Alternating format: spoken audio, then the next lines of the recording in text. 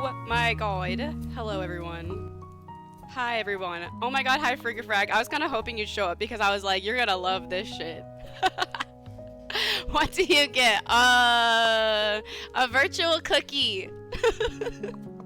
I'm sending a virtual cookie through the airwaves.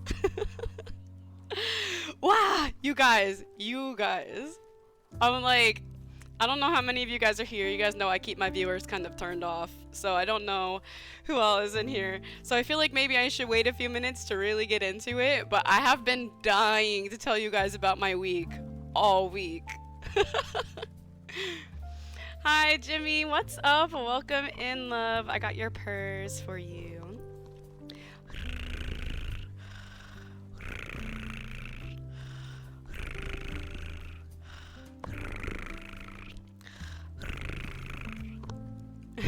Wait for the rest of the class. Exactly. I'm like, I have no problem telling this story multiple times because it's just so insane.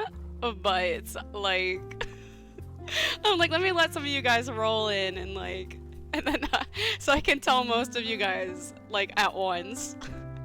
Just looking as always, grinding work and music as always. I love that. I hope you're having a nice, relaxing Wednesday. Okay, I'm gonna just tell you, like, I'll just tell you guys one thing before I get into it, like, while we wait a little bit. I didn't move. You guys know, last week, I was supposed to move. What's up, Rip My TV? Oh my god, yeah, we have so much tea. It's like I'm laughing now, but you guys, I was crying before. Everything is horrible. Like, you know what? You guys, I think probably enough of you are in here. I'm just gonna tell you. Ayumi's gonna come in later and be like, I'm late, and it's like, I'll be like, okay, I'll tell you now. But you guys, okay, so last week, as you guys know, trembling with rage laughter, dude. It's just so insane that you have to kind of like, after everything has calmed down, it's so insane that you have to laugh at it. Because as you guys know, I signed off last week on Wednesday, and I was like, I'm moving tomorrow, like, yippee. Like, Thursday last week was my move-in day.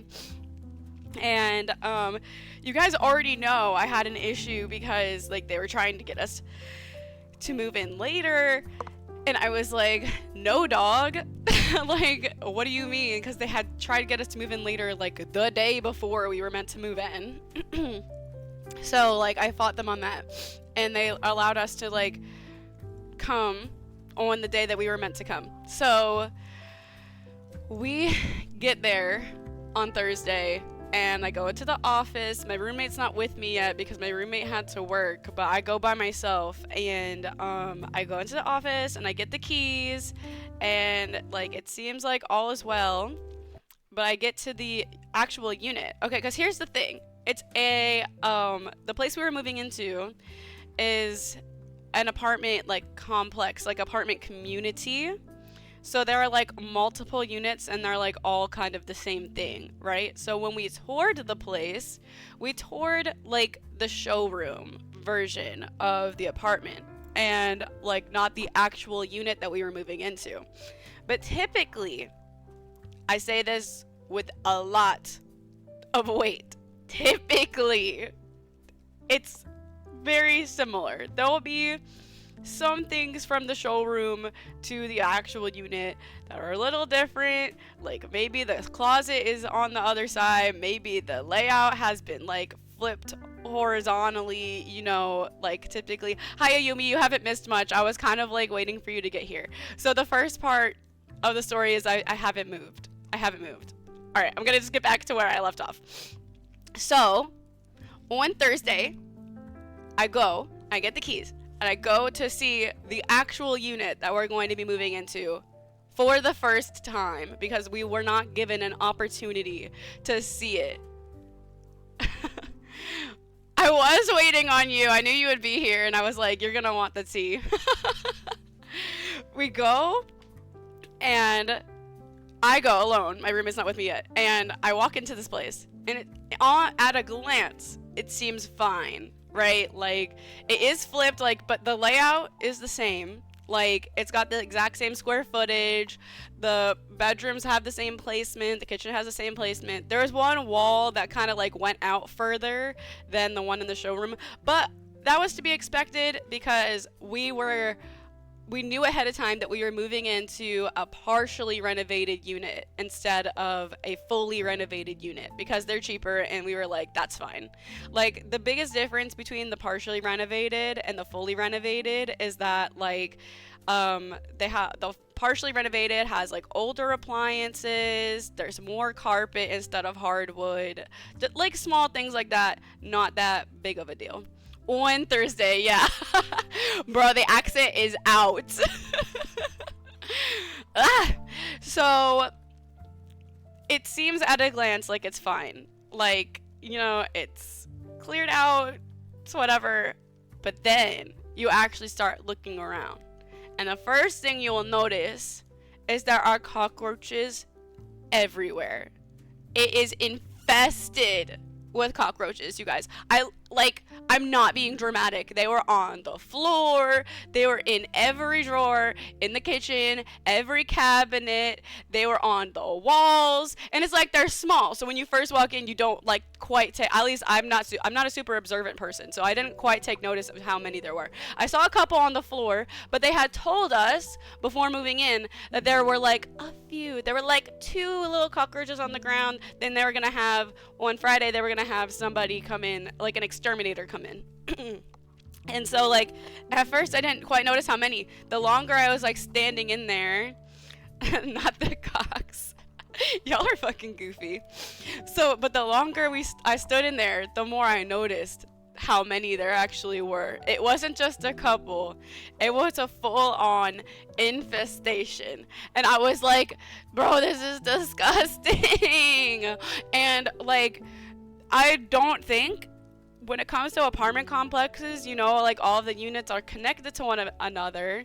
So, like, I don't think that them having an exterminator come in for, like, one day to just clear out our unit is going to solve this problem, first of all. Because if our unit is infested this badly, that means the neighboring, like, the upstairs neighbor and the side neighbor also probably have a lot of cockroaches too. Because cockroaches, the thing about cockroaches is they truly are so fucking impossible to get rid of. If you have cockroaches in your home, you are fighting a war with those bitches, right?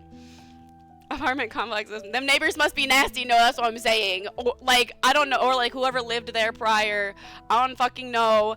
But that was the first thing. The first thing was the cockroaches everywhere, really, really fucking nasty. And like, so already I'm kind of like, bro, I'm not putting any of my stuff in here. Like, we can't move into this place because of this. But then my roommate gets there. My roommate's way more observant than me, and like, cause I was kind of grossed out by the roaches. So after that, I kind of just like walked out, and I was like, I'll come back later with my roommate. And so then my roommate gets off work and comes with me to the place, and they start really looking around, right? Cockroaches are like bedbugs. Yeah, exactly. It's like literally fighting a war to get rid of them shits. Like, spraying isn't gonna really do anything. Like, you have to get them from the source. But my roommate comes in and they start looking around, and they peek into the area with the washer and dryer, and the washer and dryer closet also is where the hot water heater is. And they like look around there, and they start looking at the wall. They're staring at the wall, and they're like, hey, come look at this. There is mold growing up the wall. Like, mold everywhere. Like, at first you kind of just see it peeking, but then if you actually kind of like lean and like look and like actually get a good look, holy crap, you guys, it was like dark mold too, like black mold. It was fucking all over the wall, and it was so gross, and I was so disturbed, and I was like, oh my god. And I'm like, I'm sure there's mold elsewhere. Like, I'm sure they just missed that spot, because something about places that are like trying to like like steal your money and like make shit, like sell you shit for more when it's not worth that much, is they'll just like paint over the mold instead of trying to get rid of it, right? So I'm like, I'm sure there was more mold, but that mold was in your fucking face. It was all up and down the wall. Really fucking disgusting. And then truly the final health hazard nail in the coffin was that all of the closet doors, or at least most of the closet doors, are made out of metal. They're like those kind of like sliding collapsible ones that have the like how do I describe it? Like they look like blinds because they're like not fully, like they're not full doors. They're like pantry doors. I don't know. Like it's hard to describe it when you're not looking at it, but I feel like you guys maybe know what I'm talking about. And so they're made out of metal. And on the front side, they're dirty, right? Because this place also, like, before a new tenant moves into an apartment complex, they're supposed to have, like, a professional cleaner come in and, like, clean the place. That did not happen. This place had not been cleaned. Yo, this place had been Febrezed at best. Like... We opened the closet door. This is another thing I totally would have missed. I'm so glad I waited for my roommate to get there and like take a look around with me. Because my roommate opens the closet door and they're looking around and then they like look on the backside of the door. You guys, it was covered in rust. Like completely rusted. Like, and that's fucking dangerous, like, because those, like, doors are sharp. Like, you could just cut yourself on that, and then you have to fucking go to the hospital and get a tetanus shot. Like, and we have pets. Like, we have 3 cats. It was not a safe environment for, like, human beings to be living in. And then there was also rust that I didn't notice before on, all of the sink faucets. Like, at the base of the faucet, on the sink, it was like rusted. I was just like, bro, what the actual fuck? This place, we can't move into this place. Like, we cannot, like, they were trying to be like, we went and we spoke with them, and I was like, yo, this is not livable. Like, this is a health hazard, this is a safety hazard. We can't move into this unit. And they were like, well, if you give us until Saturday, we can get it, like, move-in ready for you. And I'm like, no, dog. Like, you cannot. This place is not going to be ready in 3 days. Like, there's nothing you could do to get this place ready in 3 days. Fuck that complex. Fuck whatever other buildings that property manager deals with. Exactly. It's literally a community. It had, like, a gym on site and, like, a pool and all this. And it seems like they really pride themselves on their image. So it was really shocking that this place is so fucked up.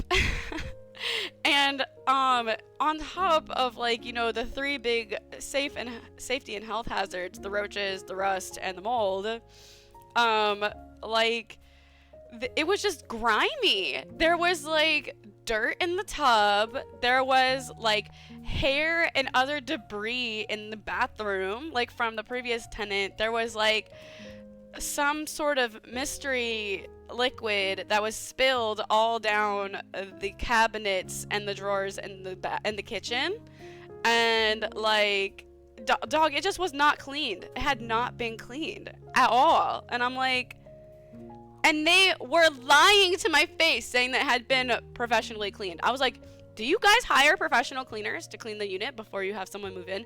And they said yes. I'm like, you are lying to me because this place has not been professionally cleaned. It has not.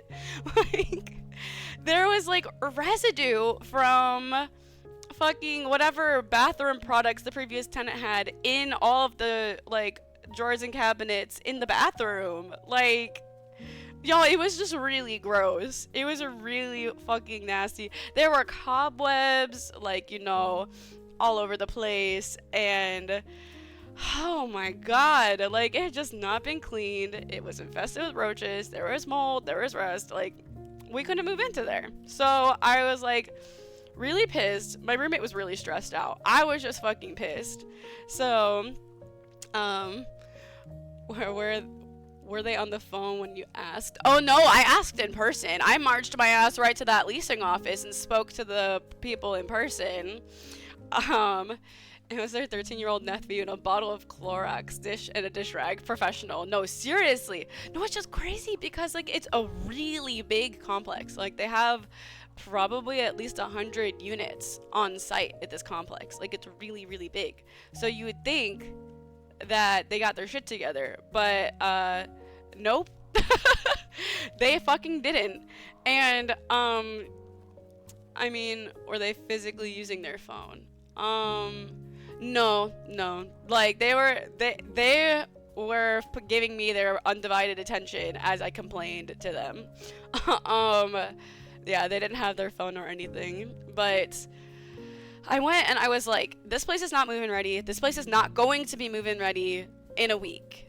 Our current lease is up on the 19th. Today, you guys. Today's the 19th. Our current lease is up today. And I'm like, you need to do something about this because, like, we need somewhere to live. And, like what the fuck are you going to do for me? Because this is unacceptable. This is wildly unprofessional behavior. And I was like, do you have any similar units for us to move into that are actually move-in ready right now? And they were like looking, and they were like, we have one, but it was like it was somewhere between $300 and $500 a month more in rent.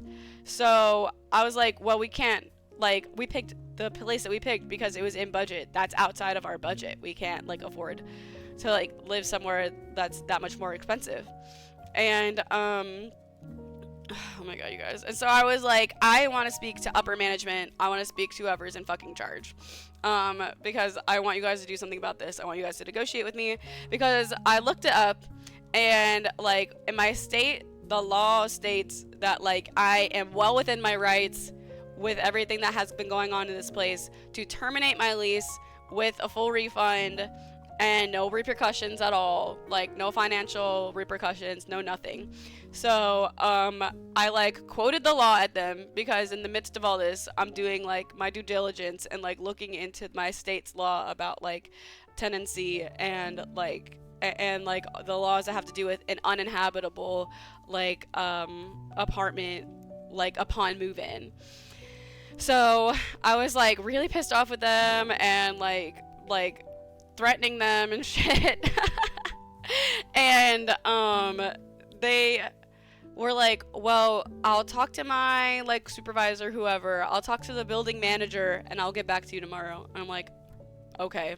And it was getting kind of late anyway, so like they were about to like the office was about to close, so I was like, fine. And I get a call at 10:45 a.m. the next day, and they're like, so like you can terminate the lease and we'll give you a refund, but you have to turn in the keys by noon today. And I was like, it was 10:45 and I worked at 11:30. So I'm like, first of all, this timeline is ridiculous, and second of all, what about speaking to your manager about like providing us with a different unit like that's in our price range? And she was like, oh yeah, let me go call and ask. I'm like, you should have fucking called and asked before you called me, but okay. So she gets back to me like 20 minutes later or something like that, 15-20 minutes later, and they're not willing to negotiate with us at all. They're like, no, it's take it or leave it. Like, you either move into the current place, you terminate the lease, or nothing. Like, I was fucking livid. I was looking into suing them, but I don't think that it would hold up in court, unfortunately. But I surely am going to fucking tear them up on social media, and I'm gonna give them a horrible review on Google. Like, I'm gonna try to get this shit viral on TikTok, you fucking guys. Like, fuck, bro, I'm pissed. But, so we terminated the lease, and they were like, I was like, how can I expect my refund? And, they were like, we will send it to you via physical check in the mail. And so I gave them my friend's address because we weren't sure what we were going to be doing about our current living situation, because now, you know, we needed to contact our landlord, like our current property owner, our current leaseholder, and discuss potentially extending our lease. You did it again. It was a good day. Now I'm fucking mad. I'm sorry, Frank and Frag. I know, it's just been, I've never had something like this happen before. Like, seriously, I have moved so many times, you guys. I have moved at least 10 times in my adult life. And I have never had something like this happen. This is actually fucking wild. But yeah, so I'm like, all right, physical check in the mail. I'm gonna give you a forwarding address. I'm gonna give you my friend's address because we're not sure what we're doing with our living situation now. Thank you for fucking nothing. Thank you for screwing us over. And I was like, how long should I expect this to take for you guys to get our money back to us? And they were saying, we got an email from the property management lady, like the property manager, and she was like, it should take between 5 and 45 days, but 45 days is the law. And I was like, oh, you're joking, because actually the law says 15 business days between the time that we terminated the lease and the time that you need to give me my money back. And I was like, and she was like, well, I don't expect it would take more than 15 business days. I was like, you better hope not, Courtney. Because then I can probably take you to court, okay? So you better fucking watch out, because I'm crazy and I'm mentally ill and I'm not fucking around. Like, I'm like, I will take this bitch to court if she doesn't give me my money in 15 days. I'm so serious. I, like, you guys. Yo, I will take their asses to court. Mark my fucking words. I will sue for damages. I will talk. I have a friend who is in the realtor business, and this friend was like telling me that they would put me in touch with their attorney if I need it. So I already have an attorney lined up if I need it, and I'm like, yo, don't play games with me. Don't fucking play games with me, because I will literally come for your ass. Like, you're gonna be really sad that you didn't negotiate with us if I have to sue you in court. Even if I don't win, they'll have to pay legal fees. So, you guys. But yeah, I'm still at the old apartment. It's just so crazy. Okay, yeah, then the final part of the story, our current place, our current leaseholder. He's a nice guy. We've met him, we've spoken with him. He's very decent. And I know that this place hadn't been put up for resale yet. Like, they haven't put it out to like rent to new tenants yet, because this place is shitty. That's why we wanted to move out in the first place. And they're going to like renovate it a little bit. They're like, there's some like pretty serious like work that needs to be done on this place before it's moving ready for a new tenant.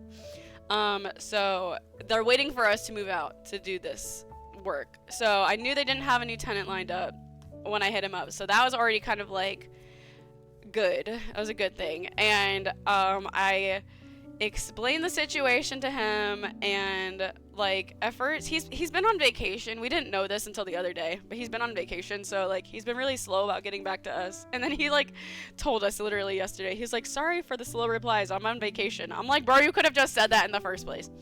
But I had left him a voicemail explaining what happened in a little bit more of a TLDR form, and I was like, can we extend the lease? How long can you give us? Like, what are our options here? Because we don't have somewhere to live now. So, like, we need to start apartment hunting again.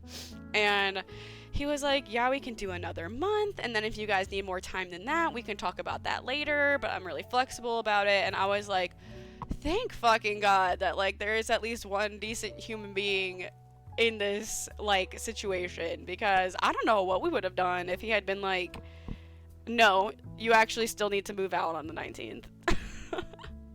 Like, that would have been so stressful. I don't know what we would have done. I really don't. Because, like, we haven't found another place yet. Like, we've been looking, but we haven't found anything yet. So, Yeah, he was like, yeah, it's fine. We can extend it for a month and whatever, whatever. He's been really kind about it, really flexible about it. He's just been really slow about getting back to us, so it was stressing me out for a little bit because I was like, is he ignoring us? Is he just gonna wait until our lease is up and then try to kick us out? I don't want an eviction on my renter history. Like, like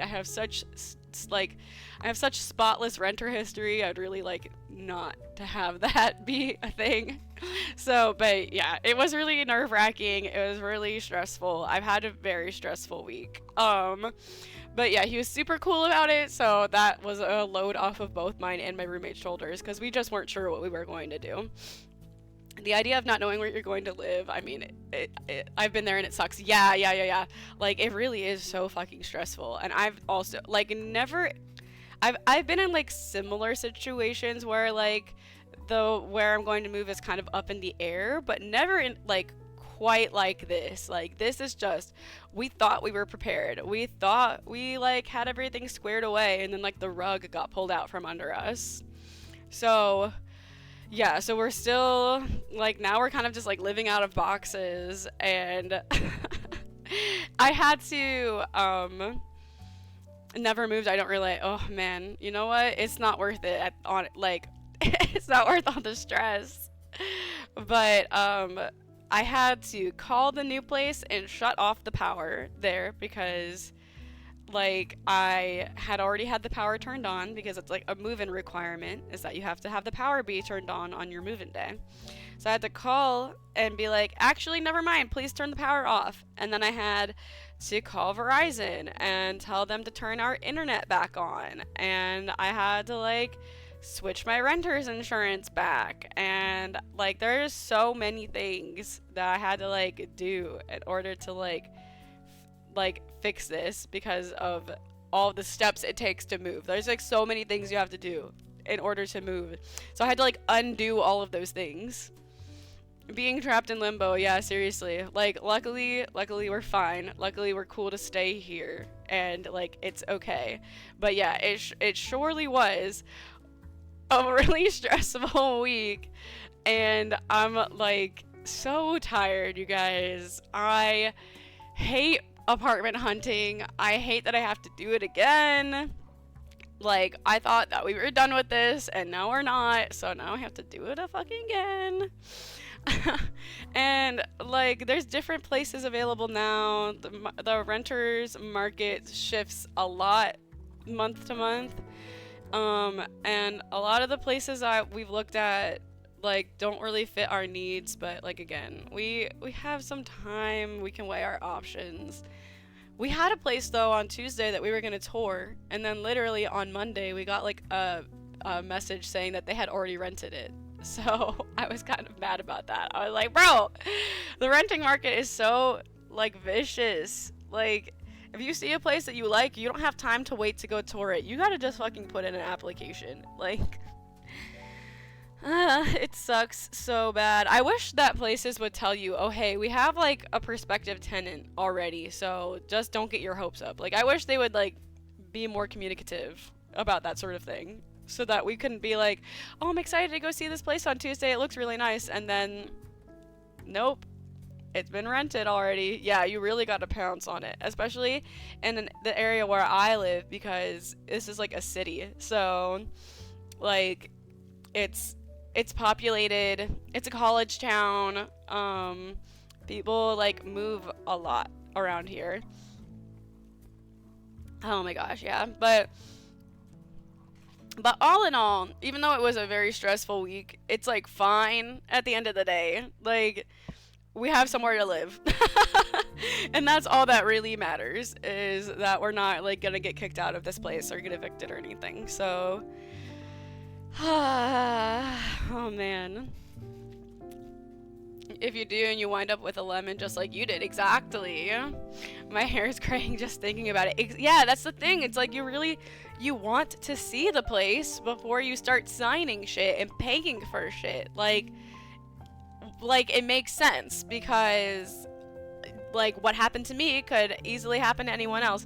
And you know what really pisses me off is that I was like pushing to see the unit of the other place before I signed the lease. Like, I really wanted to see it, and they were just like they were like, it's just not quite ready yet, like it's not safe for you guys to go in there, like whatever, because they like we have like tools and stuff, and it was like the time was like really starting to count down, like it was really crunching.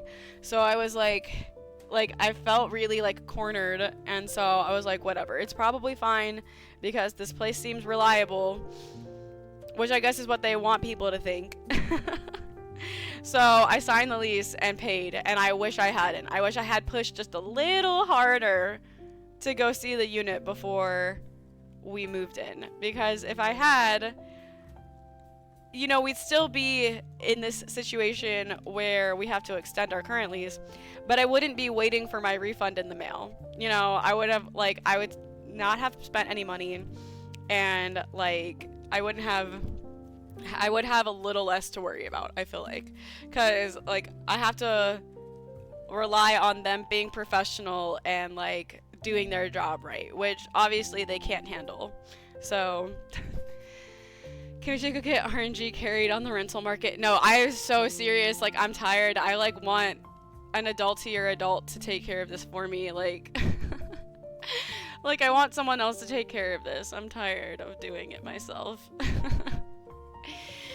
Can someone else just do all of the research and find a place in a decent location, in budget, with enough space for us that is cat friendly, for us to move in instead, so I don't have to do it? I don't feel like doing it. That's so much work. But it's fine. It's fine. I've gone through like pretty much all of the stages of mourning, you know. All the stages of grief. I was like denial, anger, depression, bro. I went through everything this week. And I think we finally landed on acceptance. Your roommate isn't having any luck looking either. Like, they found a couple of places that are like maybe good. We're setting up like tours for places. They're looking on like Zillow and stuff, and I'm looking on like Google. They're looking at like privately owned townhouses, homes, condos, and I'm looking at apartment complexes. So we're kind of like splitting the search, because if we're both looking on like Zillow and shit like that, we're gonna end up seeing the same places. So then I feel like we'll cover more ground if they look in one place and I look in another. But the snag that I've been hitting with apartment complexes, I've been trying to just kind of rotate through different locations, because we're looking to live kind of outside city limits, like right outside the city. So I've been like looking at the northern area, and the northern area, the snag I've definitely been hitting is like pretty much everywhere is out of budget. But I'm about to look on the east and the west side, and then the south side is very hit or miss, but I'm gonna look there last. We'll see what happens. But meanwhile, they're looking kind of just general, both in city and out of city, like both city and county, like townhouses, condos, regular homes, and we'll see what happens. We'll find something. Like, it's fine. But you know what's extra frustrating though is that like I have so much coming up in July and August. Like, I know I brought it up with you guys before, but like I'm going on a trip to the UK in July, which I'm really excited about, and I'm not canceling because my flight is non-refundable. The tickets to the show I'm going to see are non-refundable. So like, you know, I'm not canceling that trip. And then I have another trip in August, which same deal, like I'm going to Chicago, and same deal, it's like a lot of the shit that I already paid for is non-refundable, so I'm not gonna throw that money in the garbage. I'm gonna go. But it like strains our timeline a little bit, because we can't move during the entire week in July or the entire week in August that I will be gone. So rent's cheap if you live in the hood. Bro, okay, I'm not gonna lie, I kind of do live in the hood right now. That's why you guys be hearing the emergency vehicles outside my window and the buses all the time. And it's not cheap to live here either. Because shit's getting gentrified left and right. We have like like we in the hood, but like there is maybe a few blocks and then around the corner there's like a little organic market and shit, and like a cute little coffee shop, and it brings the value of these places up so much. I like feel bad for people who've lived here for a long time, because I bet it's getting less and less affordable for them to continue living here. And it's such bullshit, because like gentrification or not, like housing, shelter is a need that everyone has. Everyone needs it. And it's like making it inaccessible and unaffordable to the general public. It's just so evil. Like, everyone should just be able to have a place to live. Like, it's just like, why is the world the way that it is? I fucking hate this place. I'm so tired of it. Whole Foods and coffee shops making the property values go up. Exactly. Like, the place that we live right now, I think we pay something like $1,600 to live here, but like I looked online and like the value of this place has gone up a couple $100s. Like, it would cost more now to like rent this unit today than it did when we rented it 2 years ago. Every villain is lemons, exactly. You know, the housing market, the renters market is just the most fucking evil thing. And I'm just like, I was looking at places last night. I was like sitting across the living room from my roommate. I was like looking at these places that were nice and in a nice area and fit all of our needs, and were a couple $100s out of our price range. And I was just like, I groaned, and I was just like, I'm just so mad. Like, why don't we have more money? Like, why can't we just have a little bit more money to like spend on housing? And my roommate like immediately was like, no, like, why can't housing just be fucking affordable? And I'm like, that's the actual fucking question. That's like the true thing. But since that doesn't seem to be an option, I'm just like, man, why can't the two of us just make a little more money? Like, it would just make everything easier. But it's like, what are we supposed to do? It's just not fair, you guys. It's so frustrating. The American dream is dead, bro. It's so dead. And like, we are looking to move outside of the city, but that's gonna, like, I mean, and it's fine. Like, we'll make that work if we live outside of the city. But it's just, I feel bad for my roommate, because my roommate works in the city and their commute is about to be so much longer. And my commute is on like the north side. So if we move to the south side, my commute won't be too much longer, but it's going to be significantly more highway driving, which like means more traffic. So yeah, it's not ideal, you guys. None of this shit is ideal. The place that we were going to live was on the south side. And we had already made peace with like however our commutes were going to be to our jobs, but like, you know, it just still sucks. It sucks so much.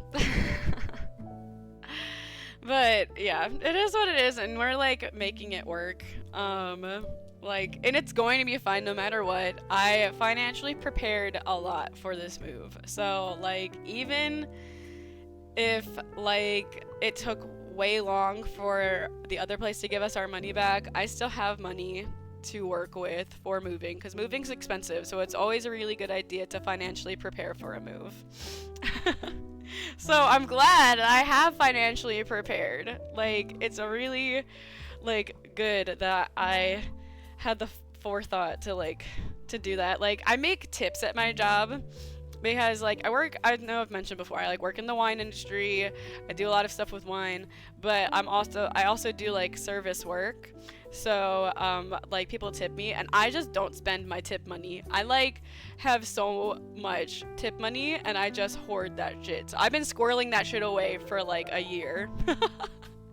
So I have like, and it's like a backup fund, and I have a very nice backup fund. So that I should put into something. I should put into like like one of those like high interest savings accounts, or like, I don't know, invest in stocks safely. But I'm like not really, I'm honestly not the most financially savvy person, and I would need to like reach out to other people for help with that if I were to want to do that and like make more with the money I already have.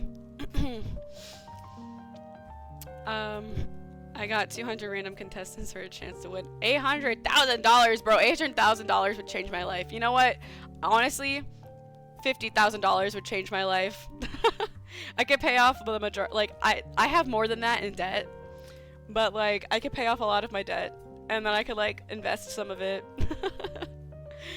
I wish I had enough like flexible income to do more investing, because I know that that's how a lot of people like have a more steady savings, is they like invest. But again, as I mentioned, really not familiar with that side of things, and I wouldn't want to do it wrong, so I need to like reach out to a professional for help. And like me and my roommate both have a lot of debt. We both went to college. It was a scam. Neither of us are using our degrees, and now we are saddled with a shit ton of student loan debt. And then like me and my roommate both have a decent chunk of credit card debt, but like that happened because of the other like predatory financial debt, like financial aid, loan, school debt that we have, you know? So it's just like a very vicious cycle when it comes to debt.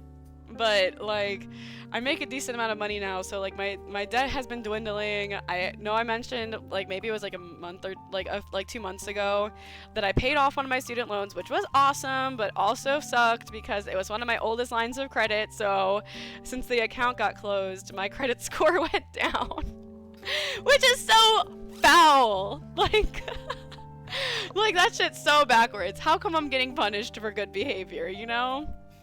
But whatever, that's fine. I'm just glad that I don't have to pay interest anymore. But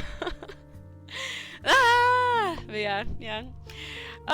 In other news, yeah, it's bad. Like student loans, other types of loans, debt, you know, that's the true American dream.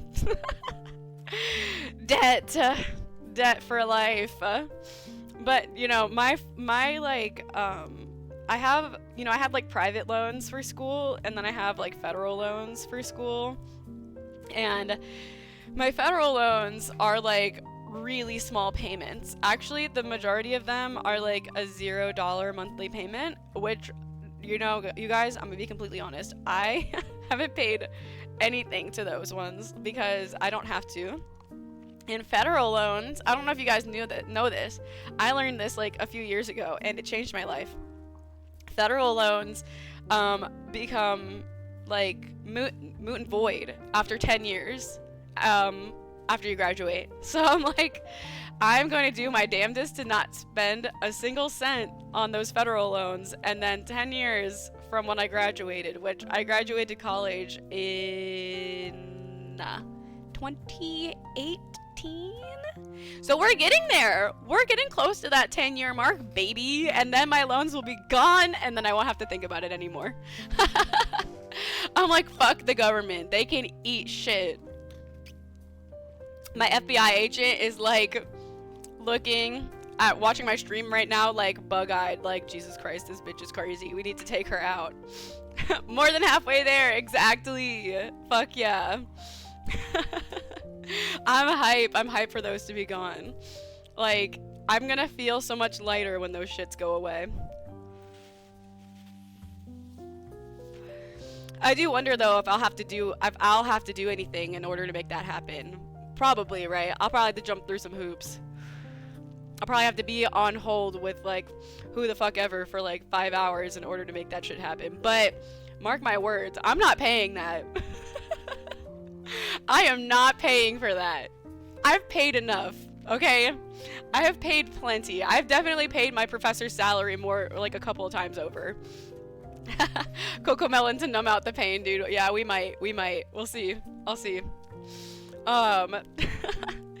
Although, I will say, you guys, this week has had some ups and downs, because obviously this shit is really annoying and horrible and stressful and awful. But, as you guys know, I'm a huge Stray Kids fan. Yo, this shit is so unimportant, but listen, it created such a huge serotonin boost that it almost counteracted the bullshit that I've been going through. Stray Kids finally announced their new album. Their new album will be coming out in 1 month from now, July 19th, and they announced it yesterday. Ah, you guys, I'm so excited. I know this shit is actually nothing compared to the other shit, but it made me so happy. Like, it made me so happy and excited. I was like, yo, I feel better. I feel better already.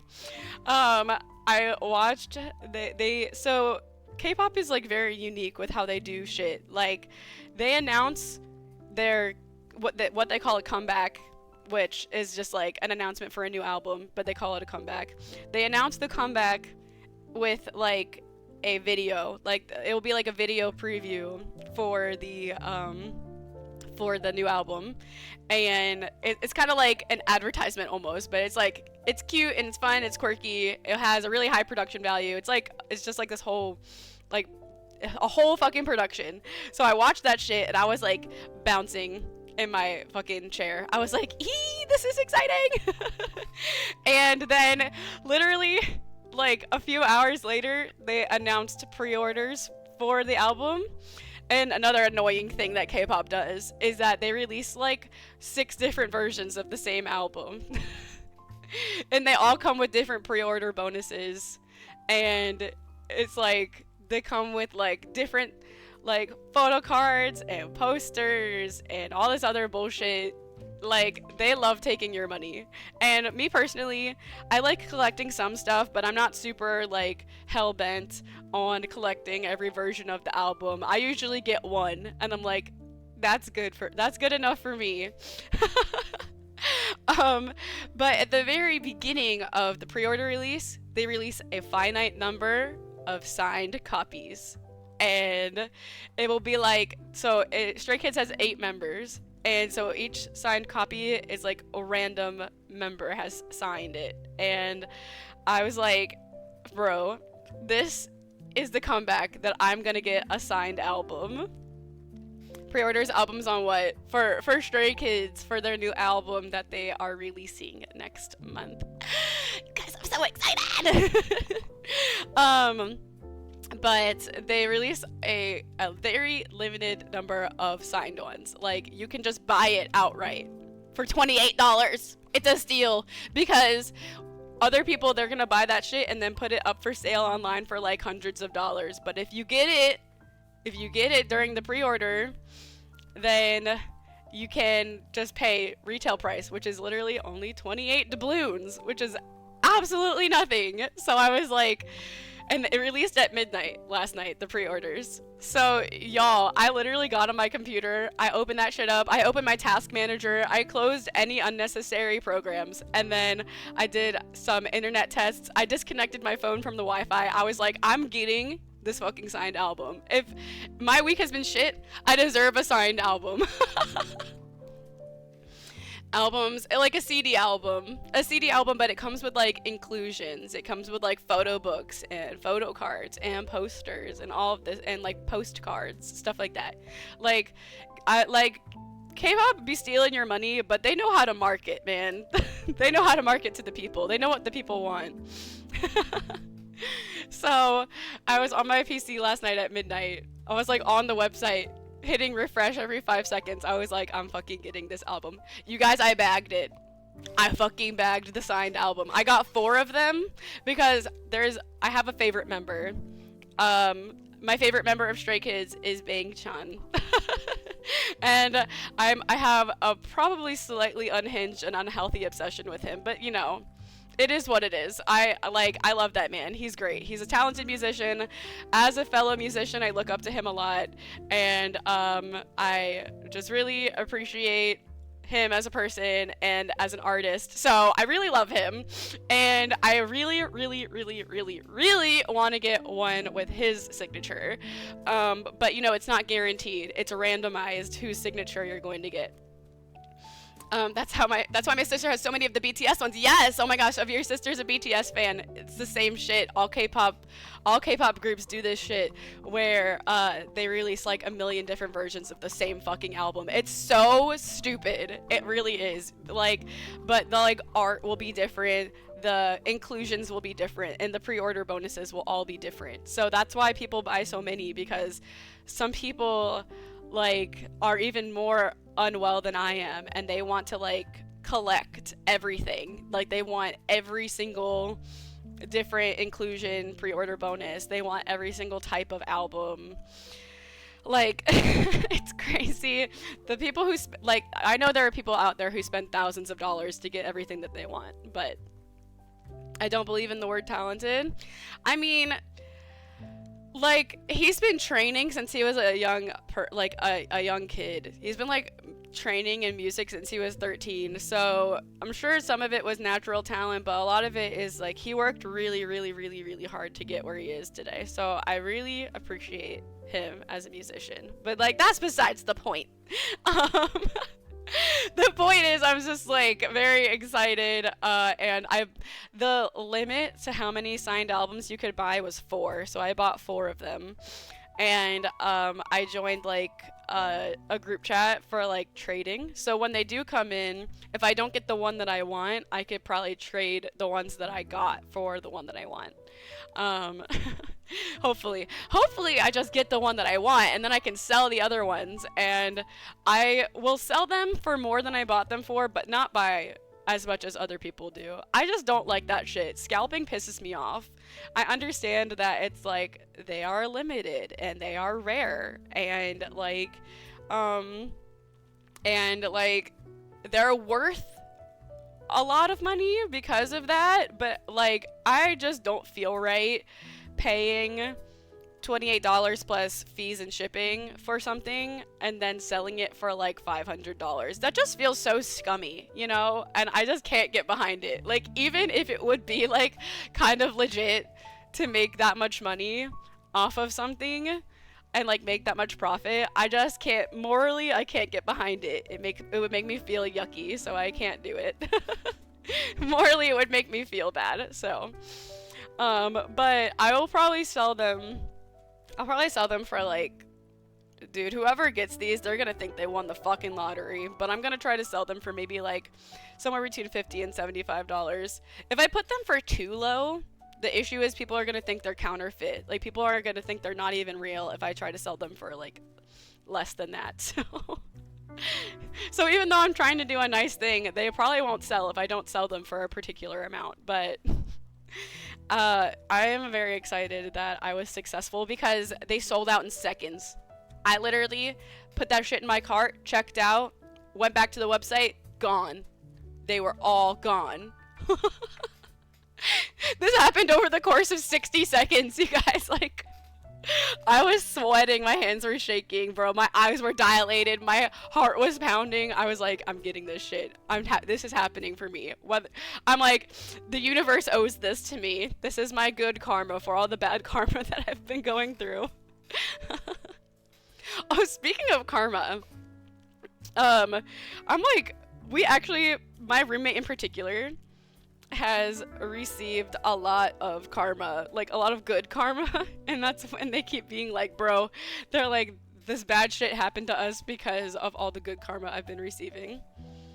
That's not talent, that's what made into fortune. Well, I mean, so how he got into the training program, he had the audition, like he had to like, so okay, bro, you guys, don't get me talking about Stray Kids too much because I will talk about them for a very long time. This is a topic I can speak on for like hours. So I'm gonna just try to like make this quick. But in particular, Bang Chan, he's from Australia, and there was, when he was 13 years old, there was an audition for JYP Entertainment, which is like a big entertainment like production company in Korea, and they like sent out, you know, people to do an audition in Australia, and about, I think it was somewhere between 300 and 500 people went to that audition, and auditioned to join JYPE's training program, and out of all of those people, he was the only one to get picked. And then they shipped him off to Korea away from his family at a really young age, which I'm sure was very hard on him and his family. But and then he trained for a very long time, which is actually like kind of unheard of. Typically, if you're in like a training program in Korea or a talent agency, max amount of time you'll spend with that training agency is like 2 years. If you're training for longer than that, it's very unlikely that you're going to like debut and become successful. Like typically they'll just kick you out and be like, sorry, it's not happening. And so then you kind of just get left with nothing, which is really sad. But he trained with JYP Entertainment for 7 years, and his like a lot of the like extended like family and like people that were friends with his family were being like, when is he gonna debut? It's not gonna happen. It's very much an underdog story, which I like, a real life underdog story, which I like. But it's also very emotional because it was definitely very hard for him to be away from his family at such a young age, and to have to go through all of this. Like he talks a lot about how during that time he missed his family very, very deeply, and is very emotional and sad for him. He's also like really vocal about mental health, and he talks a lot about how he was going through like a lot of depression and stuff during those years, and a lot of anxiety and a lot of like just uncertainty of like not knowing whether or not this is actually going to happen for him, or if he threw away, you know, so much of his childhood and so much of his youth just to like potentially be successful. And like, you guys, it's a heartwarming story. It's really sad. But after 7 years, he was given an opportunity to build his own group, which is a very like unorthodox way of debuting a K-pop group, because usually like professionals in the industry handpick people and put them in a group together, and then they debut like that. But he was given an opportunity, because he had been in the industry for so long, to create his own group and handpick all of his own members.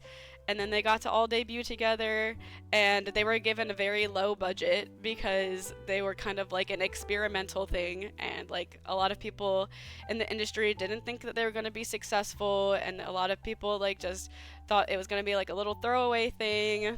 And now they're global fucking superstars, and they fucking made it. So it's like really sweet, and I love them, and I like support them a lot, and I really like Stray Kids, you guys. So them having a new comeback did make me really happy, and kind of like gave me a little serotonin boost throughout all of this, and I'm excited to maybe get a signed album, which I know is kind of silly, and I shouldn't care so much about that sort of thing, but like it makes me happy. So is that anything like Japanese idols, or you're pretty much a product? There's a lot of parallels between Japanese like idols and Japanese entertainment and Korean entertainment. They're not exactly the same, because in Japan there's a lot more opportunity to be like indie. Like you can kind of join a smaller agency or be like an indie idol and still become successful and have a lot less restraints on your life. But in Korea, it's still a little bit more restricted. There are indie people, but it's still kind of like they're breaking into the industry a little bit. It's kind of a slow process, and there are a lot of restrictions on their personal lives. They're not like allowed to just like up and take like leave of absence whenever they want. Like the time that they get to see their family is limited. They're not allowed to date publicly, which I just think is so stupid and ridiculous, because they're grown fucking men and they should be allowed to do whatever they want. And it shouldn't be an issue that like, oh, you have to be single, because if you're not, then like we're not selling the product the way we want to. You know what I mean? Like that shit like is really frustrating, and I feel bad for them in that sense. But because of kind of like how they got into the industry, I do think that they had some like lesser restrictions, because they were a little bit more of like a throwaway group in the beginning. They do like re-sign contracts every couple of years. Gotta keep the teen girls drama alive, let them think they still have a chance to marry their dream boys. It's just so dumb because, like, you know, like they're never gonna know you exist. You gotta make fucking peace with that. Like, they're celebrities. Like, it's just like any other celebrity.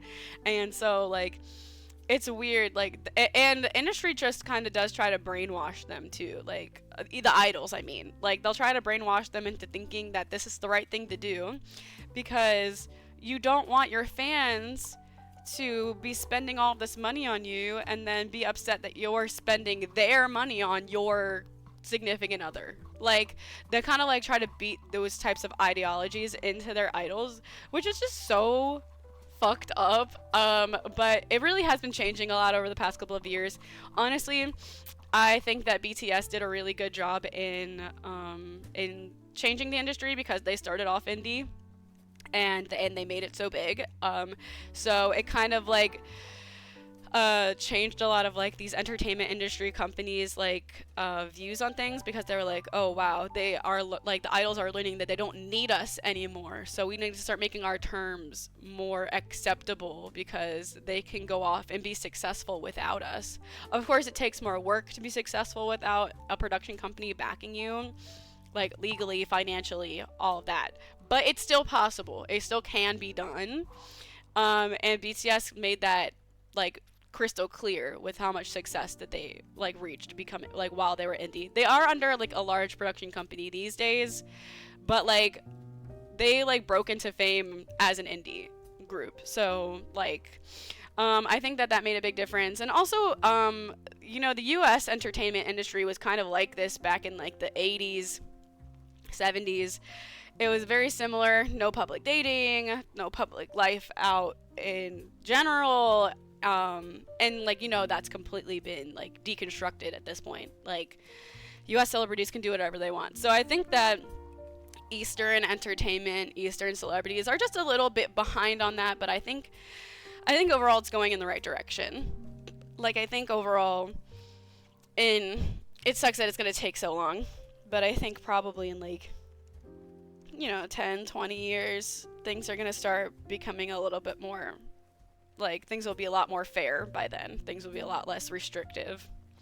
Because people, like, with you know, the internet and, like, knowledge of how the entertainment industry functions in other countries, and, like, just knowledge in general, like, of the injustice that they face, like, just being aware of that and knowing that it's not something that they have to put up with, I think has really made a huge difference. And a lot of, like, groups these days are, like, vetting for more freedoms, and, like, it's good. I like, they're vetting for, there's, like, standing up for themselves a lot more. So, it's good. It's good. And also, I think they're starting to realize, like, hey, like, they need us way more than we need them. Like, especially once they've gotten into so much, like, fame, and like they're so like well known globally, like it like becomes a lot more apparent that the company relies on them, not the other way around, you know? And so their terms, I think, have become a lot more flexible and more like reasonable, you know? One of my favorite bands used to be Bomb the Music Industry. That's cool. I like that name. Very apt band name, yeah, very cool. From your life being crappy this month to music politics. I know, because the music made me, the music release announcement made me so excited. Like, it really did make me feel better. I was like, oh man, life sucks, but Stray Kids is coming out with new music. Let her cook, go with the flow. Exactly, you gotta let me cook. You just gotta let it happen. But yeah, that was like, yeah, definitely as silly as it sounds, the announcement for new music really did make me like excited and improved my mood significantly. Like, yesterday I was so happy. I was just like bouncing off the walls.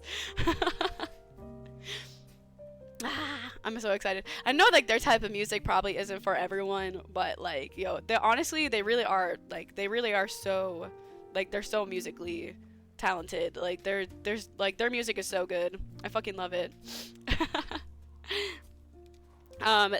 Their music style, I'd say genre wise, mostly it probably has the largest influence from R&B, EDM, and hip hop. I'd say like are their three biggest like genre influences on their music. Um, but like it's so good, bro. Like their beats are so good. If she cooks too much, she's gonna overcook. I know. I mean, maybe one of these days I'll overcook and then I'll just pass out on stream. I like the burnt crispy bits. Yeah, that's the best part. The corners of the brownie, you know? That burnt crispy stuff, so good. It's got the best texture. But yeah. Things have been crazy.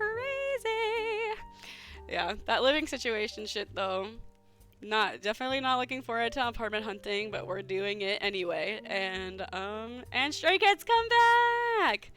And yeah, I'm seeing them like when I go to London, I'm seeing them there. Like I'll be going to London for a whole week and the concert's like only one day. But I'll be seeing them perform in London. So that's really cool. And then I'll just be hanging out in the UK. Seeing the sights and all that. I've actually never been to the UK before, so I'm excited for that. And then in Chicago, I'm going to Lollapalooza. I'm going for the whole time. Lollapalooza is a 4-day music festival. But Stray Kids will be there too. They're headlining Lollapalooza. They'll be headlining on Saturday. Because there's like multiple headliners for Lollapalooza. So on Saturday it's Stray Kids and SZA. And then Blink-182 is gonna be there, which is really cool. I'm excited to see Blink-182. Who else? Oh my gosh, there's like a really big lineup, and there's like lots of groups that I'm excited to see. Let's see. I have like the lineup in my favorites album. Deftones is gonna be there. Zedd is gonna be there. Pierce the Veil is gonna be there, which I've seen Pierce the Veil like a million times, but I love seeing them every time. I fucking love Pierce the Veil. Two Door Cinema Club. Kesha's gonna be there, bro. I'm fucking excited to see Kesha. I've never seen her live, but I fucking love Kesha. Water Parks is gonna be there. IVE, which is another K-pop group, is gonna be there. I'm excited to see them. Yaosobi is gonna be there, and they're like a Japanese music group. Skrillex is gonna be there, so that's cool. I'm like, bro, I'm down to see fucking Skrillex. That shit's gonna go hard. There's so many people. Those are the ones that I like highlighted and made note of, but there are so many acts that are going to be happening throughout the weekend. So I'm excited to see these people, and I'm probably going to look into more of the acts, like, because there's a lot of people that I've not heard of. So the other headliners are Tyler the Creator, The Killers, Future X, are Metro Boomin, Hosier, and Melanie Martinez. So I didn't know Skrillex was still a thing. You know, honestly, me either. I like didn't know he was like still around making music, but he's going to be headlining Lollapalooza, so the UK is a bit overrated. Yeah, I don't know. I've never been, so I guess I'll find out. But I have a coworker who's from the UK, and I was telling him that I was going, and he was like telling me stuff that I had to go check out. So, and he likes it there. He like also actually just came back from a trip because his family still lives there. So I feel old hearing the names of these groups, zero clue on half of them. I mean, a lot of them have been around for a long time. Blink-182 has been around for a long time. A lot of them, I mean, I recognize the names of all of the headliners, but I like don't really listen to a lot of them. I listen to like some of SZA's music, but she's playing at the same time as Stray Kids, so you know, there's an obvious choice to be made there. um, but yeah, like I want to say, I mean, Pierce the Veil has also been around for a long time. Like I've been listening to Pierce the Veil since I was in middle school.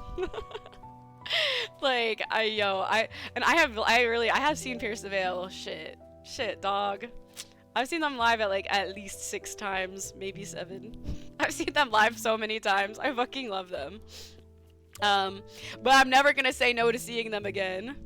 Tyler would be rad. Yeah, I am hoping that I can catch his set too. He's gonna be on main stage, and I'm not gonna. The only day that I will be fighting and clawing my way through the crowd is on Saturday to see Stray Kids. Like, yo, dog, I'm gonna die from dehydration because I'm gonna camp. I'm gonna camp at main stage all day just to see them perform because I'm crazy. But I'm excited. I'm really excited. The Killers, haven't thought about the Killers in a long time, but that would be awesome. Yeah, I'm excited for a lot of these groups. Let's see. I don't know a lot of these. My one friend is a fan of Laufey. I think I'm saying it right. Laufey. But I don't really know who she is. Conan Gray. I don't know. I don't know any of these. Fisher. Dominic Fike. Who are these people? Oh, I've heard of Sexy Red. I don't really, like, I know he's like a rapper or something. Let's see. Man, I just don't recognize any of these. Oh, I know Hippocampus, but I don't really listen to them too much. Ethel Cain, I know who that is. Let's see. Yeah, I don't know a lot of these. Flo. Oh wait, I know Flo. Flo does like anime openings. I'll have to try to catch their set too. Flo does like openings for Naruto and shit. That's all I know about them, but I'm sure they have other good stuff too. Let's see. Any others that I recognize? Not really.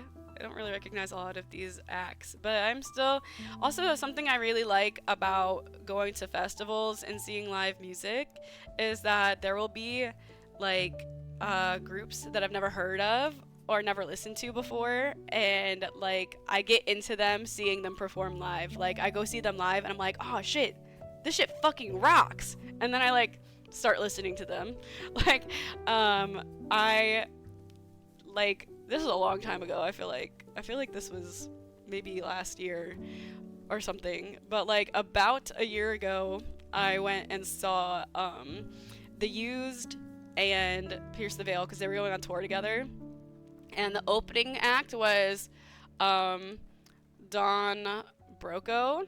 And I'd never heard of him before, but like his set was really good. So now I like listen to his music. Flow isn't just Naruto. That was a technical coup. Oh yeah, it's not like, yeah, I don't know. I mean, I just know that like they have done Naruto anime OPs before. I just don't know much of anything else about them. I feel like I've heard of Nox, like KNOX. I feel like I've heard of them, but I don't remember. Like it just sounds familiar. Yeah, man, there's so many acts that I've just never heard of before. And there's so many people that are gonna be there. It's actually crazy. Like, this lineup is stacked. Like, I love music festivals, though. Like, I know a lot of people don't really fuck with it because it's, like, outside in the middle of a field, and it's hot, and there's a million people all over the place, and cell service sucks because the bandwidth is bad. And, like, there's a lot of shit to not like about festivals, but I think they're fun. I went to 2 years ago, not this past year, but the year before, I went to Blue Ridge Rock Festival, and that shit was tight. But I heard that this past year it sucked so bad because it like flooded and shit, and like the staff was like being mistreated. But the year I went, it was fucking sick. I went to a few Warped Tours as a teen. Yeah, me too. I've been to quite a few Warped Tours. Warped Tour was fun for what it was, because that was like a day festival. It was just like one day, and then it like toured around. But like, oh yeah, a lot of these music festivals I've been to have been like multiple day ones. Um, so like I've been, so yeah, the Blue Ridge Rock Festival that year was really cool. I saw Slipknot. I saw Pierce the Veil was all, bro. See, I've fucking seen Pierce the Veil so many times. Pierce the Veil was there.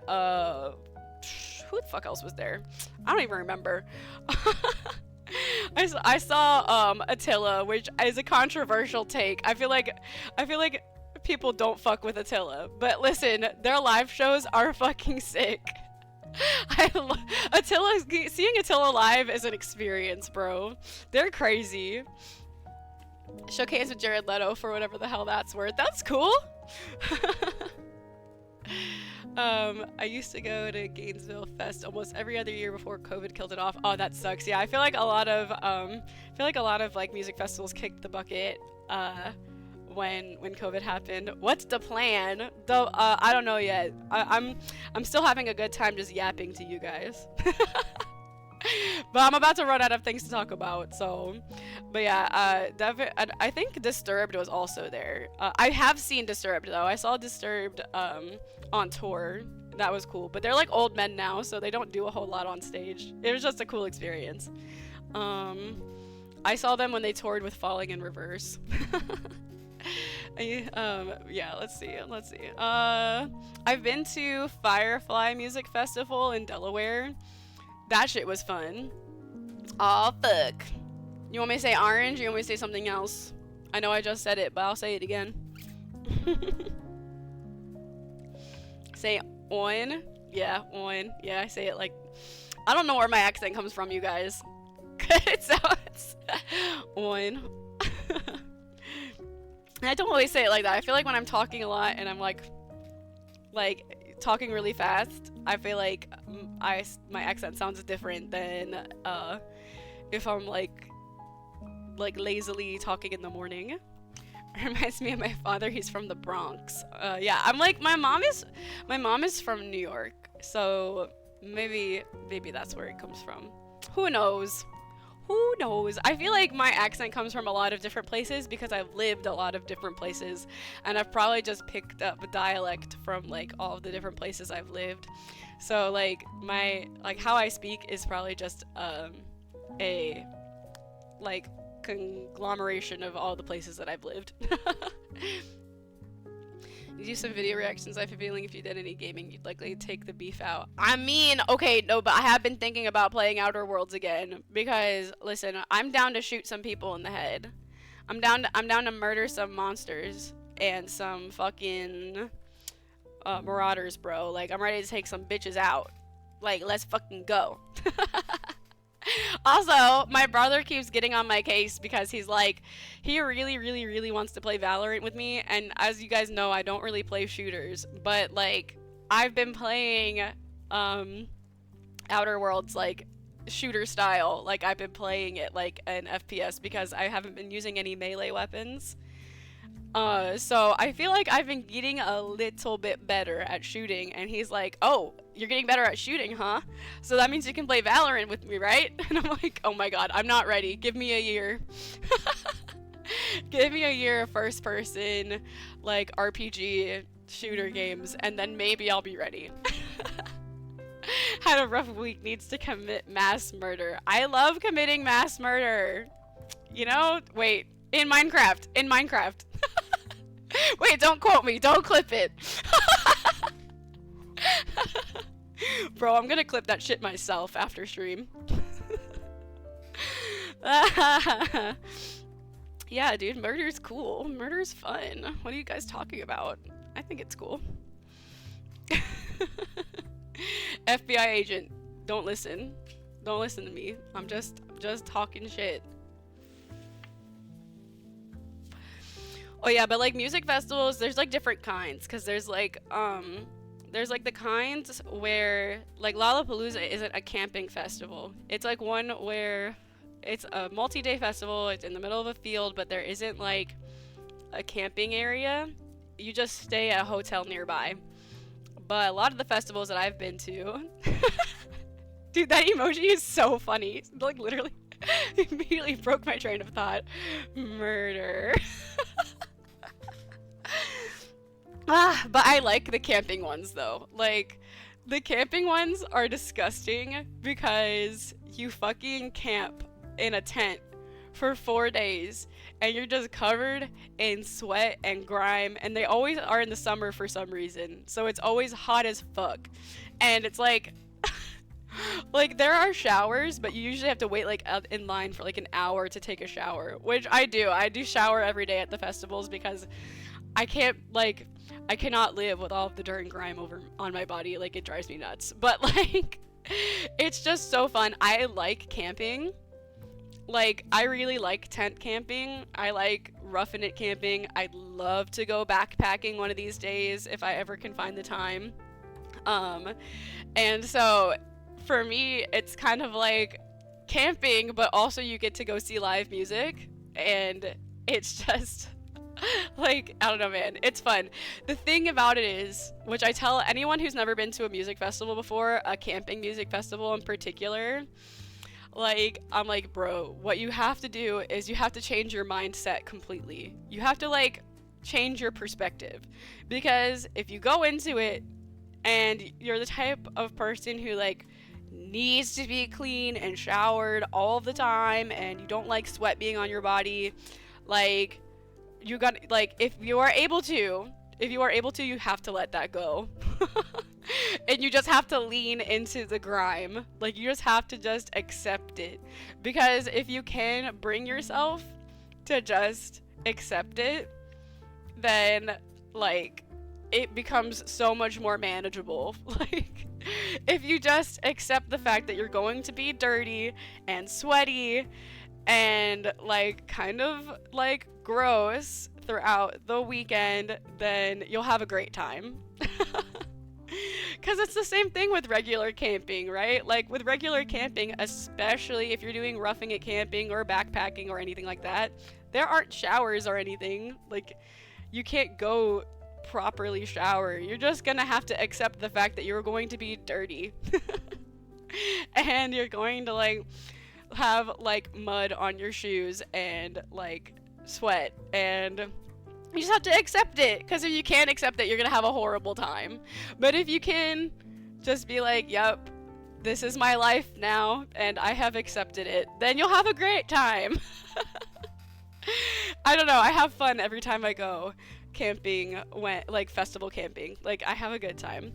And then it's like, you get to go and you get to see the live music and meet people, and, like, I don't know. I have a good time every time I go to a camping festival. But I definitely know not everyone can do it, because it takes a strong mindset, I will say. It's like, I went with a friend, like, the friend that I went with to Blue Ridge Rock Festival, she had a little bit of a hard time with it. Like, the being dirty, and, like, the using porta potties and shit.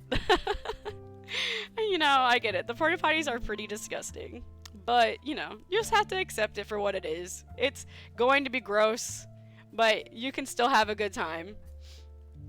But there's a river nearby. I mean, if there's a river nearby, like, there's not always, like, a freshwater source when you're, like, out camping. So hopefully there would be, because if you got stranded, it would be pretty important. But you gotta be careful with that shit. You better boil that water if you're gonna drink it, because I'm not about to leave my camping trip with parasites. I'm a sprinter. If I'm going to a show, I'm probably getting way too drunk and soaked in sweat and absolutely disgusting on the first day. Okay, yeah, that's fair.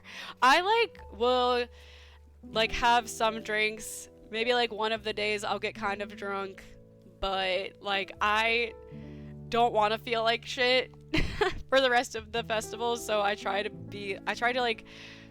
like drink sparingly.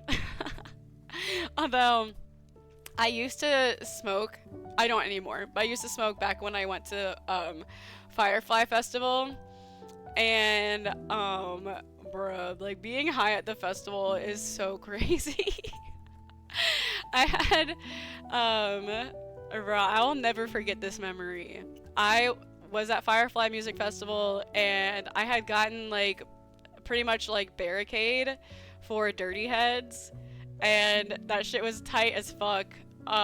First of all, like it was really cool being so close, but there obviously it's fucking Dirty Heads, so people were just like passing blunts around the fucking the fucking place, and they were just like, it was like the world's largest blunt rotation, bro. They were just going around the fucking like crowd, and I was younger then. I was still in college at the time, so you know my ass got that blunt handed to me, and I was like, hell yeah, bro. I hit that shit. Yo, that shit must have been strong as hell, because I was like on another plane of existence. I like forgot all. I like used to be a really big Dirty Heads fan, so I like used to know a lot of the words to their music at that time.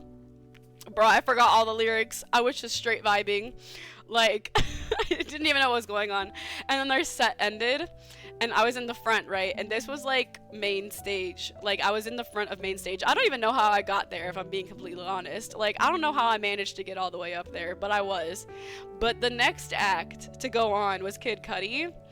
And I like don't feel any particular type of way about Kid Cudi. I'm like not a fan. I don't really know his music. But like I don't like dislike him. I don't know anything about him. So like, but he's very popular because yo, the crowd when Dirty Head set was over and Kid Cudi was coming out, holy fuck. Like the crowd was pushing so much, and like it was like, bro, it was like a fucking mosh pit. What you know, I'm cool with a mosh pit, but not when I'm like high as balls.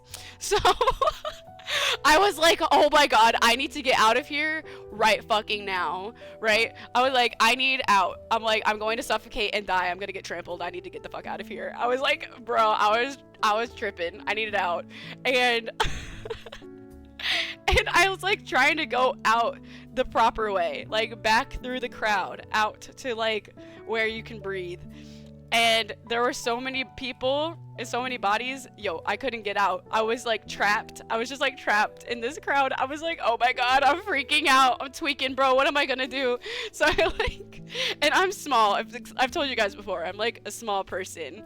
I'm like 5'2", and I'm like 120 pounds dripping wet. I'm very tiny.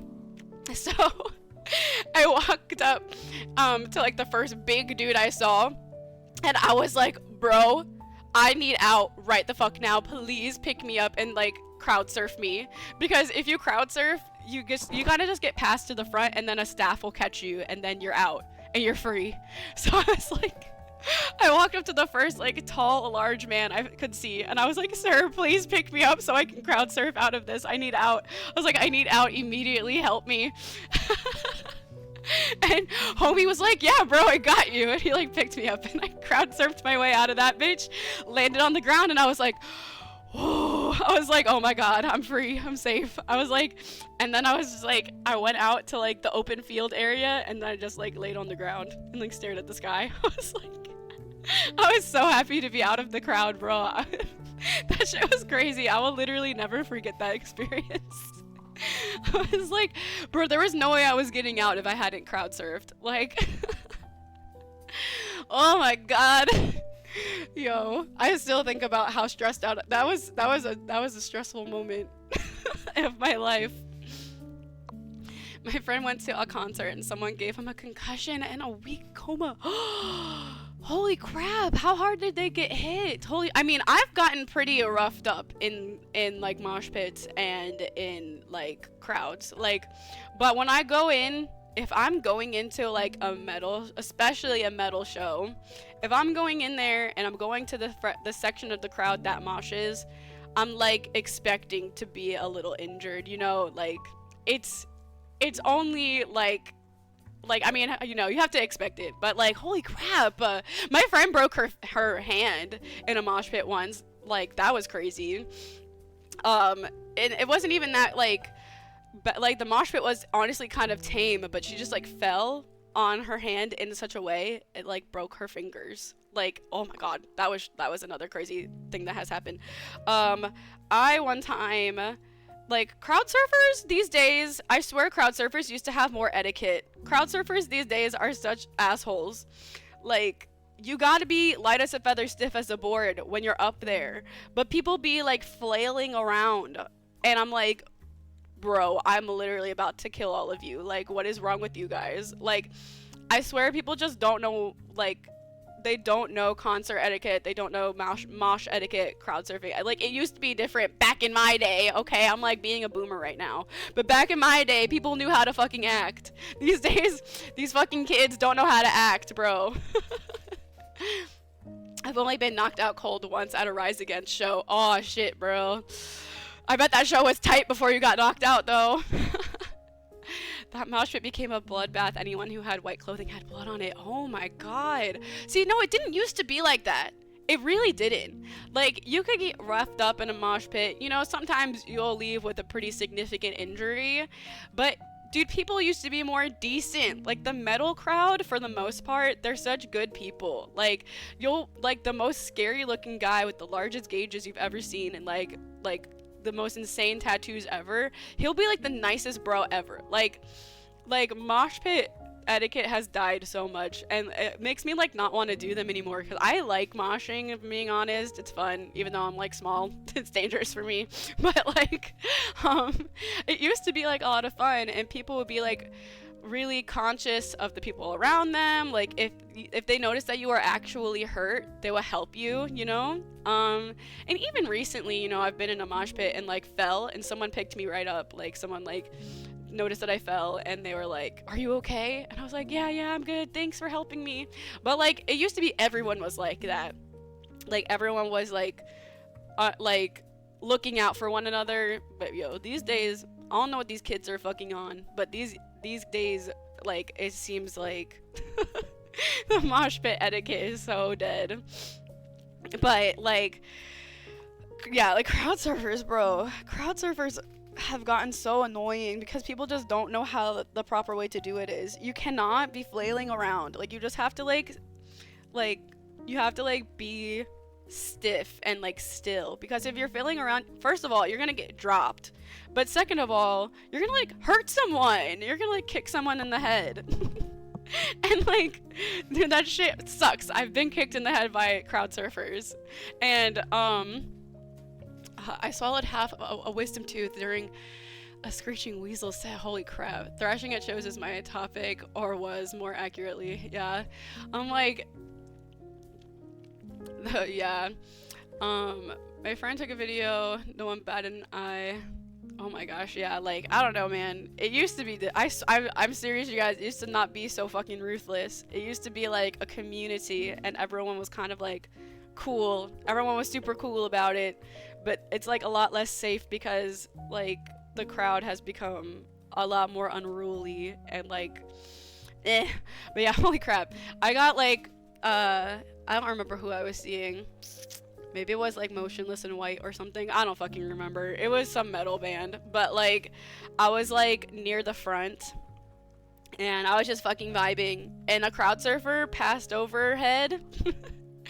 And yo, they like kicked me in the side of my head so hard, it ripped out all of my earrings. Luckily, all of my earrings like came, like, detached, like, and came out. So like, I didn't actually like rip my earlobe, but like my gauge came out, and like my other two earrings came out. Like, I was like, yo, what the fuck? I was like, yo, like, bro, you ain't gotta be kicking your feet like that. That's exactly how I got knocked out. Dog, honestly, I was a little drunk. Maybe I did have the concussion, but I lived. Cause they kicked me pretty hard in the like side of the head. They got me like right in the fucking ear, and they pulled out all of my earrings. I have like, my ears are pierced, right? And I have like I have one set of gauges, like one gauge in each ear, and then I have two other like just regular size 18 gauge needle like piercings, and then on my right ear I also have like my cartilage pierced, like on my upper ear.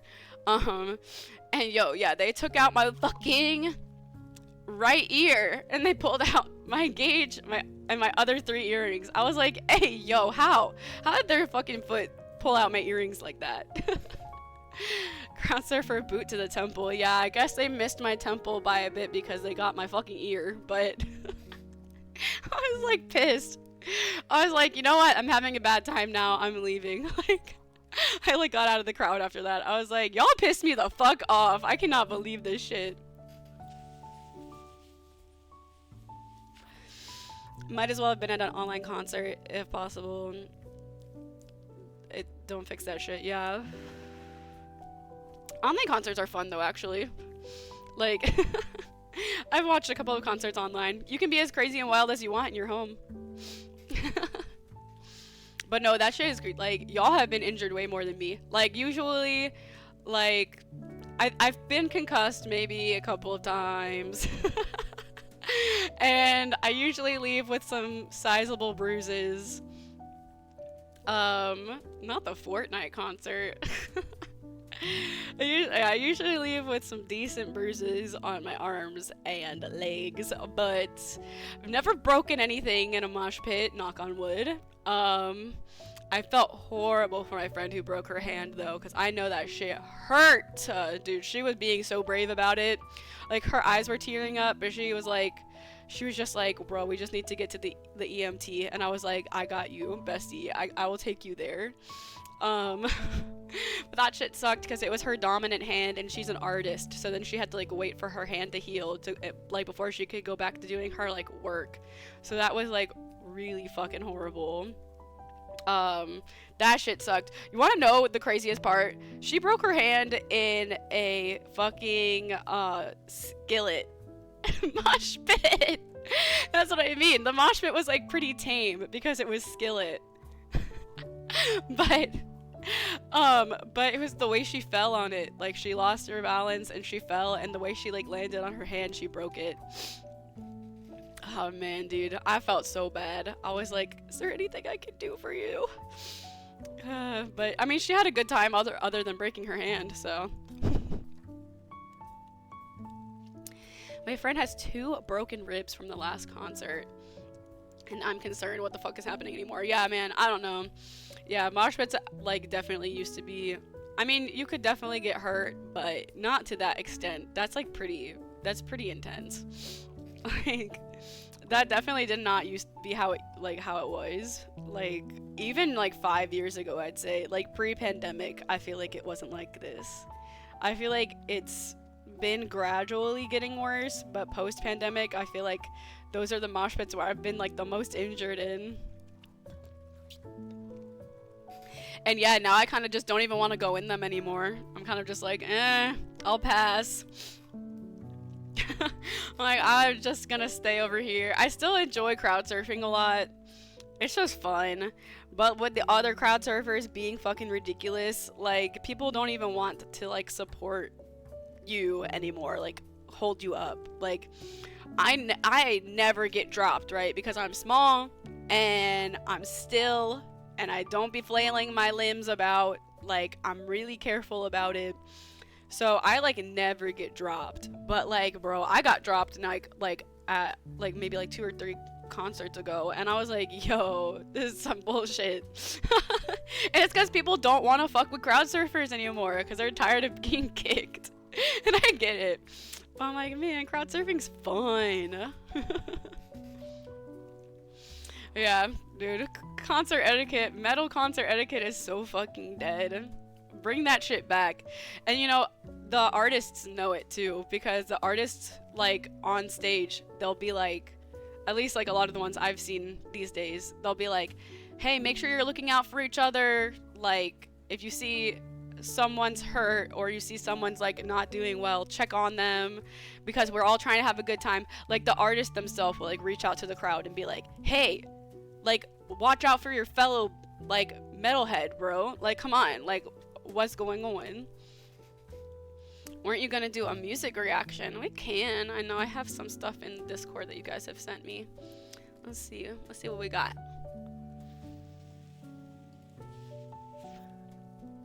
What do we got?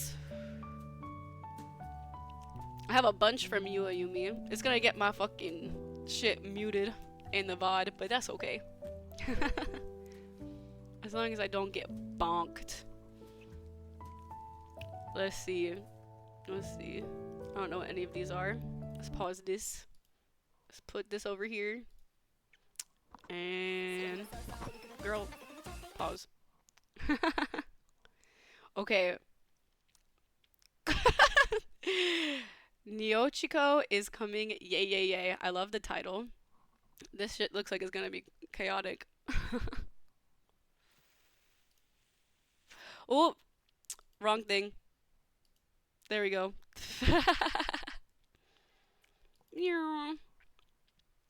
Let's see what we got. Don't let me down, Ayumi. This better be good. Alright. I like the cats.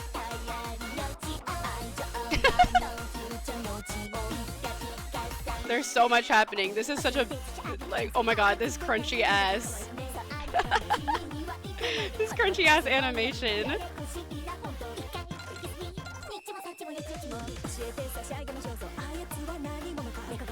Oh my god.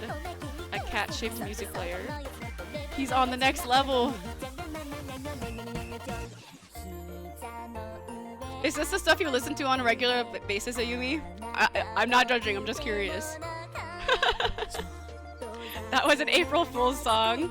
Dude, this shit is silly. Oh my god, look at him! He's so mochi! I'm like, not gonna lie, I'm kind of bopping to this.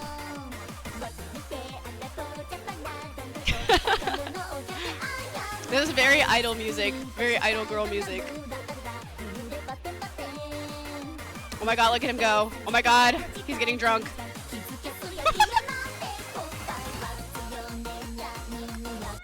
Dude, this cat does everything. What the fuck? Bro, this is a whole story. Yo, that shit's wild. Alright, what else we got? What else you got for me? What's this one? Oh, the Persona 4 music! I haven't really listened to any Persona 4 music. Okay, alright, I can get down to this.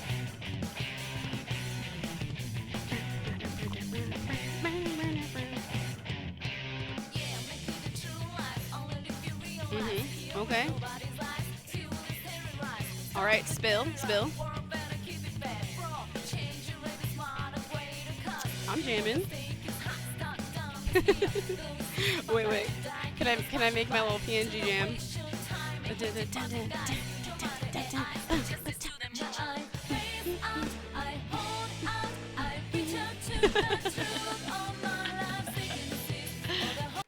Whoa. No, I hit the wrong button. Man. Alright, Persona 4 music. What else we got? We have 3 more.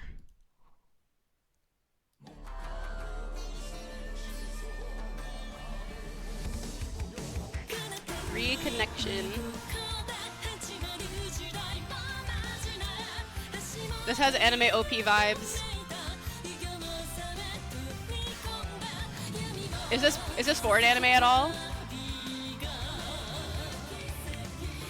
It just has like some solid early 2000s anime vibes, you know?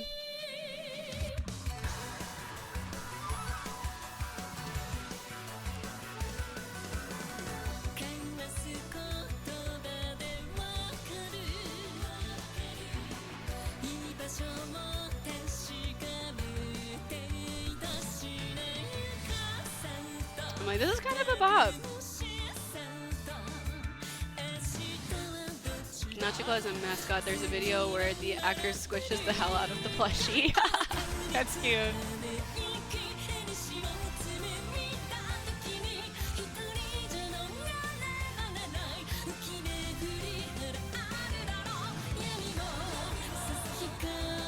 Sounds like I'm in for 22 minutes of Japanese high school drama. I know, right? That's exactly what this song is giving. Okay, alright.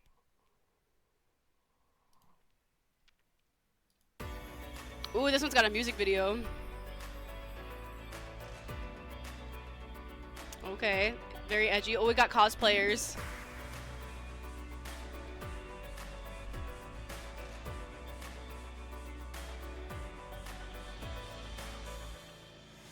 beats. Oh, they're about to fuck shit up. I can feel it.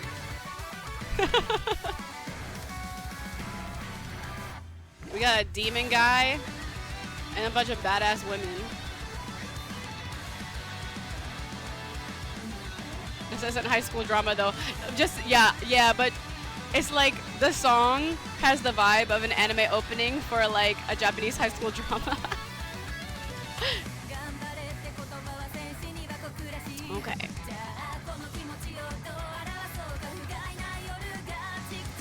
Okay.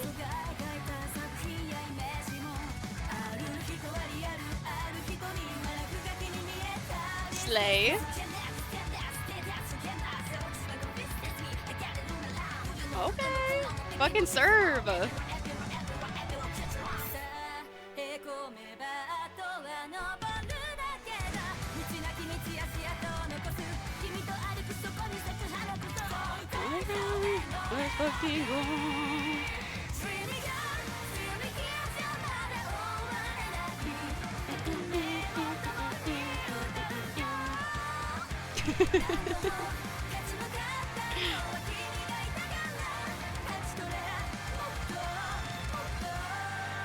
Okay, this one's a bop. This one's a bop. I would listen to this. I would listen to this on a regular basis. Alright, this is the last one. Another music video. Oh, the fits? Is this the same group? They look like the same people.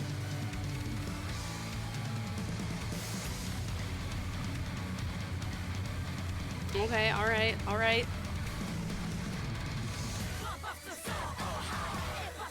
Okay! No, I fuck with this. I fuck with this. New Fire Emblem looking clean, bro. Yo, the fucking idle step. It's like an edgy idle step.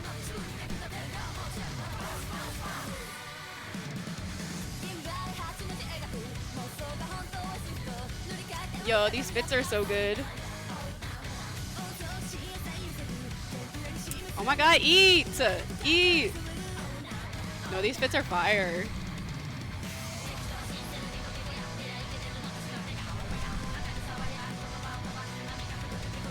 Bro, you guys can't see it, but I'm like head banging.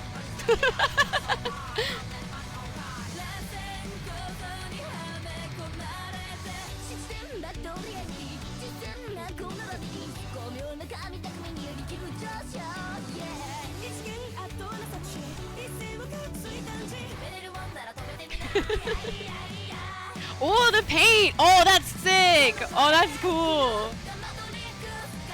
Ooh, okay, the switch up. All right.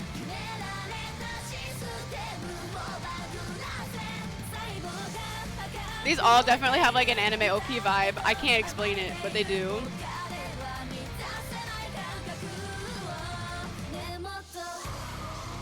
Yo! The breakdown!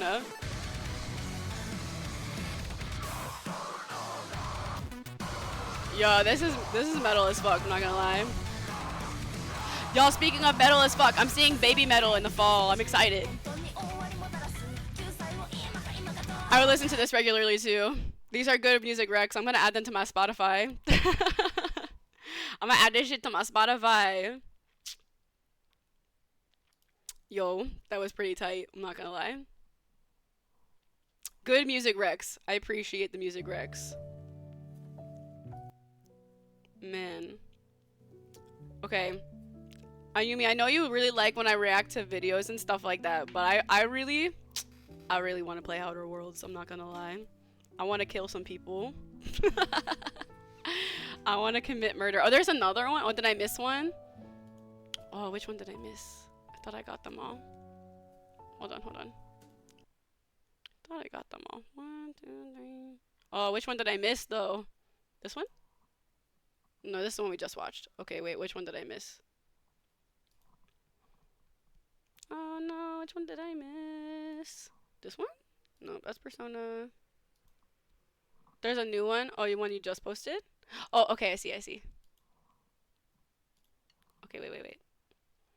Pew.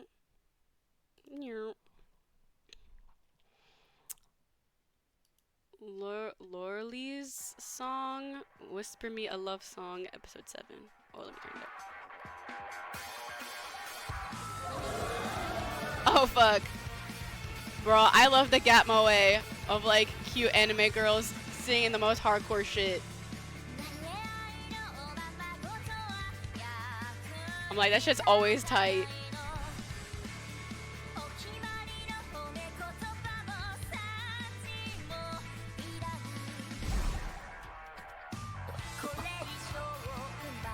Bro, the people in the crowd are shooketh. They're like, whoa, these bitches got bars.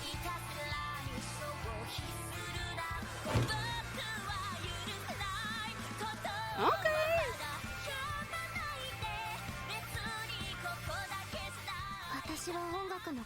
Oh my god, the cutaway. The cutaway to the commentary. So this is from an anime.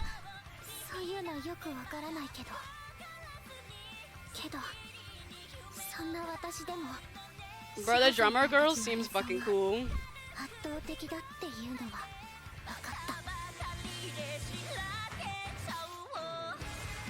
Fuck it up, girls. Yes. Bro, they're eating. They know they're eating. Slay. Yo, they look so badass. The song expresses her feelings of how she's been pampered for all her efforts and wants to be taken seriously. That is a mood, honestly, though. That is, like, so real. Like, I hate that shit. That shit personally pisses me off. Like, especially, like, being a woman, I feel like that happens a lot. And then, like, being young or looking young, I feel like also causes that sort of thing. Like, bro, I look so young. I'm like, I look a lot younger than I am. So, like, I feel like I get treated, like, like differently because of it. Like, I feel like I get taken way less seriously because of, like, how young I look. And I'm like, bro, shut up. I'm a fucking adult. But all good Rex, all good Rex. That first one was funny though. First one was funny. Okay. You guys down for some Outer Worlds? I'm gonna change the category this time because I'd be forgetting to change the category.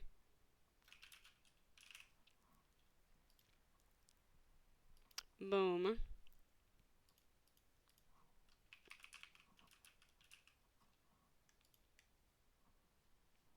It's outer murder. There's just, I mean, who doesn't love a little murder now and then, you know? Sometimes you just gotta give into those primal murder urges. Don't listen to me. uh, okay. Let's boot this shit up.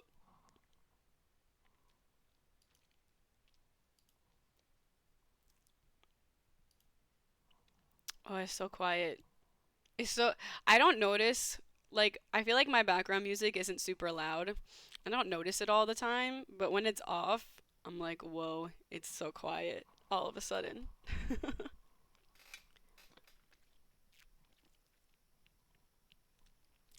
Doing a little murmur, a few murs and mercs. Murr.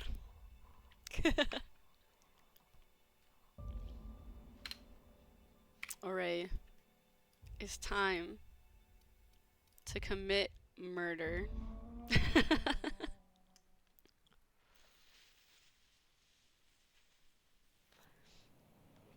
Alright, where we last left off, it was a pretty good spot because, like, the last thing I did was, like, make peace between those two factions with this dead body in the corner, which is personally my favorite part. I love that there's just a marauder thug dead over here. Alrighty, okay, let's see. Now what do we have? We only have one side quest. I'm gonna go check on the people that I just united. Let's see what's happening. Look at all these quests I've completed. Bro, I'm so good at this game. Alright, what's this one? Oh, this is the science weapons.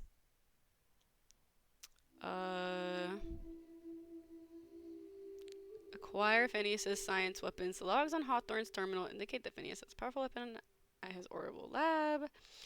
The logs on Hawthorne's terminal mentioned rumors of the groundbreaker of a scientist who bragged about a powerful weapon he was researching. I feel like, didn't I already find this? Why is this not checked off? Apparently the smuggler acquired several leads that way. I don't know. Well, where do I have to go if I do this? Bro, let me fucking move the map. The landing pad. Okay. Well, we'll do that when we're ready to leave then, I guess. In the meantime, what's the main quest? Also back to the landing pad. Okay, well in that case, let's go see what's happening in Stellar Bay. Go become a political assassin. Bro, I like politically saved this place. Like, I did so much for these people. They should be fucking grateful. Don't worry about me, Captain. Mama and I'll work this out. I'm sure you will. My boy says he'll only stay a few days before returning to Amber Heights. Can't you speak to him for me? No. Don't drag other people into Well, this. I mean, Amber Heights people are coming here now, so.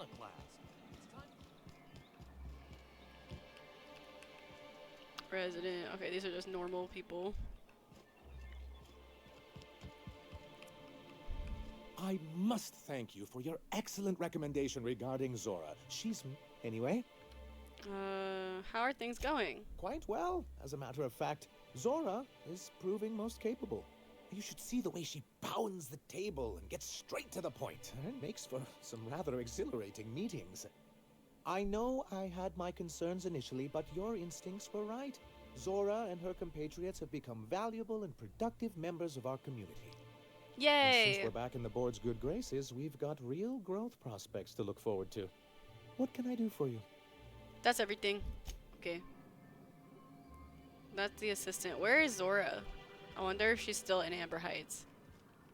Executive.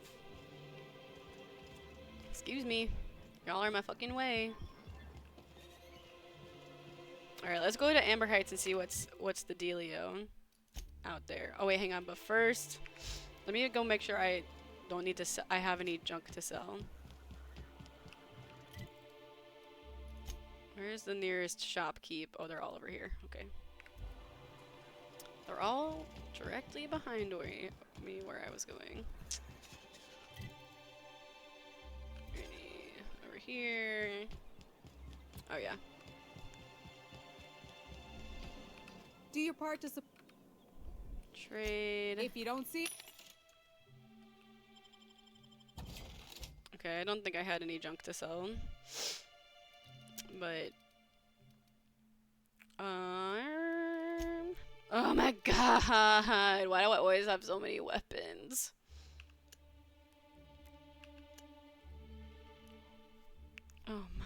Oh my Lanta. I have multiple of the same shit too. Wait, I don't think I need either of these. TBH. Why am I holding on to these? Goodbye. Alright, what about this?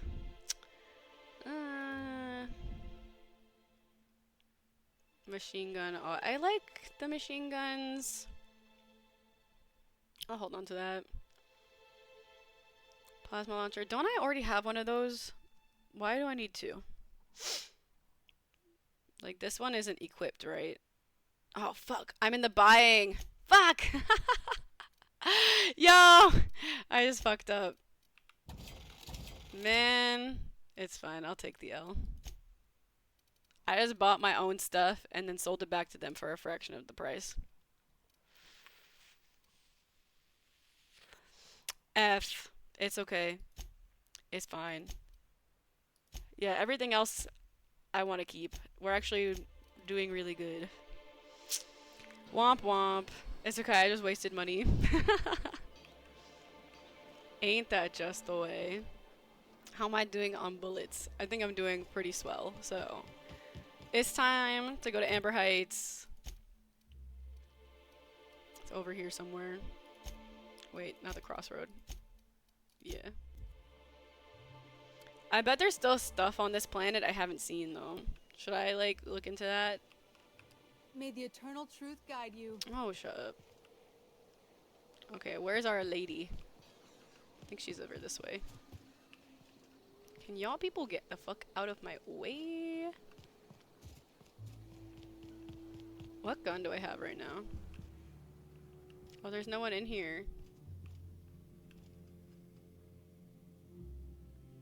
Oh, my gun needs to be repaired. Okay, this is the plasma rifle, machine gun, plasma launcher, and then my handgun. Okay, let's repair. And everyone's fucking sleeping. Does that mean I can steal stuff because there's no one in here and everyone's asleep?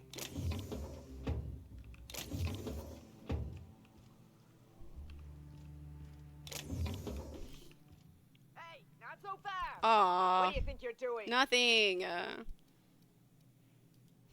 Just don't let me see you here again. Yeah. Alright, I'm leaving. Oh, fuck, I'm stuck. I'm leaving. Get out of my way. How'd I get caught? I love that these I can just pick up, though, and not steal. It will piss them off, but, like, I could just do it and I won't get in trouble. Did you watch The Boys? I fucking did watch The Boys, bro. Oh my god. Yo, that shit was crazy. Oh, I was like, we need to make sure the internet stays on because we gotta watch The fucking Boys. Like, oh, yo, that shit was so insane. Yes, I fucking did. Bro. I was feeling stressed first fucking episode. I was like, oh my god, shit's already going to shit. But I don't know, like, if you guys... Like, I don't know if everyone in here is up to date on it or what, so I don't want to talk too much about it. But, yo, that shit was fucking crazy. Alright, let's go to the landing pad. I could explore a little bit more, but nah.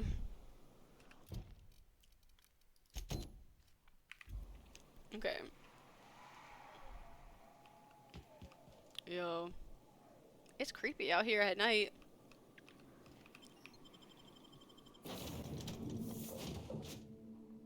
Sacre bleu, you've got pink eye. Dude, that shit was so funny. Oh my god.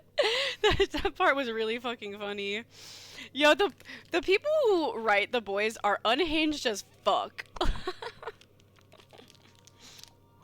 Like, bro, that show is fucking insane.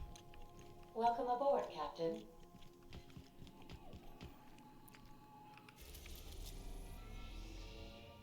Okay. I see. So I need to go to do these side quests. I need to go to these places.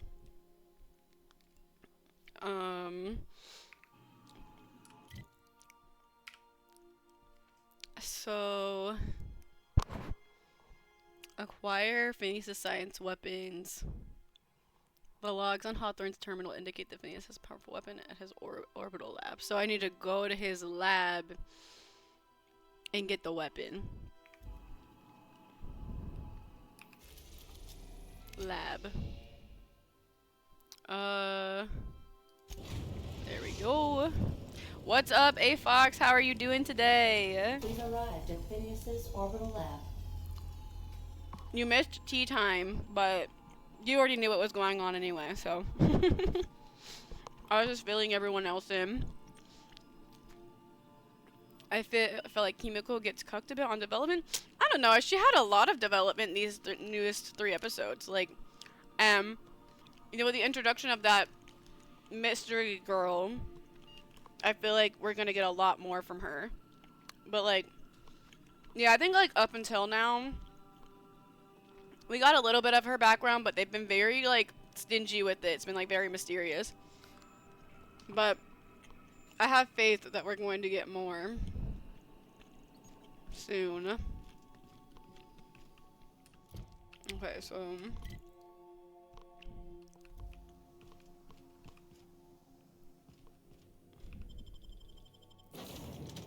yeah, we're gonna keep the same people. Like, I definitely think like this season is gonna be very heavy. Hello? Oh, hold Can on. you hear me? Does this work? Oh, damn it. Blast, that's loud. It is loud. What do you want, Phineas? What do you fucking want from me?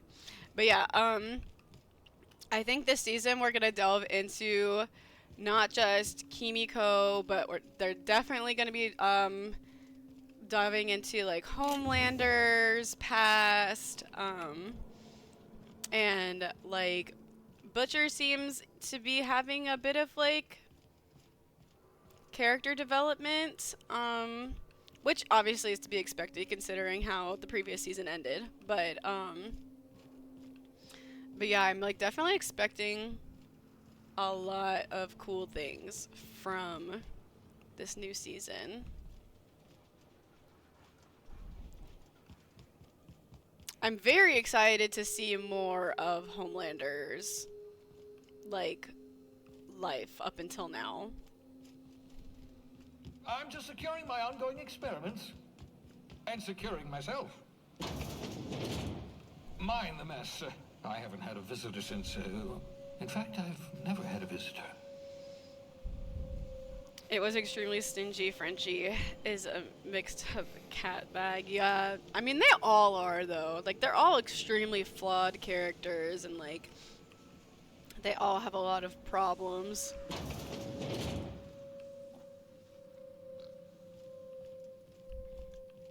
Ooh. Shrink Ray. I see you found my portable molecular compression device, better known as a shrink ray. Cool. Find a target, point, shoot. Your target will shrink down into a manageable size, whereupon you may commence beating them to a pulp. What? Feel free to try it on a marauder sometime. Oh, that's cool as hell. Wait a goddamn minute. Shrink Ray. What? Yo. That's toit. I'm gonna put this up here. We can use this later if we need it, but that shit's kind of sick. I'm not gonna lie. I definitely want to try that out. Ew! Bubbles! Oh my god, it has a name.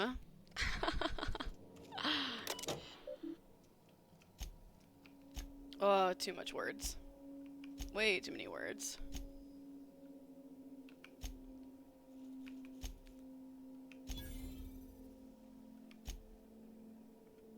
I should read this, but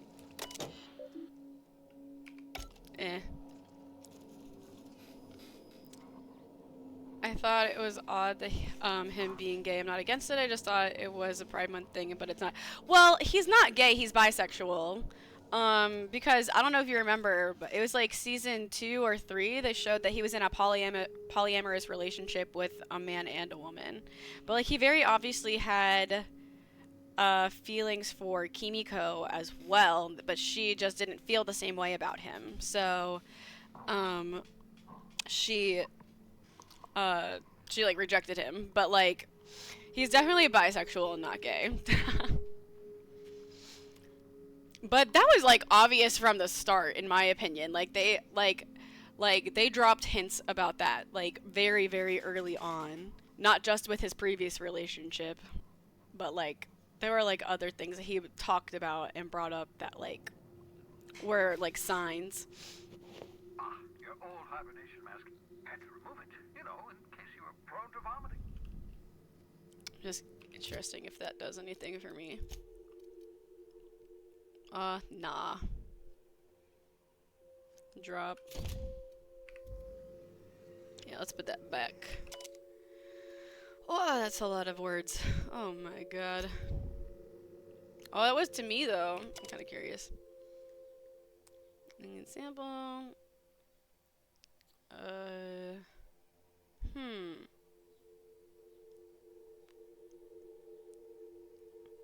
Brain damage. Enhancement. Oh, yeah. The cognitive stuff that I can do. Cool. Okay, there's just notes on me. Oh, because this is my little pod. You spent over 4 decades in space with nothing but the technology of this little chamber keeping you alive. The rest of your fellow colonists are still trapped in similar chambers waiting for you to restore them. Reviving you from hibernation was my greatest accomplishment. Your odds of survival were a mere 28%. Wow. Wow. I've watched it since it's premiered. It's been a while. Yeah, that's fair. I watched a recap before jumping into the new season, so it helped me remember stuff. You know that escape pod had a 12% risk of catastrophic failure. Might save my health. But also, I'm sure they didn't have an official timeline of when the season was gonna drop. So, ooh, poster. So, I'm sure that, they weren't even considering that it was going to be Pride Month when they first, when they were working on the season, you know? Ooh. Junk. I love junk.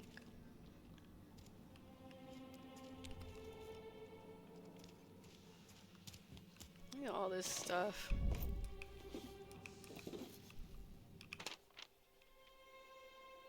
$14.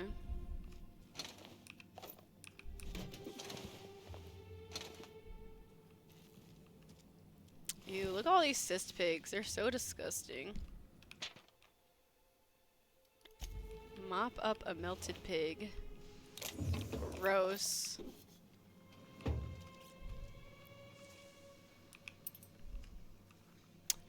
Gross.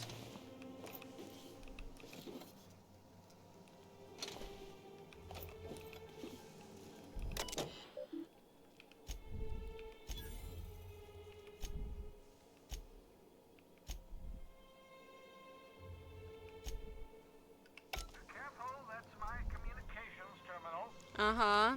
He's sus. I feel like I should actually read this stuff because, I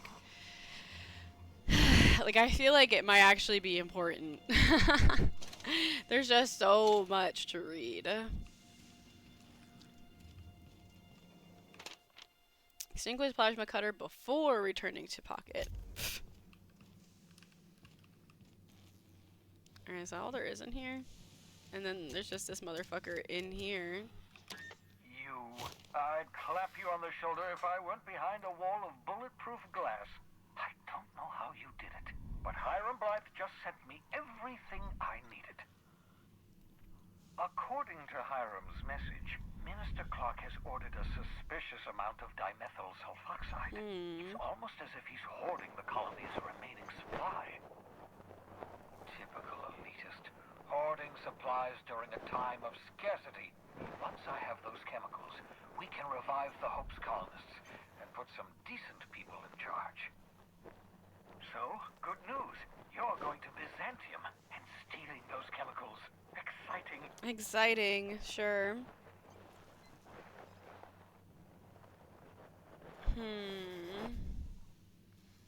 Seems like an Amazon move to do something related to a month and out event, specifically corporate. That's true enough, but I do think that this season has been in the works for so long that it wasn't specifically planned for that, you know what I mean? Because a lot of the characters have unique sexual appetites. So just having a normal bisexual character seems pretty tame. Pretty normal. Because the show has a lot of sexual themes and sexual scenes, and just overall a lot of like weirdness. So like I don't feel like it's too out of place, if you know what I mean. And it also didn't feel in your face. It felt very like natural and normal for Frenchie to kind of just do whatever he wants, because he has talked about being polyamorous previously in the show, and he's like talked about like not really like like what's the word I'm looking for? I don't know, it just doesn't seem super out of character. It's out of character that Noir talks. Well, I mean, if you remember last season, Homelander killed Noir, so they replaced him with somebody else. And this is just my quick fan theory. I think it would be so fitting of the vibe of the show and just like the perfect little cherry on top of satire if they replaced him with a white guy. Don't tell me if you've looked it up, if you've looked up the actor and you already know. Do not tell me. I want to be surprised, but I'm just like, bro, there's just me. I was like talking to my roommate about this, and I was like, it would just be so fitting and so fucking and so Vought. Like it would just be so like indicative of how Vought is if they replaced Black Noir with like a white dude in the suit. Like like it just has to be, you know, like, oh my god. But if it's not, that's a huge missed opportunity in my opinion. Just another like layer on top of Vought is fucking terrible, and they will do anything to like drive home the fact that they're fucking terrible, you know? It just doesn't sit right, that's all. It's not supposed to though, you know, like it's supposed to be weird because like the real Black Noir is dead and they don't want the public to know, so they've just replaced him with some like random fucking guy. And like, yo, it would just be so fitting for it to be a white dude. Because already Black Noir is like a super passively like racist representation of a black superhero. Like it's literally like a racist spin-off of fucking of Black Panther. Like it's like Black Panther if the intent behind Black Panther was to be racist instead of like represented like a proper representation of like African culture. You know what I mean? So I'm just like, bro, it would just be an additional slap in the face if Vought purposefully replaced Black Noir with like a white guy in the suit. And I just think that it would be a missed opportunity for them to not do it. I don't want to know. I would like to be surprised. So, but I just think it would be like, man, the satire would go crazy. You sure you're not talking about A-Train? So A-Train is different. Like A-Train also like has a very like, his plot is also very tied to like racism in America and like racism in like entertainment, but it's like different. Like there's a lot of nuance, and it's honestly not something that I feel educated enough to comment on too much. But like my roommate was talking to me about it, and I was like, dude, like my roommate had said something. I wish I remembered what it was, but they like said something. I was like, oh yeah, that really makes sense. Like I don't remember what they said. It was something. I was like, yeah, bro, that like really tracks. Because like before A-Train joined, Black Noir was the only like black member of the Seven. So like, and like having the only black member of the Seven, always wearing a black suit with his face covered, and literally the name is Black Noir. Like, it's just inherently racist. In like the most like in a very passive way. But yeah, that's neither here nor there. But like, I mean, that's the whole point of the show. The whole show is like huge social commentary, and it's just gotten more and more in your face as the show has continued. Like, it's always had satire, but more than that, it has genuinely just been in your face about like the social commentary and the problems like with America and the direct parallels with the current political climate in the US today in real life, like in the show. Like Homelander is very obviously a parallel of Donald Trump. And I'm not even saying that as a leftist. I'm saying that because that's literally their intention. Like, that's not my political opinion. That is literally the creator's intention. That Homelander is literally supposed to be a parallel character to, in real life, Donald Trump. And there's a lot of other characters that are meant to be parallels of other, like, political figureheads in the world today. But, like, yeah, that's like a whole long discussion. I fucking love The Boys. Maybe one time, maybe we'll do, like, a watch party at some point if you guys would be down to do that. But The Boys is so fucking good. It is really gory, though, and really fucked up, but it's fucking good as shit. Aloysius Clark, Minister of Earth. Virtually every colony requires the presence of a Minister of Earth. Clark is complicit in every one of the board's crimes. Whenever the board issues some new decree, you'll find Clark's signature on the dotted line.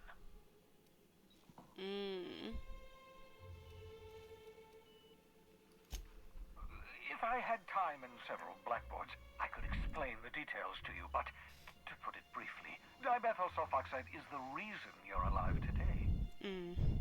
The chemical is absolutely essential to reviving the Hope's colonists. I need you to steal as much as you possibly can. The more, the better. If you don't bring me enough chemicals, I might not be able to save the Hope's colonists, and then nothing will stop the board from destroying this colony. This just feels like a band-aid on a bullet hole, though, like, this whole thing that he has planned. Because it's like, how exactly are the colonists meant to help, you know? Oh, I understand it must seem impossible to you. Infiltrate Byzantium, the crown jewel of the colony, steal a batch of rare chemicals from a heavily guarded estate. In order to do the impossible, you must first divide it into a series of smaller, less impossible tasks. The actor gained some weight. They never show Homelander's abdomen. Oh, is that true? Oh my gosh, but MM lost so much weight. He literally, when I first saw MM, me and my roommate were like, did they recast him? Because he looked so different, and like the cadence of his voice was kind of different too. But then we looked it up, and it's the same actor. He just lost so much weight. It was kind of crazy. I was like, whoa, MM looks so different.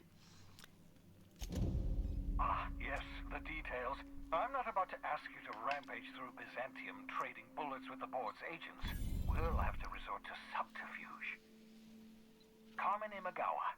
She's my contact in Byzantium. Meet her at the docks.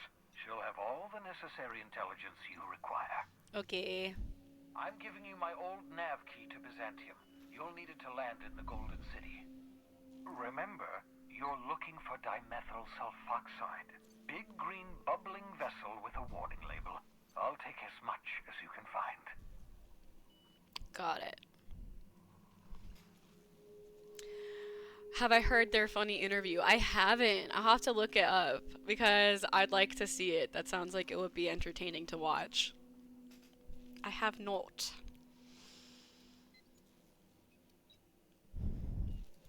You can trust her if that's what you're asking. Imagawa is the finest special agent in Byzantium that money can buy. My money, anyway.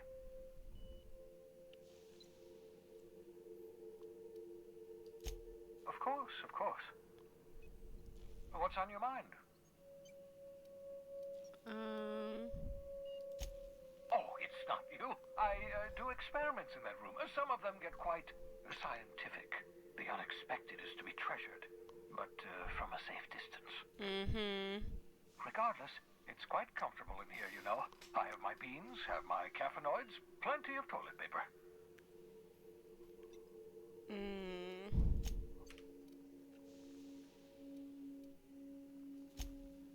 Oh, goodness, no.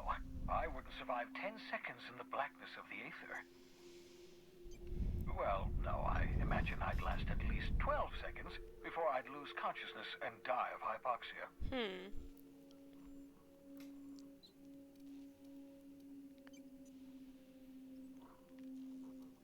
That interview was hilarious. Wait, you could have one place near your home, what would it be? Mine would be my bedroom to Five Guys. Are you winning, son? I mean, we haven't gotten too much done yet, but you know, we're winning. The actor of Billy and someone else raised their eyebrows because they didn't know what Five Guys was. Oh my god. Well, yeah, cause like I don't remember his name, but like Billy Butcher, his actor, he's from like probably the UK, I would assume, right? So, and I don't think they have Five Guys over there. Wait, that's so funny. Yeah, I'll definitely have to check that out. We're information gathering right now though, Frigafrag. We're getting some details. Life outside work? No, of course not. My life, Okay, yeah. for that matter, everyone else's lives are also my work. To answer your question, I'd rather stay right here in my lab. Are you obsessed? Must be hard. With a bounty. How's that coming by along by the way? Why are you obsessed? Because we've lost our way. Yeah. The Hope is full of specialists, scientists, engineers, talented individuals like you. Unfortunately, the Hope's colonists have been frozen for decades, well past your shelf life, so to speak.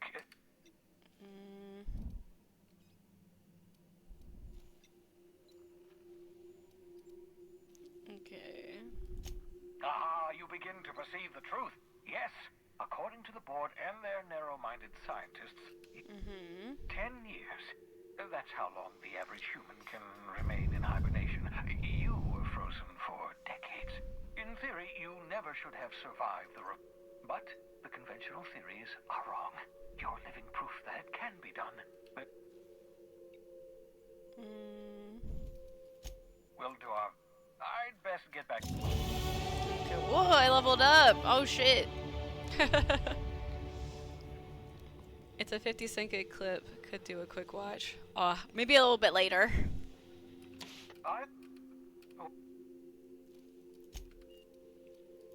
No, and I've been trying very hard to avoid. Hey there.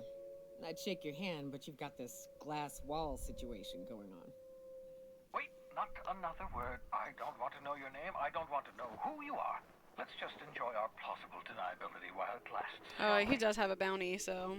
Why don't you just invite the entire colony to my secret, carefully concealed laboratory? It isn't as if I wanted privacy. Oh my god, Phineas, you're being so... Show a little hospitality. I didn't mean to upset you. Relax, they're with me. Oh, fine. As long as you're vouching for their character and they aren't touching things. For what it's worth, I am pleased that you found a crew, such as they are. Thank you, You're a Phineas. talented scientist after all. Our kind has always been incredibly popular. Okay. Spare me the flattery. There was something else I wanted to... Spare me the flattery. That's odd. I'm at least 65% certain my tone was sufficiently sincere. Perhaps the glass is distorting my voice. Oh my god. Okay. Wait, there was one other thing I wanted to talk to him about. Oh, okay. I can't say anything else. Damn. Oh well. It's fine. What's up, Keeper's Mom? Welcome in. Welcome in. We are playing Outer Worlds. I also was talking about my less than ideal living bullshit. But we're cool. We're dealing. We're vibing. I love that I can like talk to this thing, but it doesn't actually like do anything. Oh, there's one more thing. Okay. Oh, right. I kind of want to read some of the stuff that I was picking up. Just because I feel like it could be like important a little bit. Like the personal files maybe. Personal log. I've procured the services of one Captain Alex Hawthorne of the Unreliable. I hope he didn't name his ship after the quality of his services. I'll be sending my new accomplice down to Hawthorne via escape pod as soon as the revival process is complete. Hawthorne should make for an agreeable companion, or at least an acceptable chaperone. Law willing, he isn't a total buffoon. Well, he definitely was, because he died. The experiments. Flash frozen organic materials revert back to its original cell structure when treated with dimethyl sulfoxide. Alright. Difficult to acquire. Yeah. Boring stuff.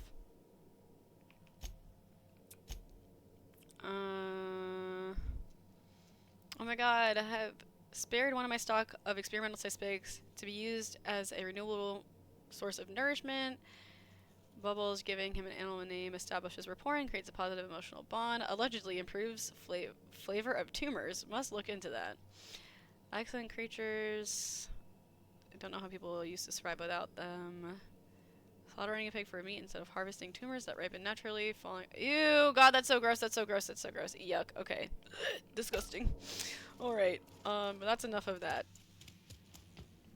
Oh, that's really gross. I'm very interested in these. To Blythe. Case undetermined, original message appended. I worked it out, explain the details later. Will be difficult to reproduce, need your help. All necessary material should be presented in Halcyon, but locations elude me. Dumped a new associate, Dirtside Terra 2, near Edgewater. They have a stake in my purpose, but trust in them only about 23.7 at present. They're recovering a ship, should be along any time. Just need to know where to send them. Let me know when you get this. Alright. Oh, that's the only message? Okay. Alright, well, that was not enough information, but it's okay. And, okay. It's fine. Alright,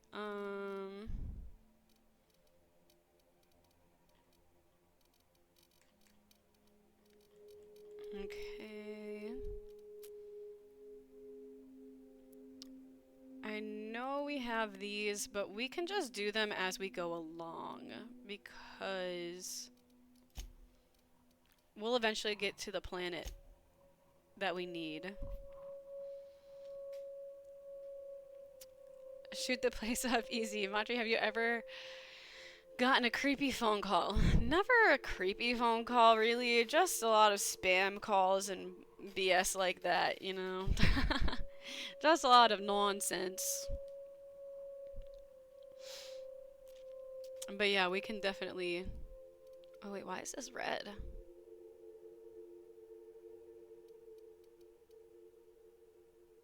Why are they red? Oh, the permanent concussion. Oh, right. I took like... I took... Man... Wait, I thought I didn't take this one. I thought I said no. F. I did not mean... I meant to say no to this, but oh well. I did not mean to take this adjusted skill thing, but oh well.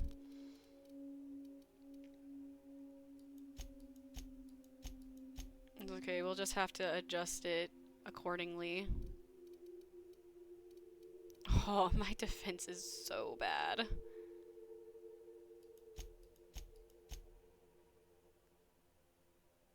Man.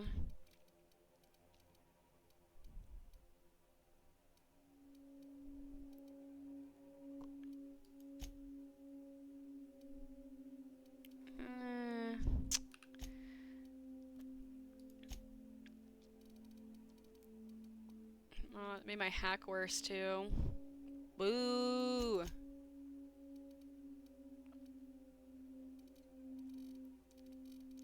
Well, it is what it is. We'll just have to make up for it. Except... Wait, did I not save? Oh fuck, I didn't save it.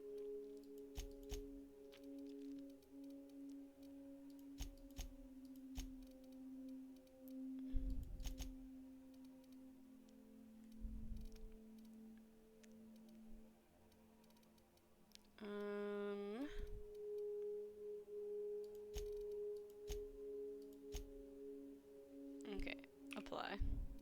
Yes. Okay, that's looking a little bit better. Alright, perks.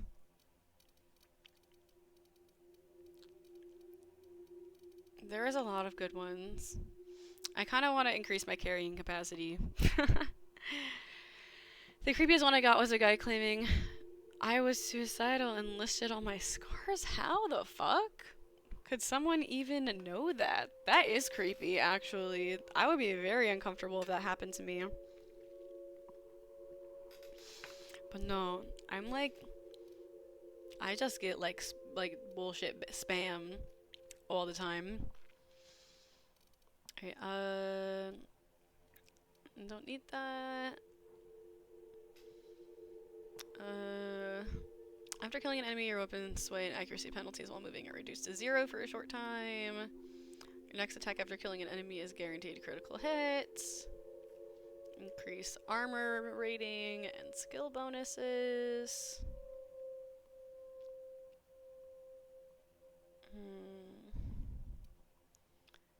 My carrying capacity, movement speed. Increase damage. Increase damage, headshots. Range attacks inflict -1 armor rating for 10 seconds. Damage of all area of effect and plasma damage dealt to you is reduced. Ooh, that one's nice. Don't need this. Reduce the detection radius of enemies when you have no companions. Oh, but I always have companions. And I feel like some of these were good. Increase movement, action speed. Okay. Consumable weight. Health restored per kill. Killing an enemy reduces the remaining cooldown time of companion abilities. That one's pretty good. Okay. Chance to reset a companion ability cooldown on each critical hit. I don't get a lot of those. Okay, we're gonna do the carrying capacity.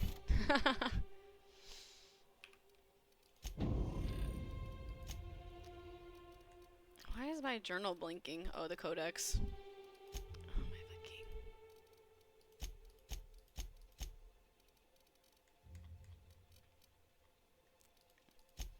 Okay.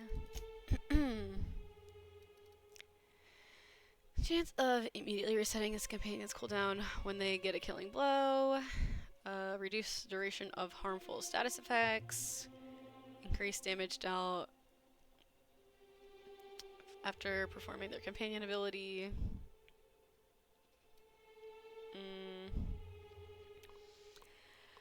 Swaps weapons and reloads faster. Increase damage dealt by the ability. That's a good one. 20% chance to reset ability cooldown on ability use.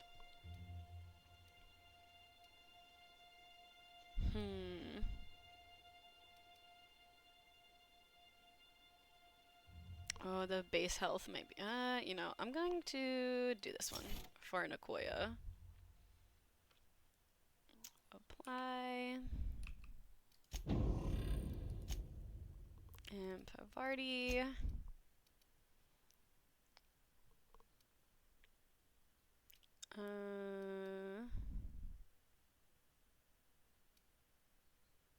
We'll do this one. Okay. Sweet. Slay. Okay. How do you know my scars and how do you know I got a cut on one of them? Yeah, that is super freaking creepy. I'm like, they must know you or something, or like have somehow found information on you that's like really weird. That would make me very uncomfy. If I got if I got another call, I would definitely like report it or something. 'Cause yeah, that's very concerning for sure. Wow, look at this place.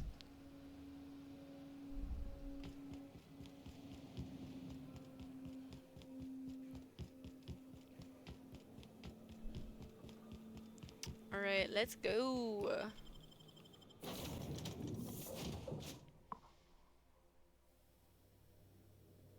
Oh, it was someone you used to know. Oh, that's really weird. Captain. Your return time is within 14% of the expected value. Okay. Thanks, Ada. I understand we have decided to continue supporting the outlaw scientist, Dr. Phineas Wells. Yup. Welcome back, Captain. How can...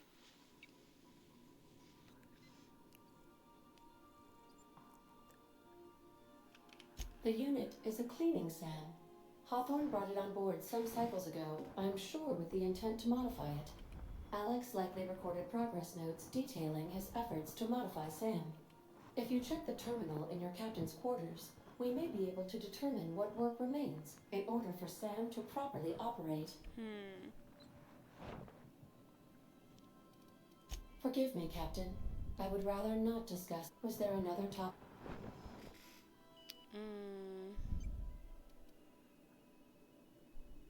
Captain Hawthorne attached 98.4% of the ship's processes to my computer, thereby giving me near total control. I have been programmed to deftly calculate navigation vectors through asteroid fields, while also operating our ship's toasters. Alex also taught me the concept of a personality. He was quite delighted when I crafted one in order to better engage with him. It was basic in the beginning. The information in my memory banks says I am an autonomous digital astrogator, created by, redacted, on the day of, redacted, for the express purpose of, redacted. I have not yet decided if I should attempt to uncover the missing information regarding my birth. I asked once. Alex did not build me, and would not say who did. Okay.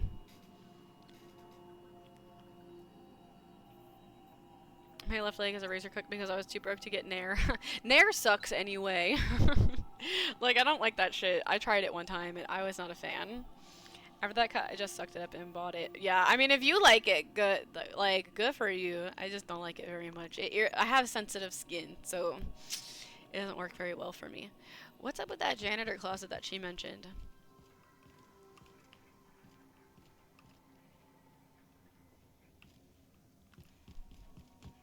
There's like a robot somewhere.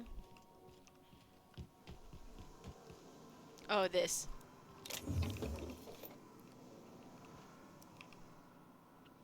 Here's a response from the automechanical unit. Serial number etched in its chest has included the letter SAM.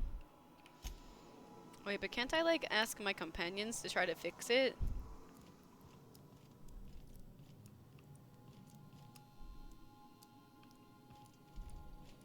Hey, Nicoya. Hey, Cap.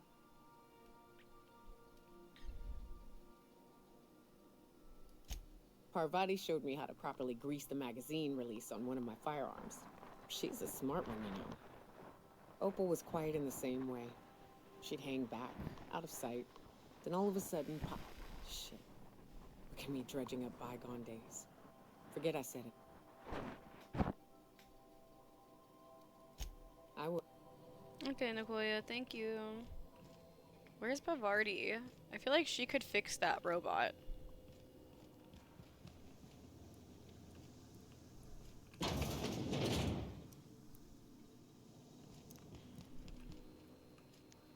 Where's my little pink candy girl?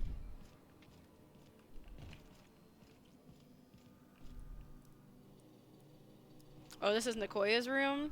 Sweet. Oh my god. Potent earthy, one whiff of this and a Raptidon will tear through 6 inches of armor just to get to you. Wait, why does she have that? A faded photograph of Nicoya with her hunter crew etched in the back of a muddy red. And in muddy red is the word Charon. Unlocks the perk new crew for Nicoya. Huh.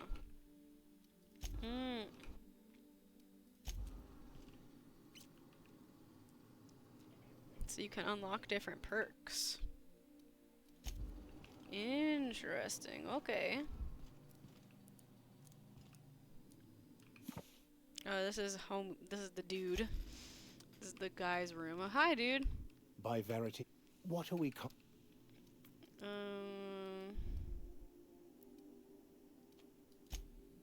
don't need to talk to him about anything right now. And then this must be Pavardi's room.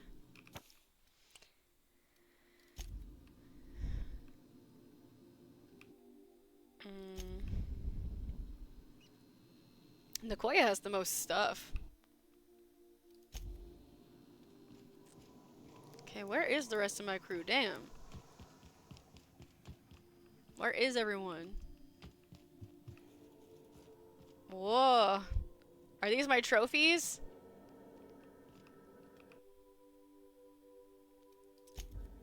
Wow.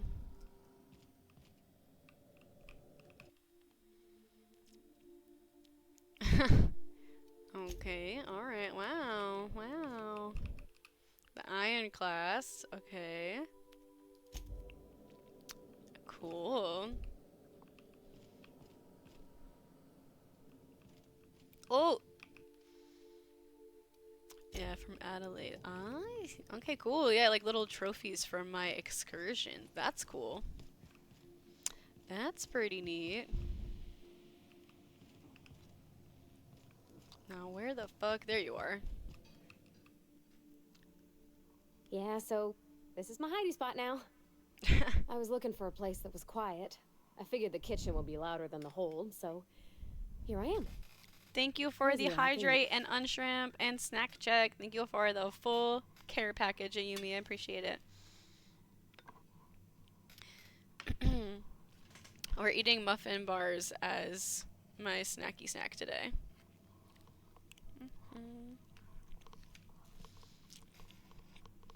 Okay, let's see.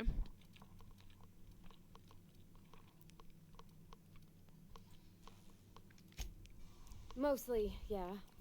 I lived in the maintenance office near all of my life. Mr. Thompson never let me forget how funny that was. Eating Muffy, yeah. Muffy bars. Dude, muffin bars are so good.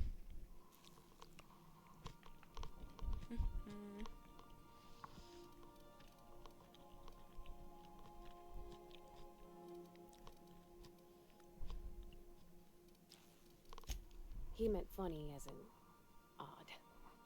It's not normal for anyone to do as their parents. You take a vocational test. That decides your schooling and your career. When I tested out for maintenance, everyone figured it was on account of my dad. They were real unhappy with us.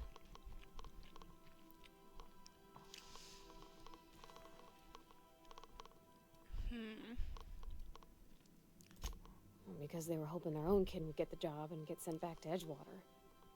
When folk go away for schooling, they don't get back to where they begun. Not usually. You go straight to your first job, wherever the company's got an opening. Damn, that sucks.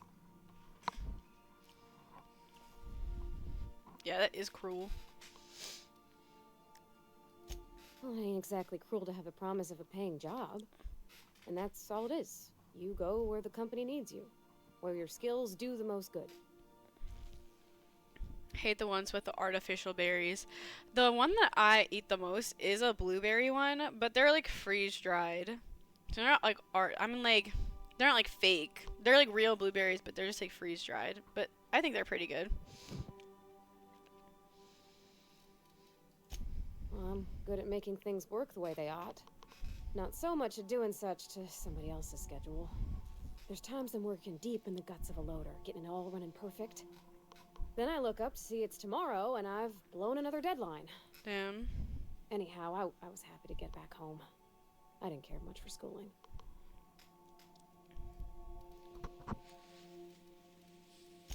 Yep, nothing much had changed. Everything was a little grayer, a little dirtier. Dad met me at the shuttle and gave me a big ol' hug. I noticed straight away that he was moving slower and stiffer. He made a little grunt when I squeezed. Aww.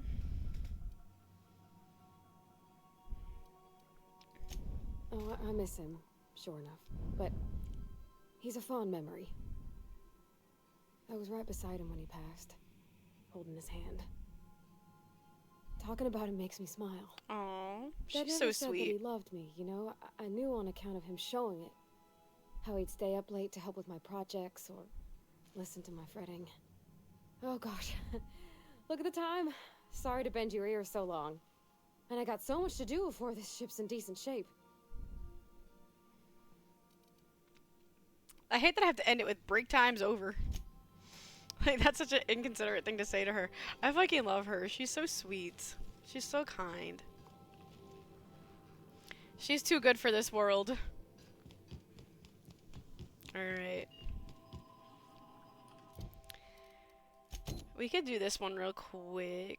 Probably acquire the science weapon on the Groundbreaker.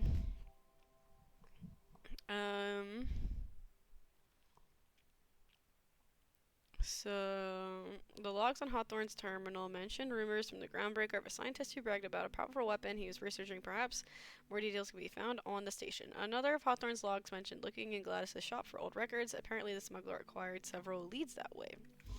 So I guess let's go there. We'll do that real quick. Destination reached. The Groundbreaker. Thank you, Ada. Alright. Can we talk? Sure. Hey, Captain. I heard that Groundbreaker's got a real good engineer. A lady named Junlei Tennyson. I was thinking that maybe I ought to meet her. If you got time to swing us by, I mean. Sure. I don't got much experience fixing actual spaceships. I bet you a can of Borston beans she could teach me all manner of stuff. Sure, we could head over to engineering now. I thought you said you could keep this boat in good repair. Are you asking to leave my crew and join hers? I don't think she'd be much help. Yeah, sure. Thanks, Captain. I'll be sure to make it worth your time. Did you want to talk about something else? Nope. I'm so scared I'm gonna accidentally click the break like the time for you to leave option because I'm like, no, that's my baby girl. I would never ask her to leave. I love Pavarti. She's my favorite. She's my favorite companion.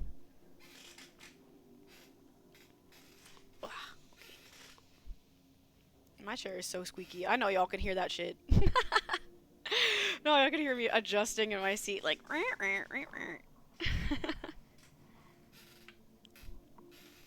yapping through time. I know. We do be yapping. Alright, I guess let's just go. And yeah, we're gonna continue with this current crew. The man isn't very good in combat or anything. The only time I think I'll take him off the ship is when we go find that guy who needs to... Just checking your ship's manifest. Standard procedure. Welcome to Groundbreaker, by the by. Thanks. Don't mind the heat. Got a few days before it reaches critical. I'm sure Miss Chief Tennyson will get it sorted before then. Hopefully.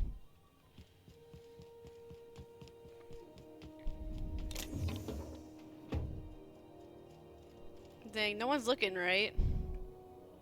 Got it. Heads down.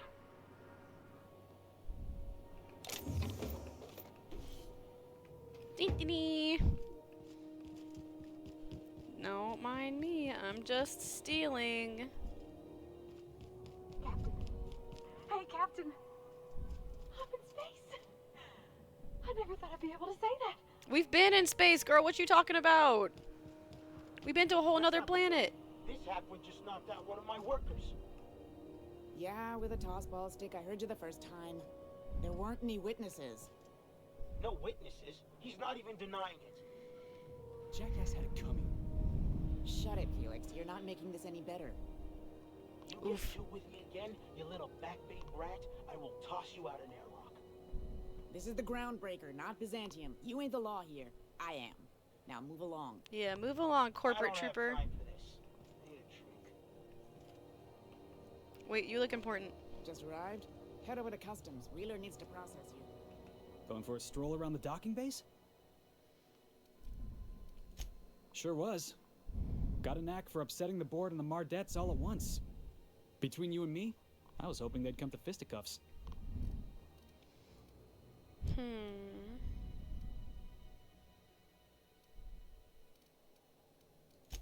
I had this foreman, right? Guy never liked me, always trying to get a rise out of me. But I keep my chin up, right? Be the bigger man, I tell myself. He's a Spacer's chosen man, though. So when the Chosen beat my Rangers the other night, my foreman comes swaggering up with his head full of boasting.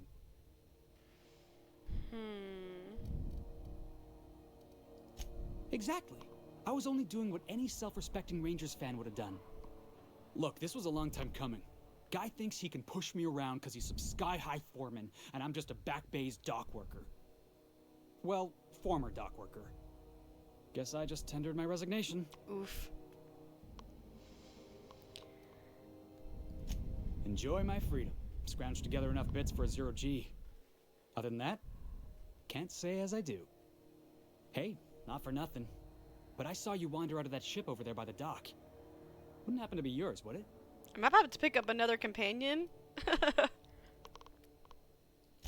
Captain of the Unreliable. You're like something out of a serial drama. Hey, I don't want to talk your ears off, guessing you got places to be. I appreciate your time. Felix Millstone. Pleased to make your acquaintance. See you around, boss. See you around, boss. Okay. This fucking guy. Do you mind? I'm trying to file a report. Oh my gosh, shut up. Hey. Hey. Man, they don't give a fuck. Wow, look at all this good stuff in here. You think I can steal it without being noticed?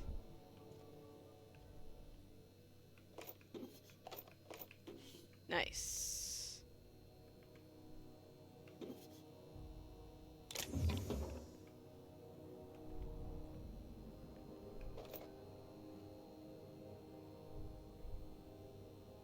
Man, there's something up there, but I feel like I'm gonna get caught. I don't need those. Those are just cigarettes. Okay. That's just junk.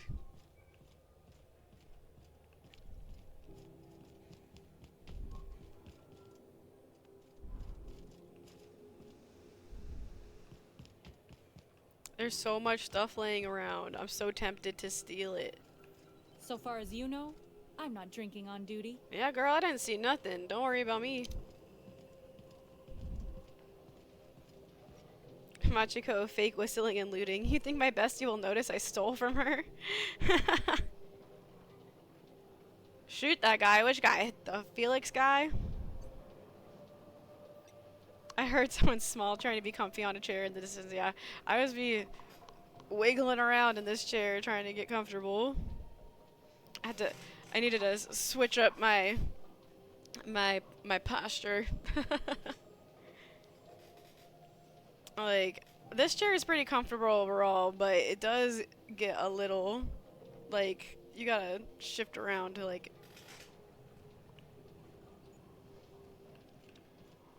Do you mind? I'm trying to file a report, yeah.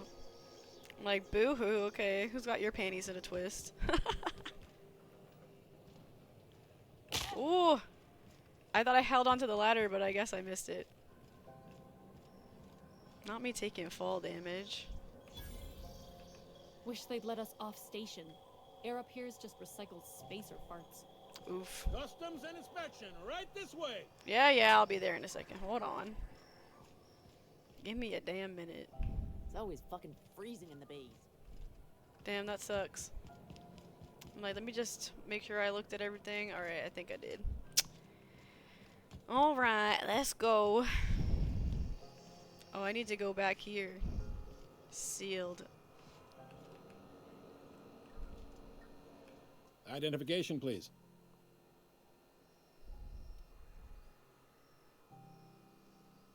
Captain Hawthorne, you said. Let me apologize in advance. I'm about to ruin your day. Damn. According to your ship's record, you've been flagged by the board. Your ship will be impounded Oh, until no, it such won't. a time as they see fit to lift it. But we've hardly been out of Edgewater long enough to get in trouble.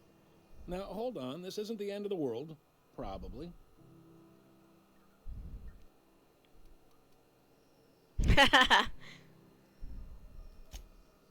Oh, thank the law. I could use a diversion. Tell me more then. Really sell it to me.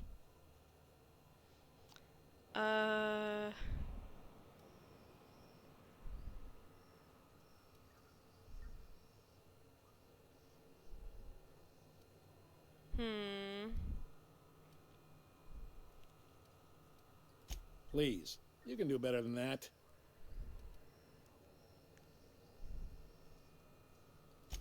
Not fond of that story. It lacks dazzle. I like where this is headed. You must feel terrific. Good for you.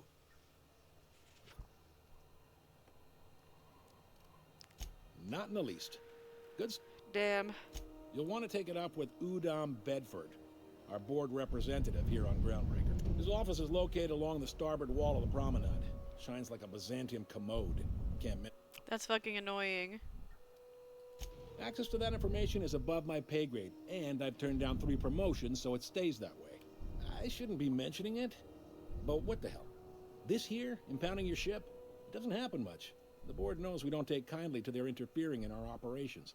If I had to take a guess as to why, you must have riled up someone important. Ah, fuck.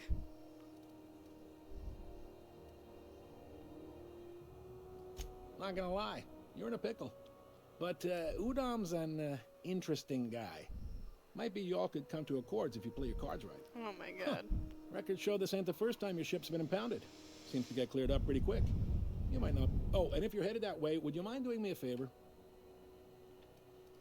Wanda Dorset over in sickbay, tell her the shipment's not in yet. It's not coming in anytime soon, and if she'd be so obliged to get off my ass about it. Okay.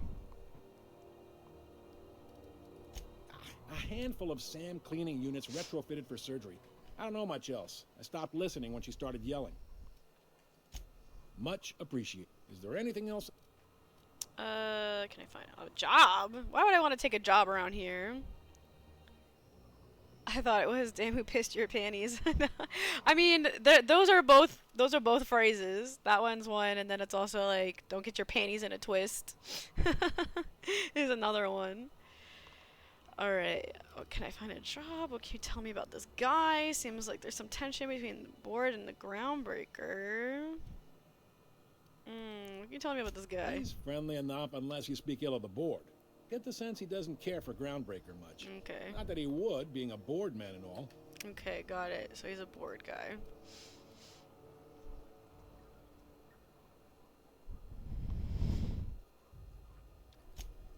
They can't abide an independent township, especially not one they gotta depend on. We're the first and last stop out of this colony. All their interstellar freighters come through us, and we skim a few bits off the top and manifest processing fees with every one. Oh Folks around here will bluster that the board hates our freedom, but really, they know we can stop their out-system shipments anytime we like, and that terrifies them. Okay. Your station's in a state of disrepair. You could make the board fix it. Why can't the Groundbreaker and the board just work together? I'm glad it terrifies them. The bastards keep pushing them. It's a delicate balance, right? We could cancel their freighters' docking privileges in retaliation, but where'd that lead us? They got assault cruisers, gunships, and a handful of mining operations at their fingertips. We push them too hard, maybe they decide we'd be better in 10 trillion little pieces. Or they'd cobble together a new Groundbreaker and put us out of business. The board wouldn't do that. Would they? Oh yeah, they would. It's a tough line to walk, no doubt about that. But we make do all right. So far, anyway. Yep. Groundbreaker's the only real independent port. Aside from us, there's just tramp freighters and wildcat miners. Seems like every year the board's offices get bigger and their ships take up more of the landing bays. Haven't seen nearly as many tramp crews this year. Thanks for the info. Sure thing. Maybe. Most of the shipping traffic in the system passes through Groundbreaker. Every couple of months, we even get a big interstellar freighter. 2 biggest operations are the board. That is, Halcyon Holdings and Sublight Salvage. But there are independent operators around the promenade deck. Most of those jobs are going to take you off station, though. Okay. I think there are many operators in the system. What do you know about Sublight Salvage?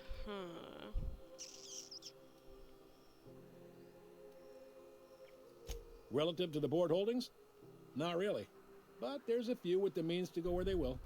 They aren't rich, but they aren't likely to look too close at your work history either.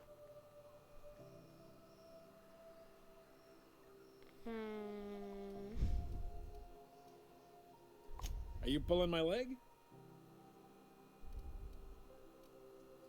Goes like this. Back on Earth, before the crossing, the powers that be were selling off stakes in distant star systems they thought had potential. A bunch of companies decided to throw in together and form the Halcyon Holdings Corporation, then buy up the rights to this here colony. That group's what we now call the Board.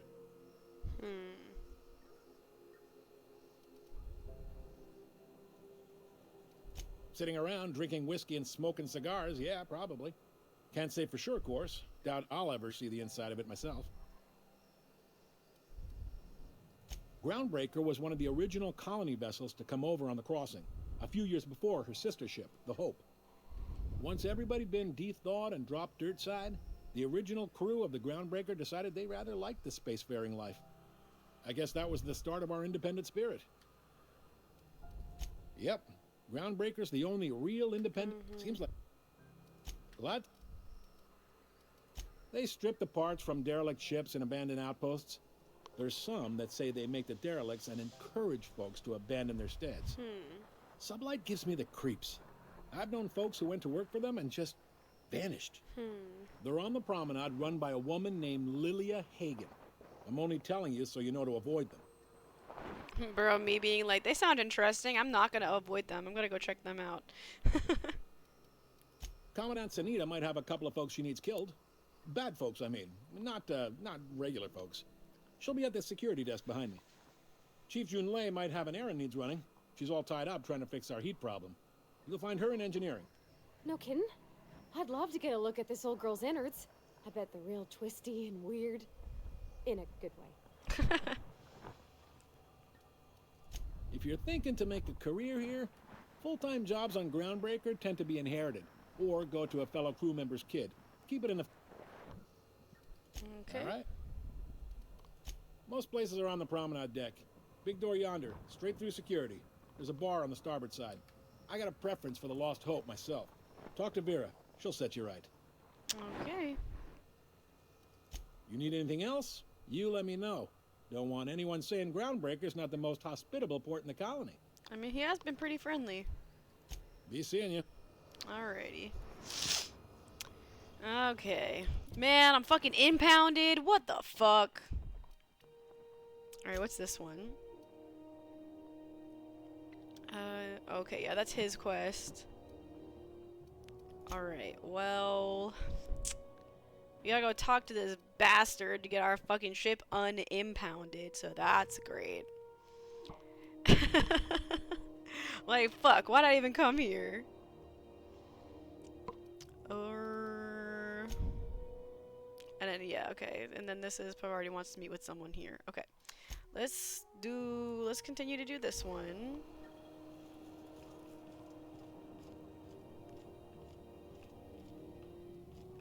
Hi there. Haven't seen... What can Groundbreaker security do?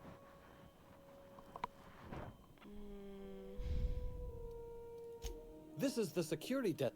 If you're here to report a crime, you'll want to talk to Commandant Sanita. I'm not...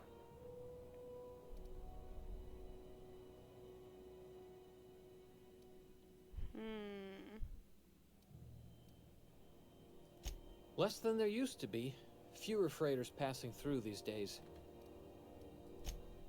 Search me? I mean, don't search me, because that's my job.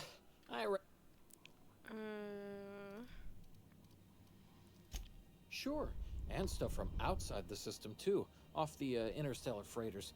That's why we also have so many...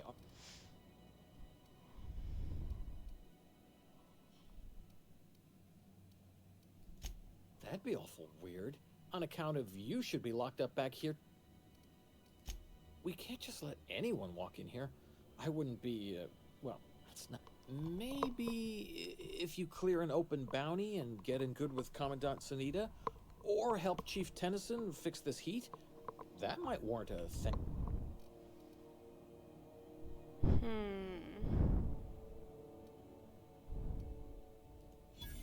All right, I guess. In and out, though. Just try not to do any shady stuff. Okay, cool. I can go back there now. Wow. Wait, let me in. Oh. Picked up the signal the other day. It was coming from Monarch. Here we go again. No one lives on Monarch. It's a wasteland. You were hearing things. I just came from there. Seriously, there was a lot of static at first, but then this voice said his name was Graham? Graham, right. Broadcasting on a dead world full of monsters. Now I've heard everything. Bro, what? You know, it takes more muscles to frown than to smile. Who told you that? Graham? Asshole. Wow, people think that Monarch is uninhabited?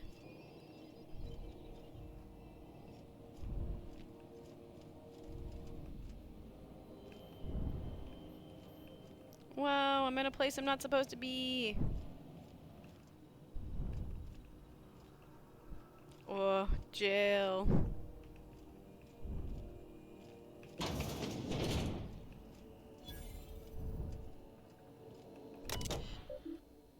Eject docking records data cartridge. Ooh.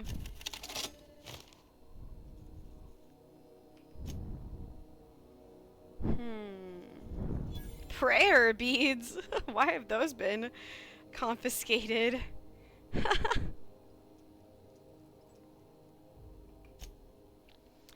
Sublight put a bid on one of our impounds. Generous one too.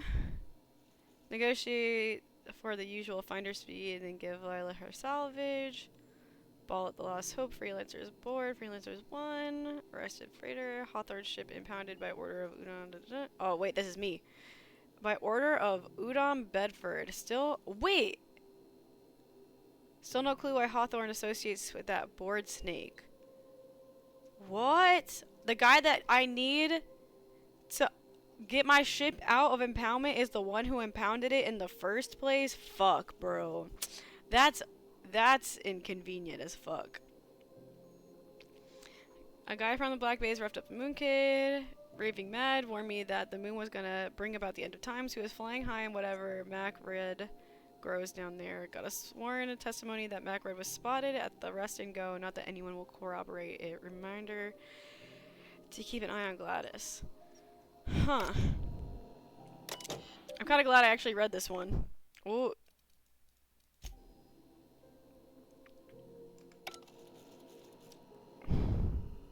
Man, well now I know what I'm getting myself into.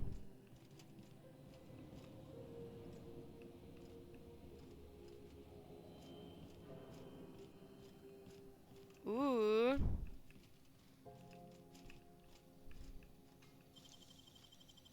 Yeah, got some nimble fingers, Captain. Mm-hmm. Okay, don't need that. Oh, don't need that. But I can take the Adreno. Ooh! What do you think you're doing? Nothing. Keep your hands to yourself. Damn, I got caught. Bro, why are you snooping anyway?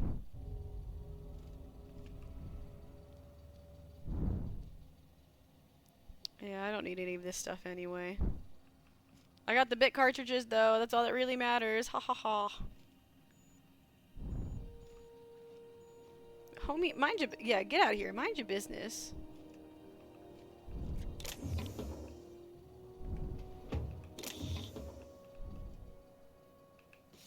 Nice.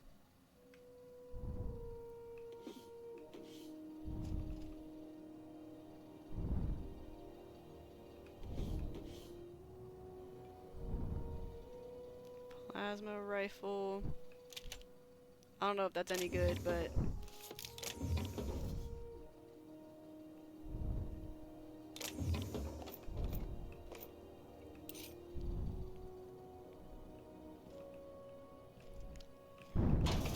whoa!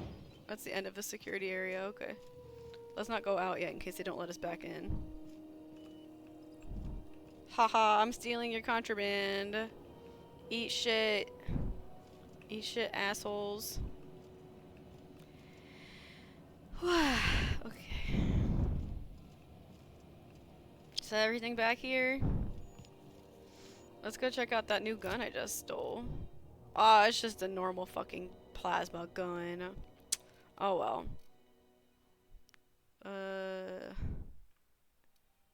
Yeah.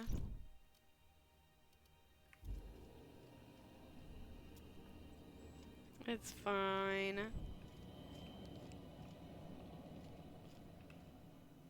What can Groundbreaker security...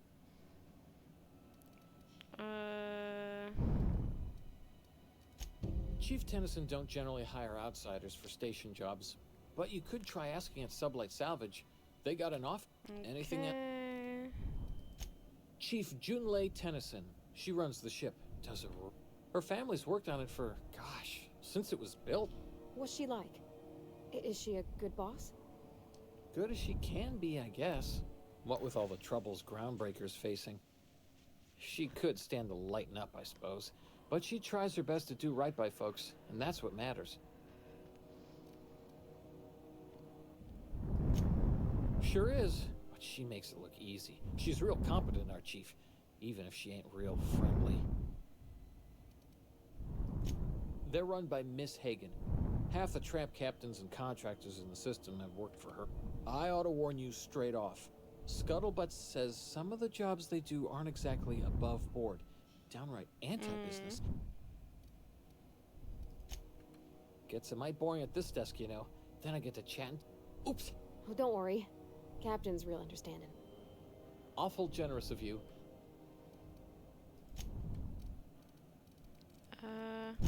I'm not so good at filing? Girl, you better not leave me. Yeah.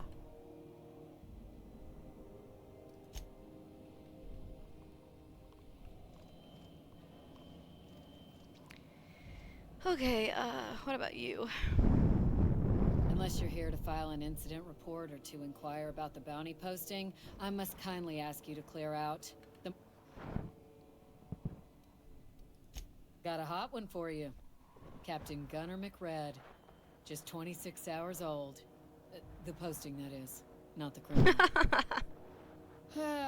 Allegations include several counts of flying under the influence, carrying open alcoholic containers, failure to pay docking fees, resisting arrest, and assaulting not one but 2 officers.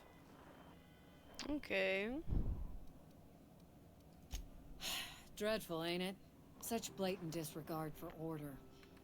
It's true enough that he ain't particularly deadly, but the interest on each fine being compounded as they are means he'll be paying with his life insurance. Last tip we got pointed toward the back bays. You want the reward? You and about 6 other enterprising mavericks. It's only a matter of time before someone brings me McRed's head. I do hope you're the lucky hunter, though. Do I look like your gossipy best friend? While I'm on post, I take my duties real serious. I would have no qualms whatsoever escorting you. Okay. I'm not here for a check. We're the security force here on Groundbreaker. Started back before... The original force was made up of a Marine detachment from the 77th Marine Expedition. Folks started calling us Mardettes because it was easy. Damn, the people on this fucking place are like stingy as hell with information and shit. Okay.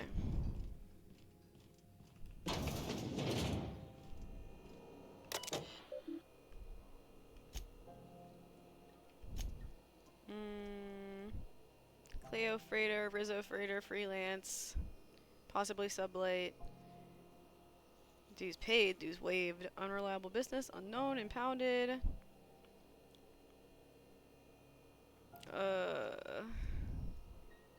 So they know it's not me.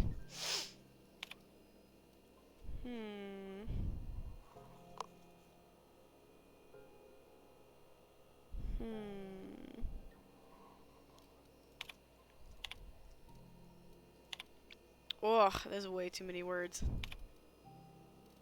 Okay. Enough of that.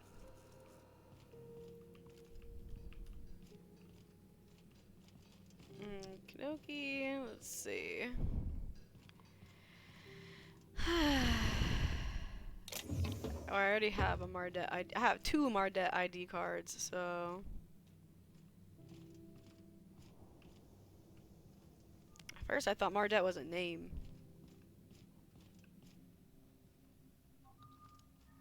Nobody's.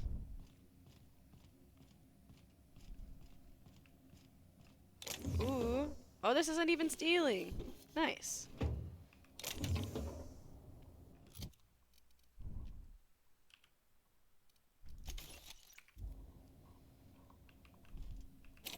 Bard. Damn. Excuse me.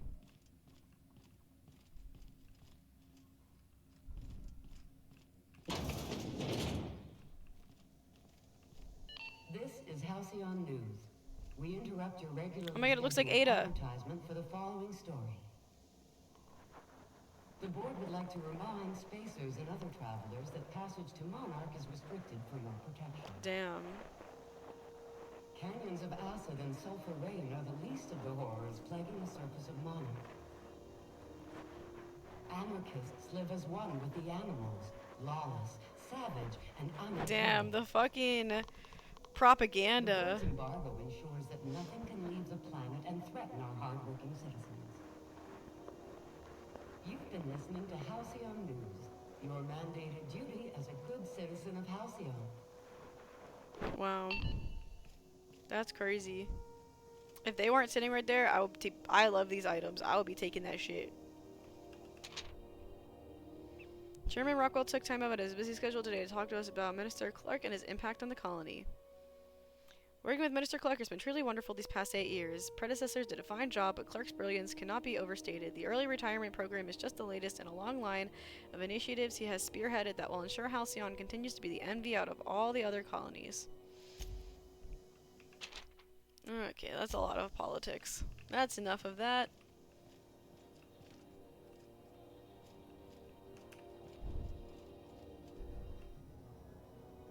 Man, I want that apple. It's fine. Let's get out of here. Nowhere else to go. Whoa. Rizzo's Purpleberry Punch. You want a punch? We've got your punch right here. Rizzo's Spectrum Vodka. Aftertaste the rainbow. Aftertaste the rainbow.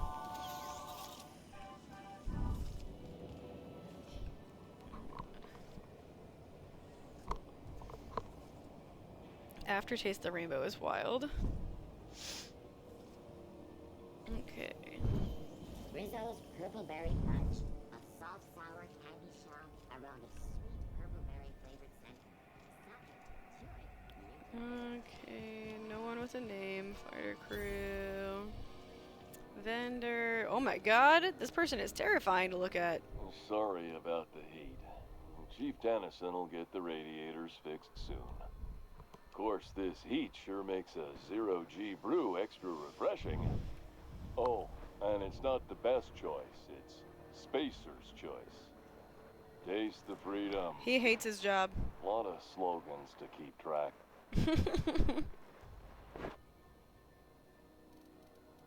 I've got to ask you about the hat. I'm bound to satisfy headgear-related inquiries. Please send any complaints to our Consumer Care Headwear Division. You doing all right in there? Oh, I'm having a stellar day. And not just because I'm legally obligated to say so. Almost as stellar as Spacer's Choice is affordable.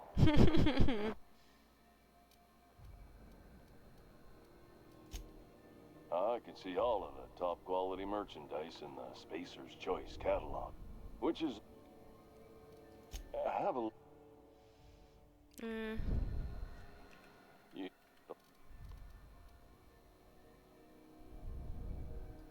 Heard of it? My orientation aetherwave showed that famous Saltuna cannery, which I'm sure smells as good.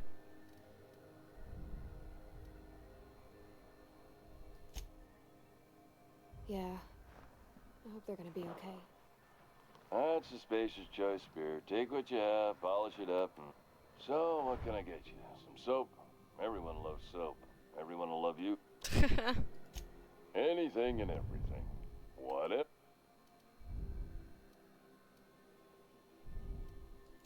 Have a look. Alrighty. I feel like it doesn't have anything I want. Ooh, the apples. Dang, I do love these fucking things. Nah, it's okay. We'll find some.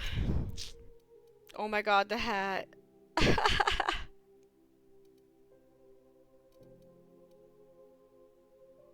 Oh my god, that's so funny. How much? And it doesn't weigh anything? Bro, that shit is funny as hell. Oh, fuck.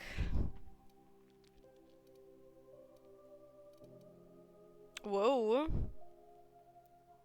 This is some good armor.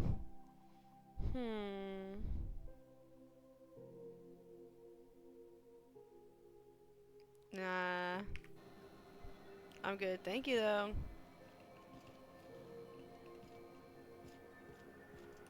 Wait, who is talking? Surfish is already sold out again. Who knows? Halls are scarce. Back in Triangulum, there were hundreds of space hands idle. I heard piracy was up some around Halcyon, but I didn't think it was that bad. I heard there's been a rash of conveyor losses on all routes. Y'all over here yapping. Get back to work. Ooh, can we rent an upstairs room? We interrupt your regularly scheduled advertisement for the following story. Concerned citizens often ask why there aren't enough new faces in the Halcyon colony. We all want new neighbors from time to time. Our studies have shown that a controlled population is inversely proportional to consumer happiness. Fewer colonists means there's more paradise for the rest of us to enjoy. This is Halcyon News. Oh my God. Reminding you that there's no I in news, no we in Halcyon, and no Mercury in Saltune. Oh my God.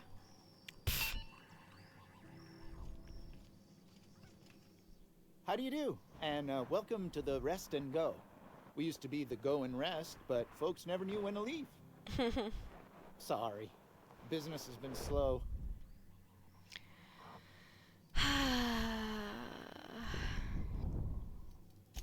Oh, you can't miss her. Right behind you, number 2. First unit on the left, or second unit from the right, depending on which direction. There's so much to do here all of a sudden. Oh my God, I'm about to be on this fucking groundbreaker forever. Of course. Most of our supplies come and go through merchants. Thank you for the hydrate Company and ships the salvage unshrimp, runs are the only Ayumi. traffic we tend to get. I try and steer clear of that creepy fellow in the moon mask. If there's a cost to being a company man, he paid it in spades. Damn.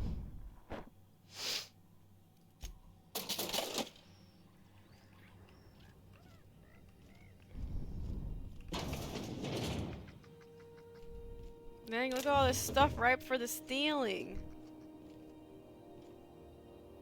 But do I want any of it? Not really. Oh, maybe the bread. What is that noise? Sounds like a fucking, like, lizard thing. Bro, where is it? I hear it. It's a little lizard creature. I hear it's chittering. Oh, there it is! Oh, yuck, bro. I'm gonna be able to set foot on a whole other planet. I know Monarch's a moon. I think it counts anyhow.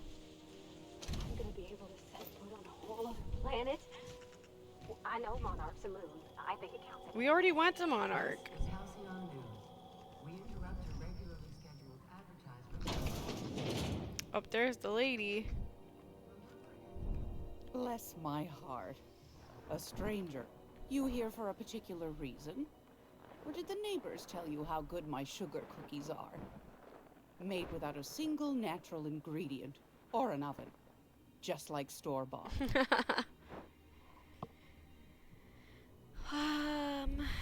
What do you want then? My...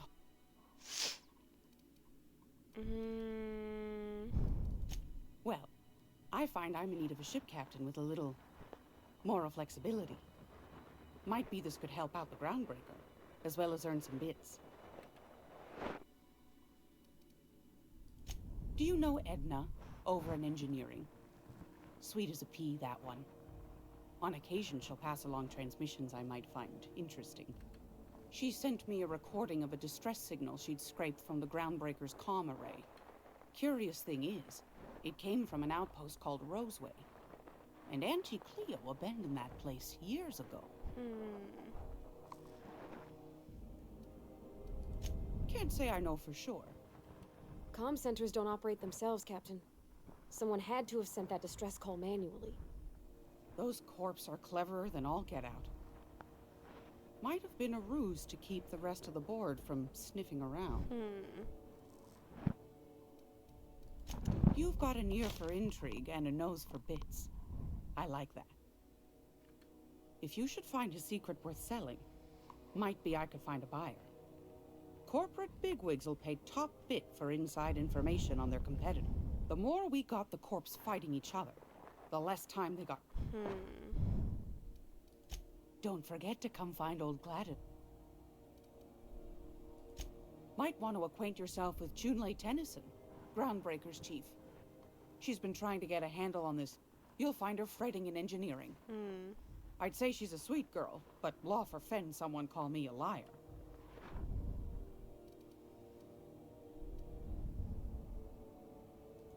Straight to the point, eh? Groundbreaker's radiators. Been neither fine nor... Miss Junlei's supposed to be getting them fixed.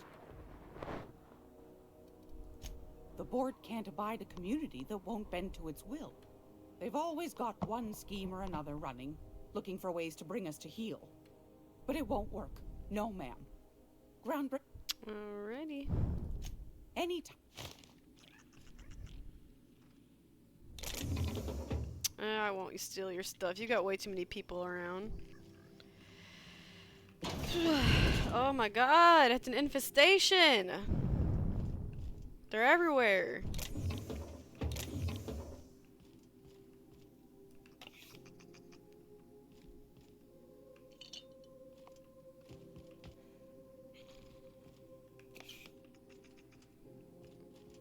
Yuck.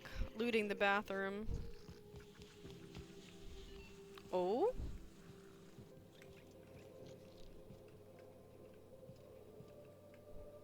Damn. What did I just find?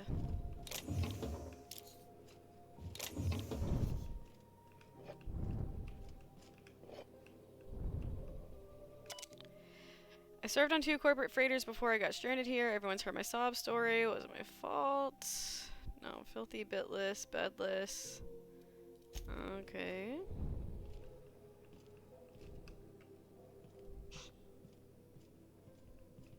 Damn, it's dark in here.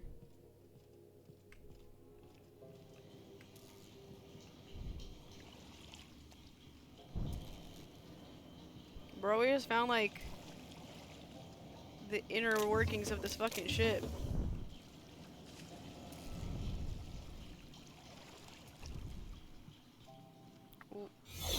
Oh!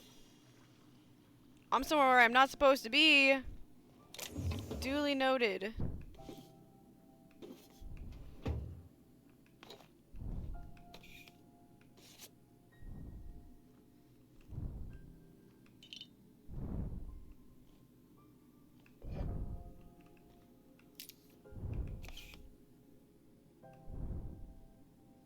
I looked at them and I was like, who is that?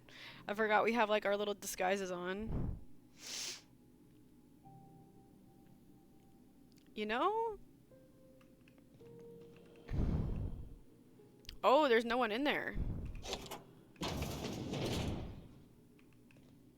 What the fuck? What the fuck is this? Holy crap. Hold on, let's go back out and back in so that our stuff resets. Alright, and then back.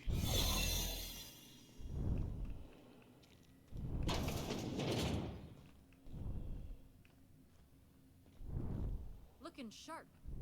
Thanks. Holy.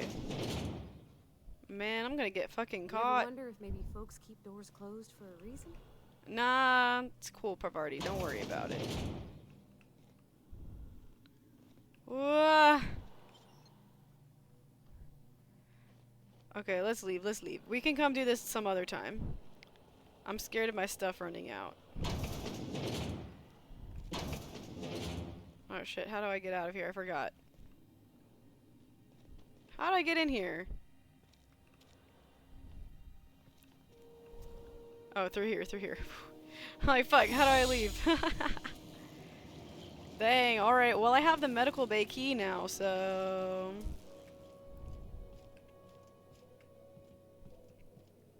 Damn. There's a dead body in the operating room. I think I was probably supposed to find that later, but we found it now, so it's too late to go back. Already been in there.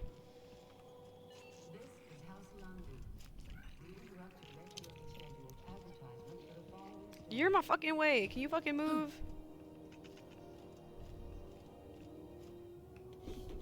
There's a lot of free stuff laying around.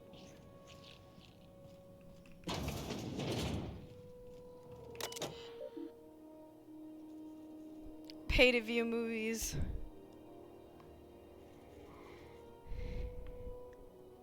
Dead body on an operating table is normal. They just didn't bother to stab him to life. No, dude, I'm like, what the actual fuck? Oh my god, look at all these movies. Cereals. Ooh, heck. Let's go.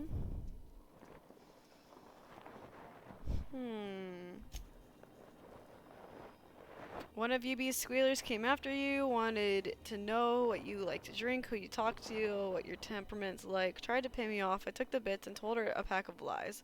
Watch your back when you get in, don't want to find you in the waste disposal chute.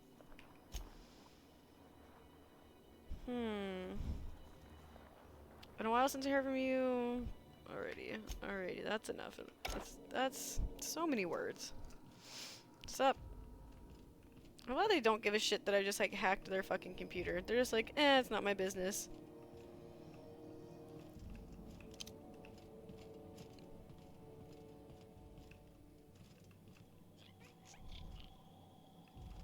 Yeah, there's a lot of stuff in here I haven't done yet, so I'm trying. I don't want to have a shootout before I'm even finished. Wait, is that where I came from, or is this where I came from? Oh. Whoa, look at all this shit.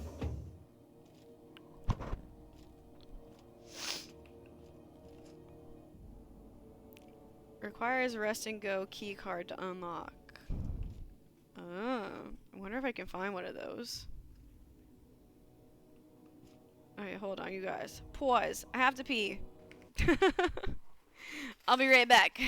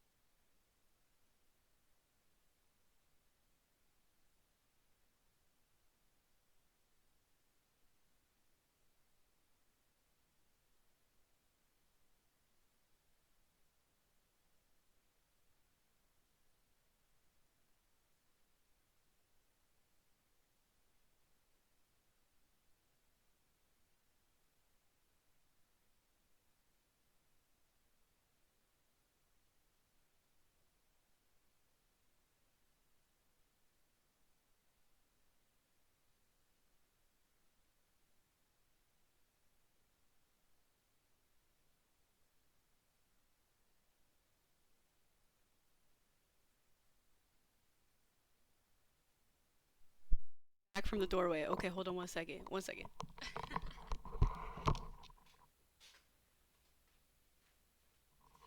back. You guys hear me? You guys hear me from the doorway?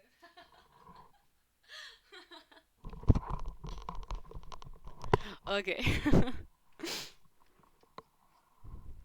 Ugh. Now I gotta get comfortable again. Okie dokie.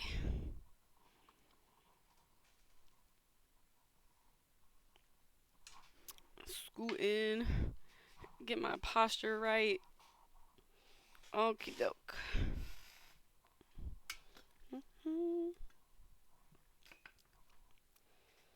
Resume. But yeah, I bet I could steal one of these rest and go cards. But I can find one somewhere. And then I can nab this shit. This is Halcyon News. We interrupt your regular... Yeah, Halcyon News is very biased. Okay, so I spoke with Gladys.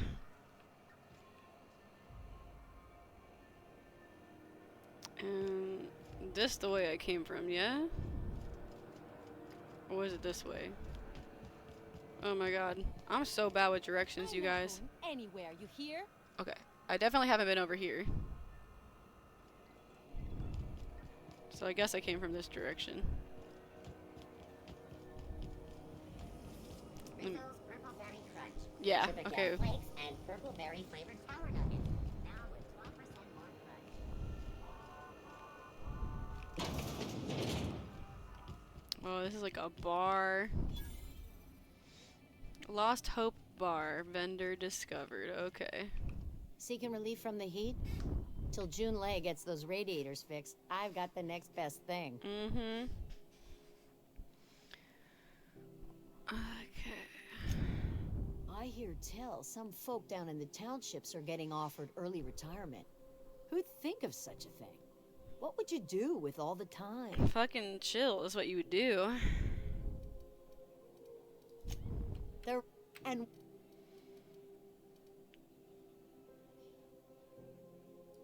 couldn't say, and I wouldn't be. That's not. Okay. There's nobody who knows more about the station's guts. Alrighty, thank you for your helpful information. Terra 1? Oh, I don't want to steal it. I kind of do want to steal it, but not right now. You're spending large. Maybe later. Oh, the kitchen. What's up, chefs? Oh my god, this place is a fucking labyrinth.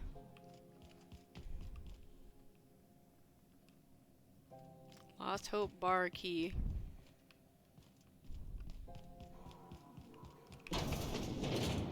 Not the bathroom. Homie is fucking vomiting. Ew, yuck. Let me get out of here. This is Halcyon Oh my god, Halcyon News, We shut interrupt up. a regularly scheduled advertisement for the... Yeah, wow, this is literally all just a fucking circle. Okay. The news packet had the toss ball scores from Laconis. What about the rail gliding championship? I didn't think anyone could name us followed that. Interstellar Crew. Oh, wait. Belle Everson. You know that sound when you've snapped on an injector clip? That's... I got a... Why, it gets you the weapon best... All the better for performing a little percuss... Ma'am, I don't much care what weapon you put in my hands, so long as I've got flit. Take your basic Deadeye assault rifle. What if you like getting in close and making a lot of noise? Extended ammo magazine and a barrel heatsink to... I've already used mods.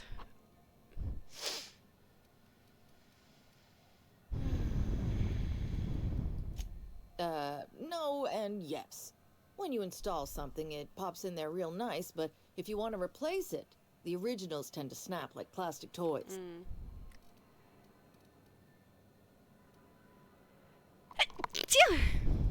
A what? Sorry, hon. Here. Right here. Oh.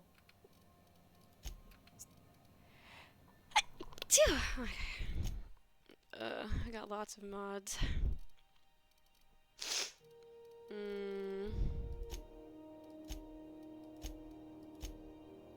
Thank you for the bless you.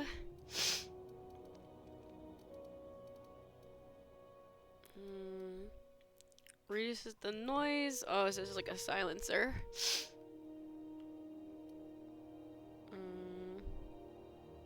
Increases critical damage. Magazine increases amount of ammunition. I already have a couple of these. I don't need anything right now. Thank you, ma'am.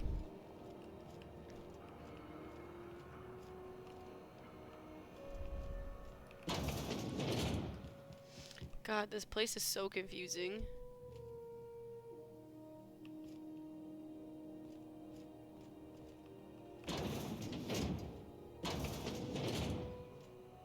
Okay, well, Pavarti, can you fucking get in here?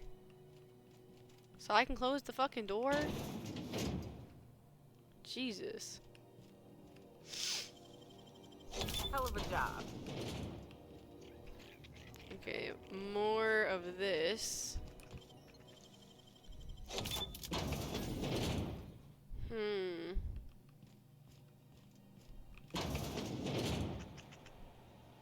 I was wondering what they do with their waste. I guess they just chuck it down here. Oh, yuck, bro. Where's it all go? But look, there's free stuff down there. I saw something. Oh, look, Sprats. Jesus, there's like dead bodies. We gotta lead on some local salvage. Alright, I don't care about this.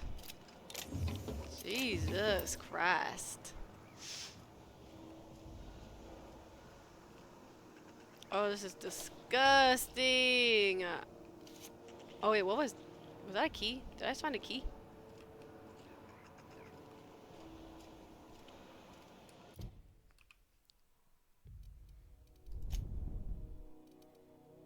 Rest and go key card! Bro, what did I fucking say? I told you I would find one eventually. Hell yeah. Bruh, now I can break into those safes. Okay, it was worth coming in here. Yuck, bro. This place is disgusting. Alright, where does this lead? I have to know. I'm nosy as hell. Wah! Bro, I wasn't expecting to be attacked. What the hell? Are there more of them? I hear them, but I don't see them. Jesus Christ. Disgusting. Got some rabid fucking bastards in here. It was dark as hell.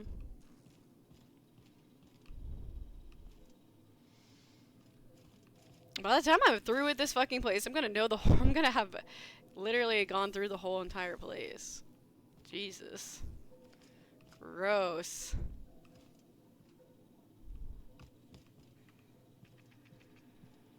Alright, what about... Oh, I stood up too early. What about the other side?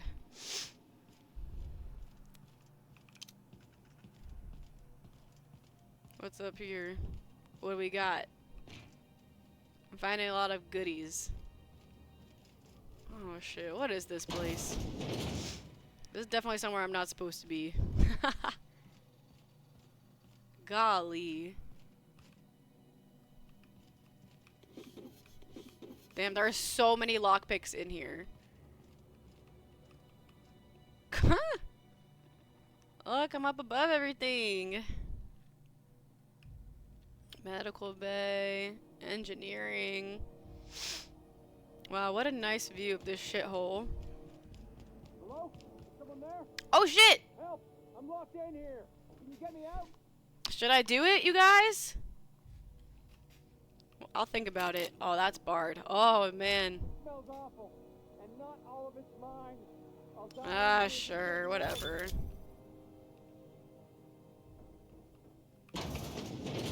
Thank you, stranger. Shit, ain't that a relief? You have no idea how good the air on Groundbreaker smells until you've been trapped in a tiny bathroom with an overflowing toilet. Thanks again, friend. I didn't save, but I was not sure why he was locked in there, but it's just a bathroom, so I think we're cool. I think we're good. What bro, like, what happened? What usually happens on this partially pressurized rust bucket? Well, actually 2 things broke. First, the damn toilet overflowed. When I came to clean that up, The damn door decided to close and lock on me. Damn. Time stood still. Damn. Oh, shit. That means I haven't clocked out in days. So... Ooh. You're gonna shake me down after I was trapped? I mean, maybe. Just make sure people know. At all? Of course. Everyone on the ship's gonna hear about this. Yeah, I want my reputation. Nice, my reputation increased. Very nice. Yeah, that means more to me than the bits. I have a lot of money right now, so I'm not pressed for the money. Oh, what is that thing? Jesus Christ! Why are there monsters in here? What the fuck? And a dead guy. F. That sucks. Sorry, buddy. Jesus. What are they doing in here? What the hell? Bro, this place is wild. Like, what the fuck is this place? On God, this place is fucking weird. Oh, hey, this is behind that bar door. Oh, wait, okay. I'll go there in a second. First, anything interesting out here? No, just another view. Okay, let's keep exploring, shall we? I'm really having a good time finding all this random shit. I'm like, there's one more key card I need, so let's go, team, into the depths of whatever this place is. Wow.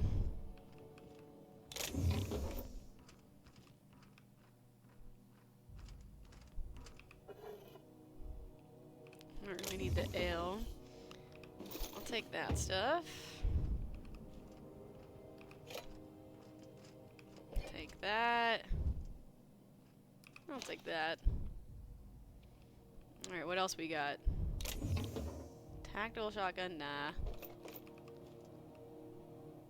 Nah. Sure. Sure. Yeah. Okay. Alright. Bread. Ooh, yes! Bro, this is so worth my time. Buying all this fucking key cards? Yo, this is absolutely worth my fucking time.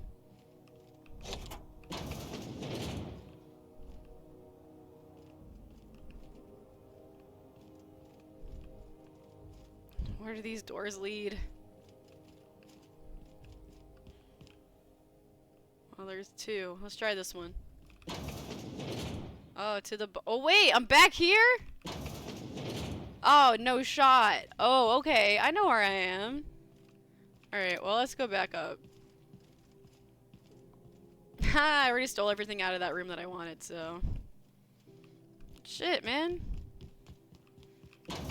What a crazy little adventure. Wait, how do I go back down? I forgot. Oh, there we go.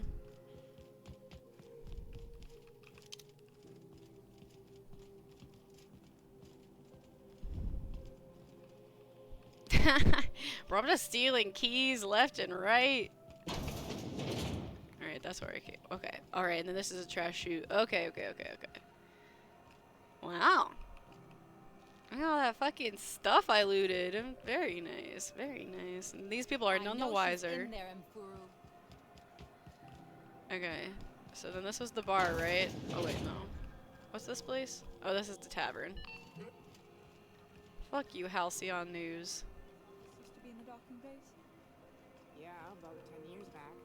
That was before Bedford negotiated for a bigger office on the promenade. Okay, whatever. Must be good at his job. Yeah, okay. Now I understand the layout. It's kind of coming together. Yeah, okay. Let's go to the medical bay. Are you listening to me? You can't keep me out of there. Please don't make a scene, Dr. Fenhill. I I am not making a scene. I've done plenty of smuggling runs, but this thing with the chemicals is bold. Alright, what are y'all arguing about? I'm sorry. Am I causing a scene? See, Umfuru? We could have avoided all this unpleasantness if you just... Let me get one thing straight. Jessie and I are not friends. I just owe her, okay? As for the rest, I'm trying to figure that out. All I know is that she's been here too long, and she's apparently not receiving visitors.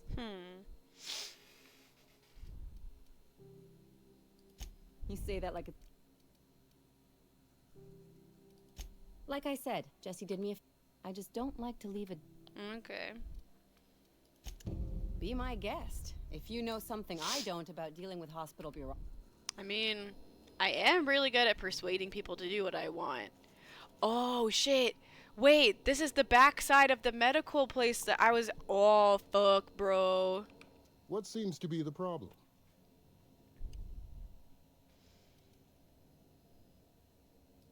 Not without dispensation from Chief. We don't have the ability to manufacture our... Okay, whatever. If only my other patients had so many inquiring after them.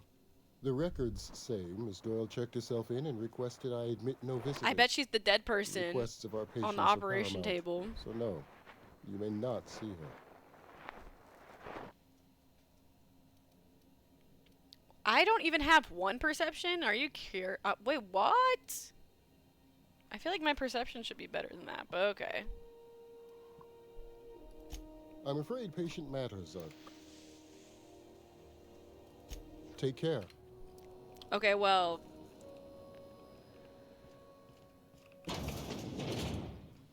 bet I can just sneak in there. Since he didn't stop me from walking back here myself, so... Patient's medical chart. Patient experienced unusual side effects post-hibernation after his latest voyage. Complains of longer delays and increased boredom, as if time itself is slowing down.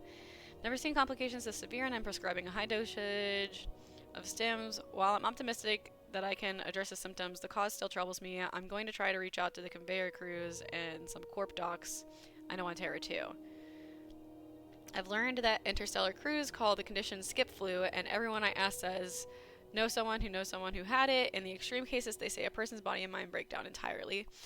Board medics, the few who bothered to reply, insisted the patient was making it up to shirk their duties. I don't believe my patient is lying. How do I prove that? Well, the board's not even going to review my evidence. Okay. Okay, these are just random nurses. But I can go into this restricted access area. So I'm going to do that.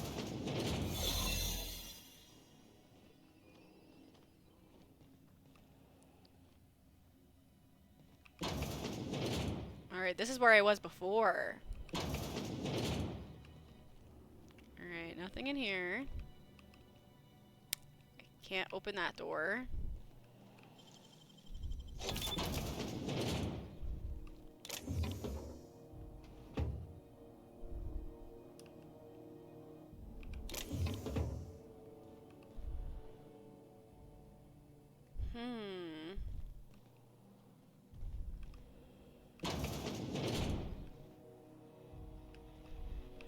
To the last Ratdodon grunt in time, leave me in peace!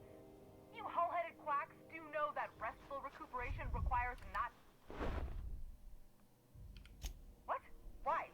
Everything's fine. We're all fine here. No need for her to be worrying her pretty little head. I'm just terrible, dreadful sick is all. Got a cough that won't quit and sores all over my body. Highly... Criminy. She really ain't gonna Alright, okay. We can just... Seems I've gotta do something before Ellie goes jabbering my business to anyone with one ear and an intent...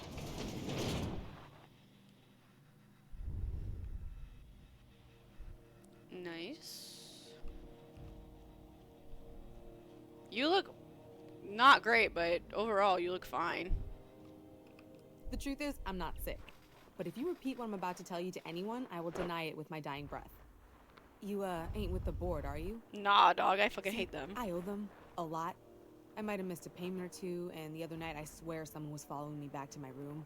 So I hold up here to lay low.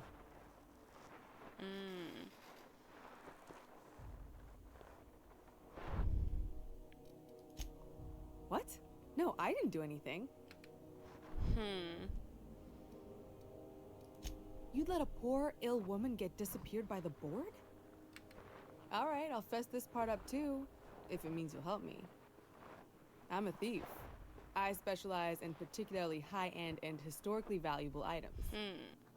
3 weeks back, I caught rumor that the Blood Tear diamond, last worn by an heiress on the Lost Hope, had surfaced for the first time in 70 years. If I had, you think I'd be hiding out in the Med Bay? I was gonna steal it, lined up Udom as my buyer. He paid half up front to finance the operation. Let's just say things went sideways about the time I got my hands on the diamond, and it crumbled to stardust in my palm. Damn. Anywho, I barely made it out with my life, and nary a plan to make back Udom's deposit. Oof. Did I do the orange? I said I'm back from the doorway. Like I said I'm back, and it was from the door. So I thought that's what you wanted for me to do for the redeem. But if you want me to do something else, I can do that. I can do something else.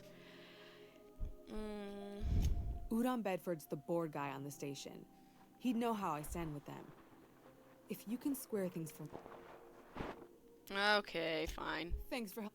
Or I guess I should.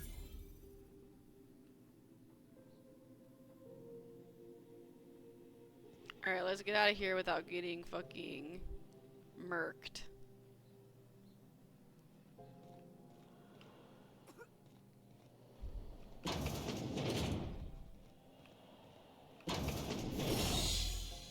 I am curious to know what's over here, though. Is it just the operating room? Okay, yeah. I love how they don't question the fact that, like, I'll be changing in between here and there. Alright, let me tell you what's going on. Any word up?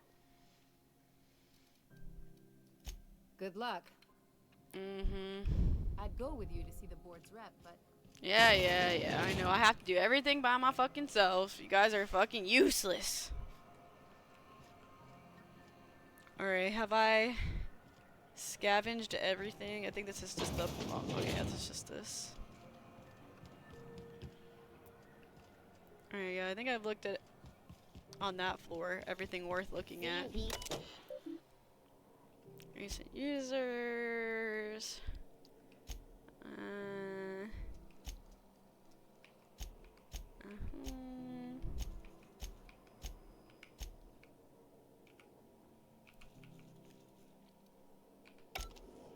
Okay. What about this one? Okay. Groundbreaker meetup. Ugh, okay. 20 years since our last meetup. I was hoping I'd get the old game back together. Things have changed. Gone corporate. Likely dead. No response to my last invite. I hope that means that your schedules are filled up. Oh my god. From Iceman. I have ice from a round trip. Okay.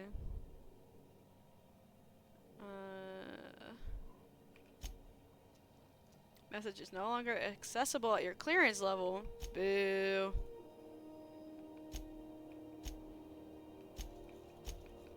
Wait, ship impounded. Just knows about Mohammed policies. If the board impounded your ship, take it up with the board. Their embassy is the Gaudi building opposite of Sublight's warehouse. Send them your questions, outstanding fees, and hate mail. Especially hate mail. If Groundbreaker impounded you, pay your damn fees and don't bother my people. JT. Wookie. Urgently looking for a new crew to sign up with. I've been stuck on Halcyon for almost a year now. I don't know what's holding my next post. Okay. My ship, I couldn't make the repair fees. Docking fees, refueling are the fees. My credit is shot to hell and corporate freighters won't hire me. Hoping someone with the buck to spare and a place to go is feeling charitable. This post has been posted 56 times in the last 632 days. Holy crap. Okie dokie. Alrighty then. Well, hey, I'd taken the strays. Well, okay. Try this. Hippopotamonstrosis quipdaliphobia. Hippopotamonstrosis quipdaliphobia. That is my best attempt at reading that word. I assume that's where the board is. Halcyon, and then sublights over here. Yeah. I'm like, this is like the main thing, so I'm probably gonna do that last. Go back to Byzantium, you gold-plated bastards. Ooh. Yeah, no one wants you on Groundbreaker. These stairs are board property. Disperse now, or I'll detain you for trespassing. Oof. Oh, real scary. You're really gonna arrest us on our station? Yeah, this is Chief Junling's ship. You don't own shit here. Step back. I'm required by board bylaws to use excessive force. I don't want to be a part of this. Our dads would space you for trying, you waste of O2 scrubbers. Yikes. Yeah, O2 scrubbers. Look, just get out of here before I tell your captain what you've been getting up to on the clock. Whatever. We got a date at the Lost Hope anyway. Is this really what you want to be doing with your life, Marcy? Guarding stairs for that walking mustache Udon fucking Bedford? Ooh, the tea. Detail. Damn, the tea. Have you seen this man? Reward offered for information leading to Oh shit, that's that guy. Phineas Wells. Report any sightings to your local board embassy. Have you seen this man? Reward offered. Huh? Huh? Unless you have business with the board, move along. I do have business with the board, but I'm gonna do it later. Reward offered for information leading to the capture of noted terrorist Phineas Wells. RT greeting, potential customer. Welcome to Atticus Unit Dispatch.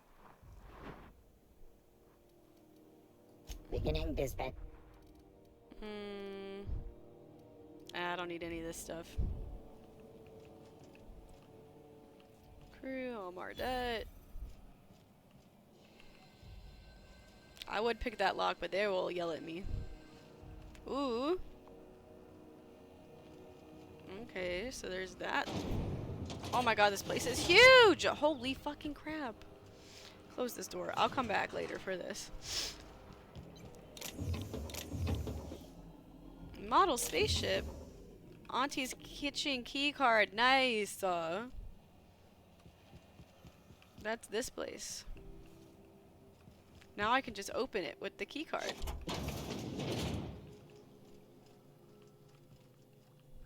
Fish sticks, bread, pasta. Oh shit! Why are there so many random dead bodies around here? They're just laying around. Like, damn. Could they clean them up at least? Jesus Christ. I'm like jump scared every time. I'm like, damn. I'm like in the side of a ship. I'm not expecting to come across all these dead bodies. Lord. Okay. Uh-huh. Okay. Sure. Sure, Jan. Oh my god. Hello. Bro. Golly. Okay, alright. What's this? Armory. Alright. You look like... Not me, but it's in my... Mm-hmm. I was born... Okay, I don't need your stuff right now. Alright, this place... Spratwurst vendor. Yuck. Hello. I love I can just walk in. They don't say anything to me. Why do you look like that? Alright, this is Sublight. CNP Borscht Pockets can be microwaved in 2.5 seconds. Borscht Pockets. 2.5 seconds? That's fast as fuck. Oh, neat. Starlight. Stuff in here I ain't seen in ages.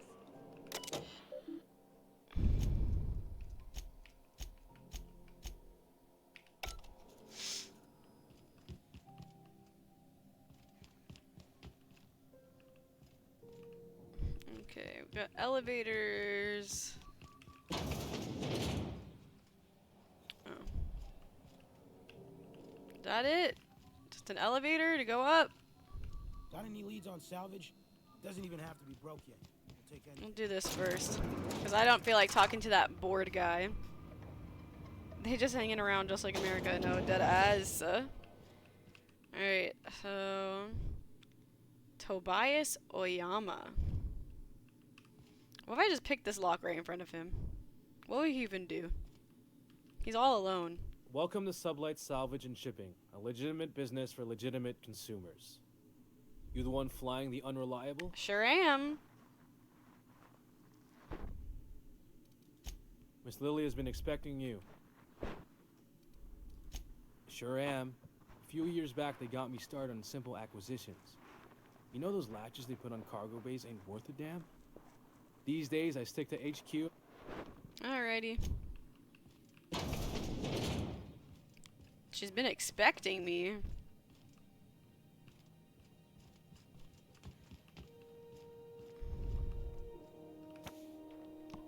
Dangerous Frontiers by Ophelia Sweeney.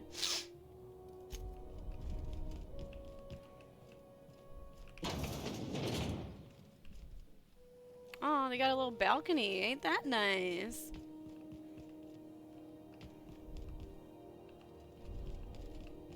Hello. So you're the new captain in town. I was hoping you'd make your way to my office. Lilia Hagen, CEO and Executive Director of Aggressive Operations. I'm guessing you already know about Sublight, otherwise you wouldn't have come.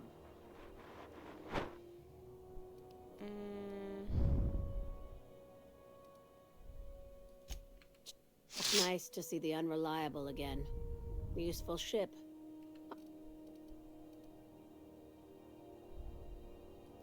Is Ada still at the helm? I don't know how many times I told. I have a salvage job for someone light on corporate ties with a It's never straightforward with you Sublight folk. If you have a nav key to Stellar Bay, the job's yours.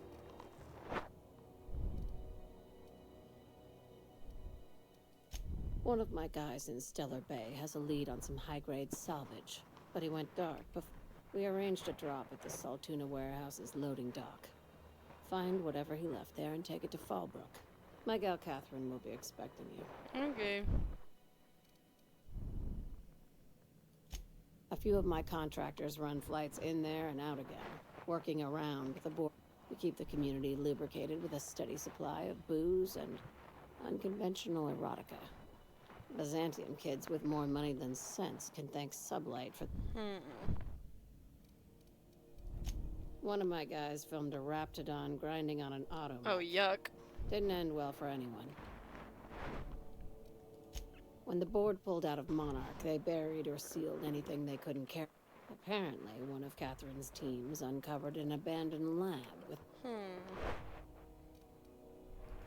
It's exactly 1 million bits per cubic meter. Damn. Before you get too excited, the only thing rarer than Alta Vitae gas is a reliable buyer. Dangerous stuff. Acid for the nuclein in your cells. It's no good to anyone outside of... Now, one last thing. When you're on the job, keep a pair of eyes in the back of your...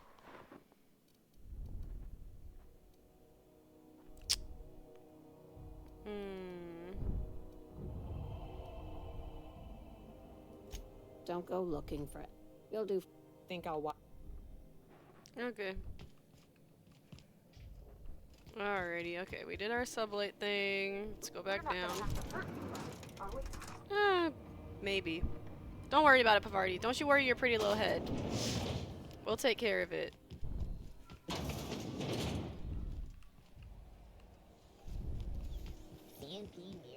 Alright, but we can't do anything until we get our ship unimpounded, so... I think it's finally time to face the music on that one. You know, I used to look up to the board, till they abandoned us. Sooner we escape their presence, the better. I think everything in here is worth more than I made in my whole life. From the dangers of alien wildlife Alrighty. and unemployed. Talk to your local manager about applying qualifying for military training and lend your life to protecting our wonderful brands and Oh products. my god, that overhead voice is annoying. Military service does not guarantee full employment rights, tax Requires breaks, military passcode to discount, health unlock. benefits, military burial, participation medal, training, or Troopers, weapons. locked doors. Oh. This has been Halcyon News. Oh, okay. Alright, asshole. Ah, yes. Wheeler messaged me you were coming. You must be the captain of the Unreliable, a vessel that used to be helmed by one Alex Hawthorne. And you are not he.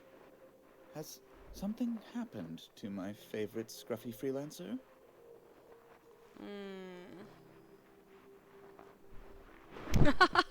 This third one is crazy. I'm gonna wring your scrawny neck, you sprat fuck. Give me back my ship. I'm here to turn Infinius Wells. Holy shit! If I said that, bro, I wonder what would I wonder what would happen. Oh no, this is terrible. My dear friend, what devilry is this? In whose miserable fever dream am I trapped? Bro, what? Oh, Alex. There were so many arguments we'd yet to have. Bro. Homie's a freak. What was your relationship with him? He was my dearest friend. My only friend. Oh man, that sucks. You have his ship, you must know. That picture of us on the promenade, me hugging him, him wincing. I keep a copy beside my bed. Did he? Sure. Ah, that's just like him. Tell me.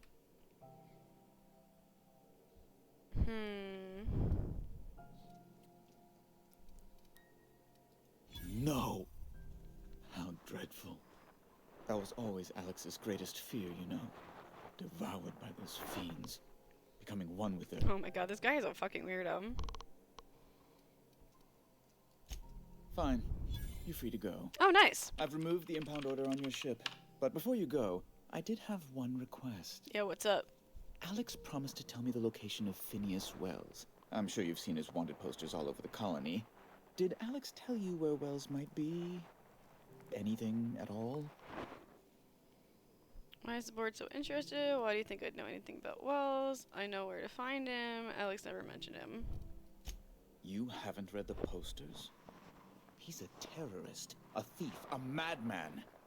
It's really in the colony's best interest that we stop him before he does further harm. If the board doesn't like him, then I like him. That's... well, that's just terrible news. Law, what am I going to do now? Oh, I'm sorry. This is terribly...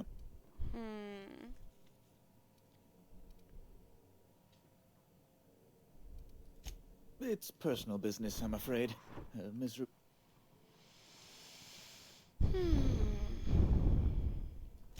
I don't intend to be. It's... Information on the whereabouts of Phineas Wells would go a long way. It's fine, really. It's... Now, if you've nothing else, please... Miss Doyle owes the board a significant sum. Alas, the only collateral she has is her organs. Compulsory donation is quite legal in such cases.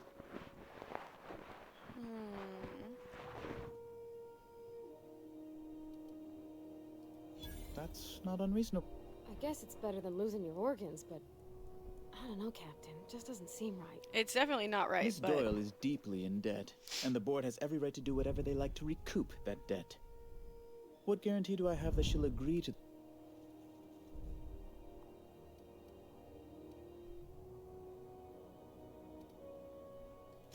You might be surprised. But I will recall my collection agent. Tell Miss Doyle to report to me promptly. Okay. Now, is there anything else you need, or... Be...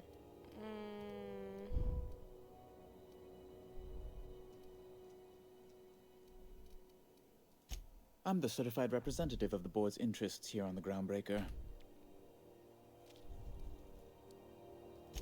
I have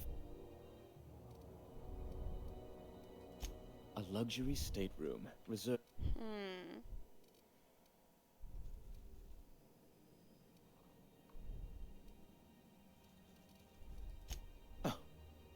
law, of course not. As this office is the primary embassy for the board on Groundbreaker, corporate bylaws... Oh, you've noticed my friend? They're here to... Okay. Precisely. Ground...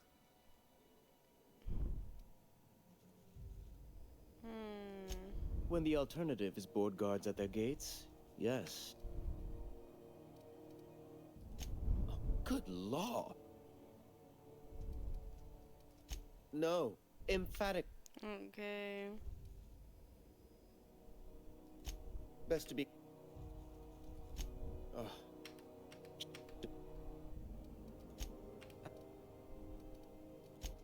Alright, that's everything from this guy. I want to go in there, but now is not the moment. Alright, let's go back to the sick bay and let the lady know that she's an indentured fucking servant now, essentially. It just me, or has it been deader than usual? Oh, there it is.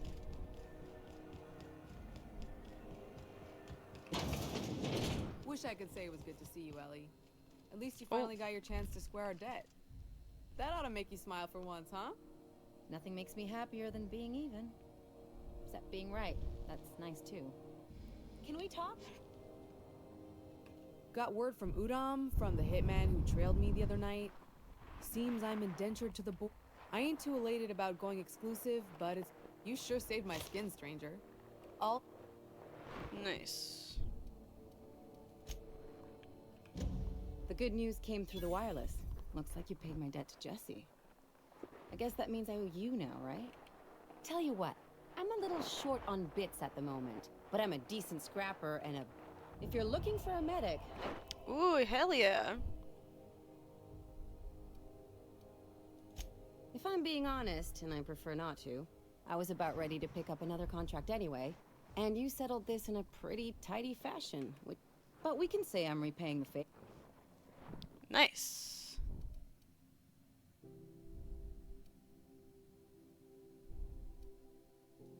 You won't be sorry. Traveling in style, are we? About time I made friends with the Sawbones.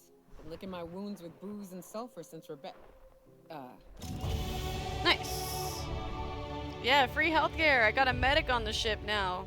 Hell yeah, baby. Side quests pay off.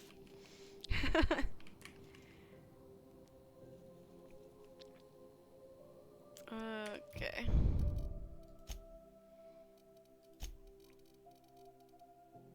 Let me...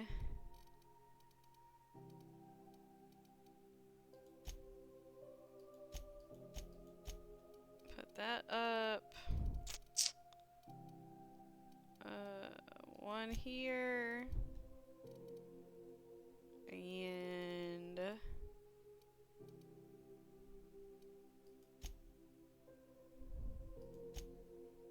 2 there. I'm gonna increase my hacking skill. And, you know, what else? What else? One more.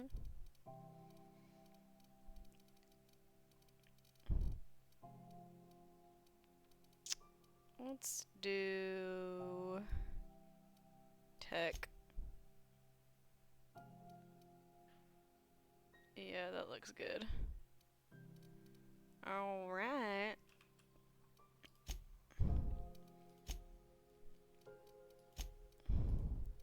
Jesus. Okay. Sweet. I haven't even done any combat, but I leveled up again. Side quests are dumb, angry guy 2015. Dude, I like side quests. They level you up.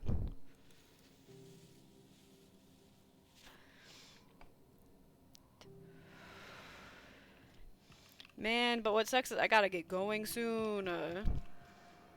I want to finish up my business on this ship. CNP, I can't believe it's not forced. If Bungo I think I have some junk to sell. Hold on. Itching.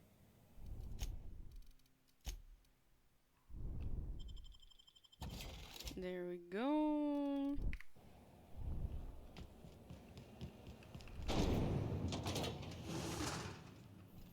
Whoa. This is how XF411s? And an old Yakita 37? You think they...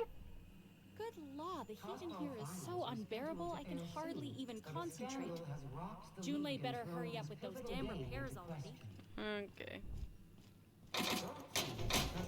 So much wasted space here. Okay, so this is that lady. Talk to her in a second. Spent all day in here and not have looked at half the best stuff. It's all pretty warm. You know, Pavardi is super excited to be in here. This story brought to you by Halcyon News. Where the hell have you been, Private? You've missed 3 shifts without notice. I was fixing that toilet you sent me to repair. The one above Okay, the it's Lost this Hope. guy. That was days ago. The fucking door. It locked behind me. And it wasn't until this freighter captain found me that I... You're lucky the chief would have my ass if I spaced you. Now get back to work, Private. Right away, sir. How about he's smoking a cigarette while having this conversation? What is down there? You see there's like enemies down there. Alright, let's go talk to this lady.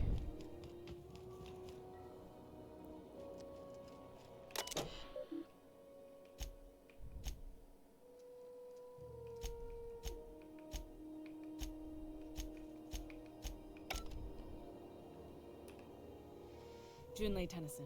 I'm captain around here, but chief to my friends. Hope you don't mind the formal introduction. Okay.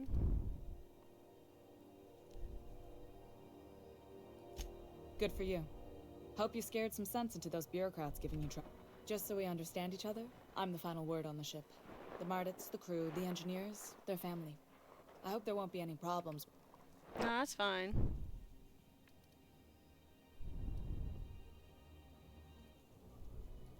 Ain't that all? So what brings you to Groundbreaker? I'm curious. I'm sure there's we see.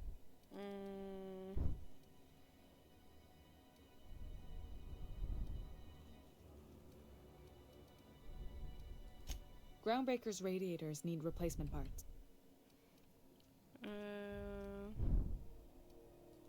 Only the board has access to new parts. None. Every time. Yeah.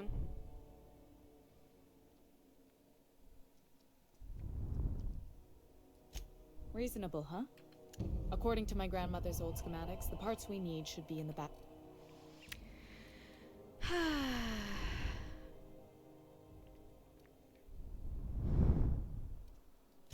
Sorry, I forgot.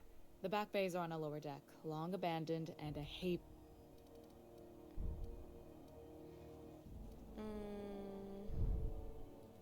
I have. One of my engineers, plus a... I can't afford to lose any Mardits on this job. No,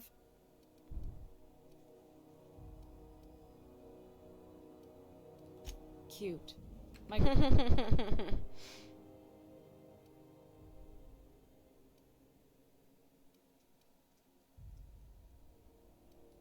You must not have been here long.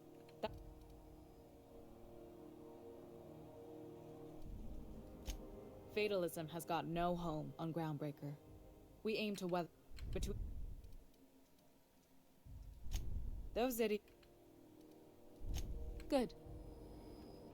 Sorry. Okay. What? I didn't think you just... Parvati, is it?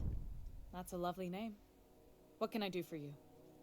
I was just thinking, I haven't got much experience working with actual, real spaceships, Miss Junlei. Chief Junlei. Junlei is fine.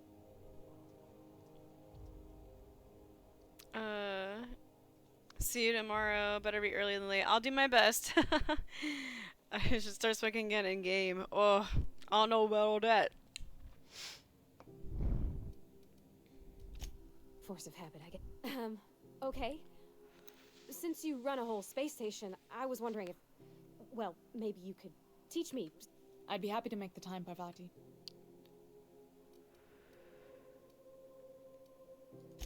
Wow, great. I'll do that then. Messages. Later. Oh, your name's pretty too. I should have said... Sorry. Couldn't have done it without your moral... Now, if there's nothing else, there are other parts of the ship begging for my... Alrighty. That Chief June? Oh, was that about back to the ship? Going without you. Well, I didn't expect her to be... She's very competent. She's okay. Are you alright? Gosh, did you see how everybody on Groundbreaker listens to Junlei? She... It's just... Alrighty. Ooh. Oh my god.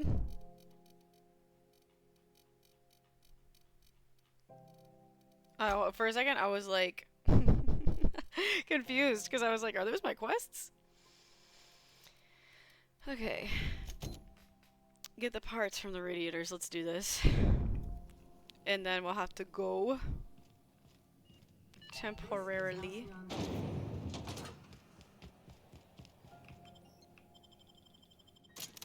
Let's go. Back bays. Who the... Hey, McRed, were you expecting any company? A neighbor from above approaches our realm. Back away now, or you'll parley with the king. Y'all seem a little unhinged. Look at this ripe piece of meat, you. Time to feed the flick. How the fuck have the weak-kneed constituents of this ship not killed him yet? Say the word, and I'll... Is this what carbon monoxide poisoning looks like? You came with the crew.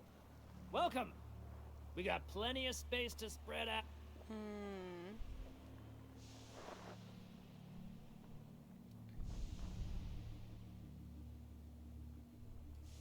I know this ain't a toy, neighbor from above. It's a catalyst, just like me. Keep talking, I like the sound of your voice. Oh, wait, is this one of the... Oh, this is like one of my bounties.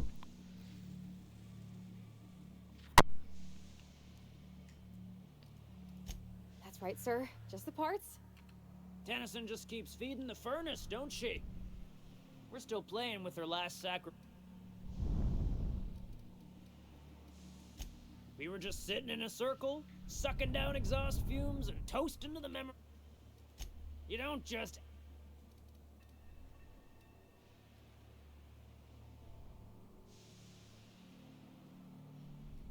Under its skin, you've...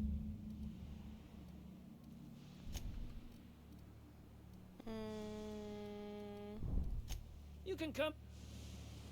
Okay.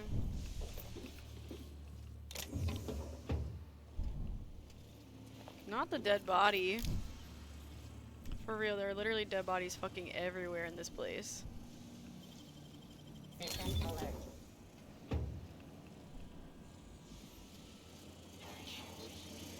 Medical drone. Those colors. This is helpful.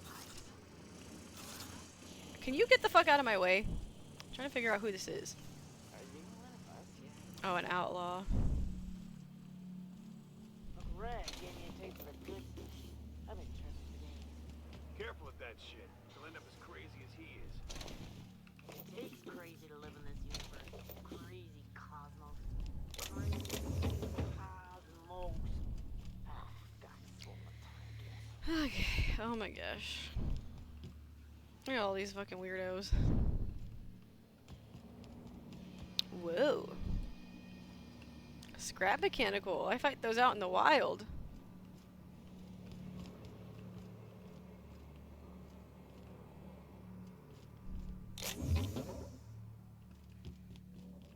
It's so cozy. Oh yeah. Very cozy.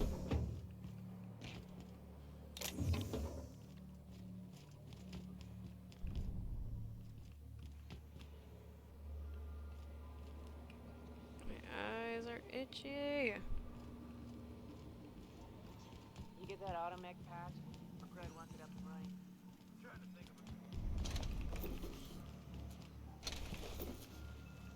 Jesus Christ. Shit is literally so crazy down here. Okie dokie, let's do this thing. I guess we gotta go down here, or up here. The place is falling apart. Can't spell groundbreaker without broken. Oh, wait. Liz gonna be pleased as pie when we show her these. Yeah, sweet. Alright. There's so many little spaces around here.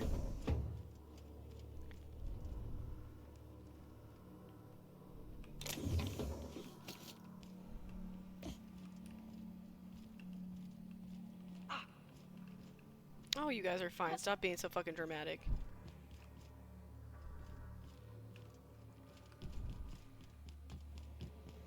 Alright, there's a few other places to go down here before I leave.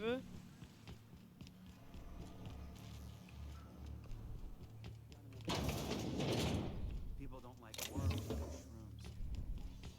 Backside still smarts. Does everyone get branded? Outlaw squad leader. What the frick is this? It's a priceless canvas now that it's home to an original McRae. Combat drone. Yeah, I don't want to have a shootout down here yet.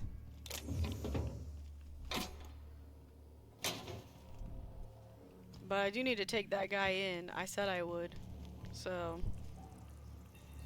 there's like one other place. There's like a crawl space. Ew!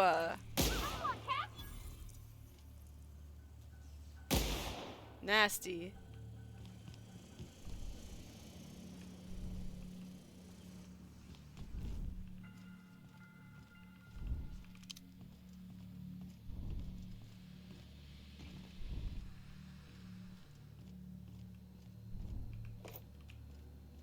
Today's my birthday.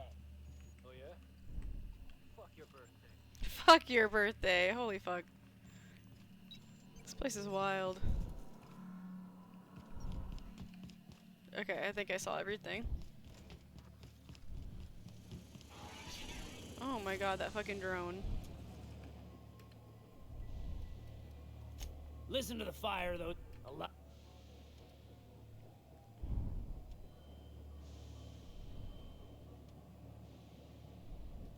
My flame?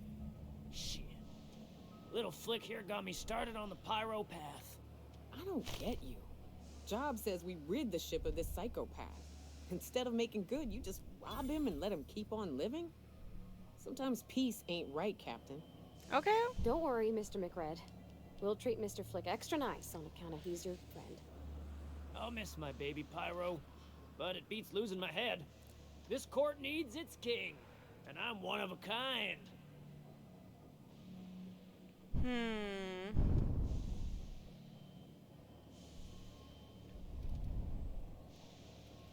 Late. They rejected it again, didn't they? I thought I could take my fungus Rizzos wouldn't know innovation if it bit him on their backsides. You're a natural inventor, Mr. Kind of you to say, engine gal. Ship got impounded. The crew and I racked up a debt while we were grounded. That's bureaucracy. Did I finish that quit or quest?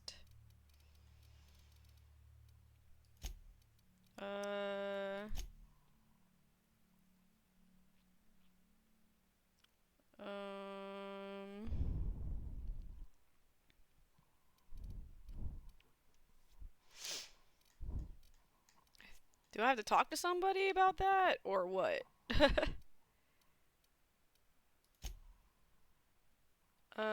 Hunt down and kill. Claim the bounty. Based on the bounty listing was last sighted back bays. Take him out. Okay. So I just need to do this. Alright, let's do this real fast. Actually, wait, I lied. Let's do this one and then we'll do that one. And then I gotta go for real. Okoye is not happy though that I decided to let him live. I wonder if that will bite me in the ass later on.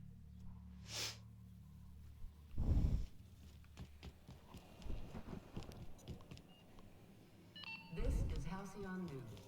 We interrupt your regularly You've returned, and in one piece. Color me impressed. Good work. I'll take those. I need you to head through the large door at the far end of engineering. Take the elevator down. There's a terminal in the back. Activate it when I call over the ship's PA. And bring weapons. There's a slight Mantipillar infestation. Oh my god. Don't worry, Miss Junlei. We'll be super gentle with the ship. You don't got a thing Oh to my worry god. I'm genuinely heartened. Girl, don't kiss ass too hard, okay? You're doing a little too much. To go back down again.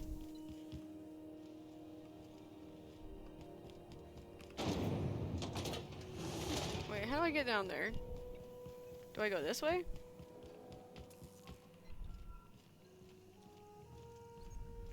How the fuck do I get down there? Oh shit, I can see them down there. Oh, right here. Alright, crew, we got this.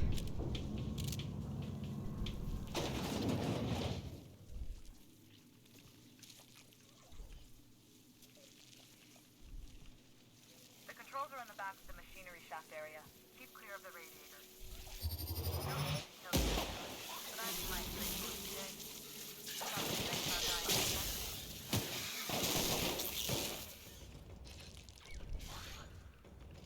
Where's the last one? Oh wait, where is it? I don't see it. Oh, okay. That's the last of them. Nice. Good job, guys. Okay. Anything down here worth looting?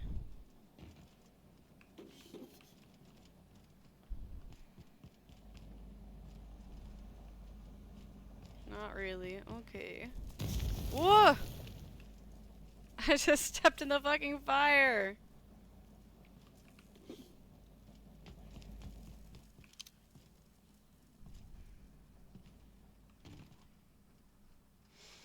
Okay.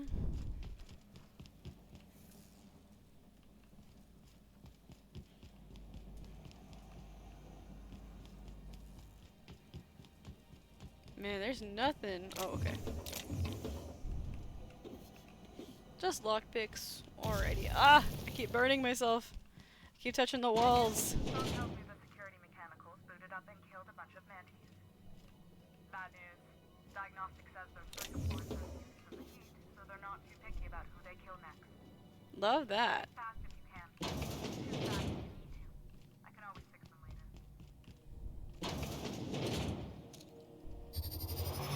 Let me go!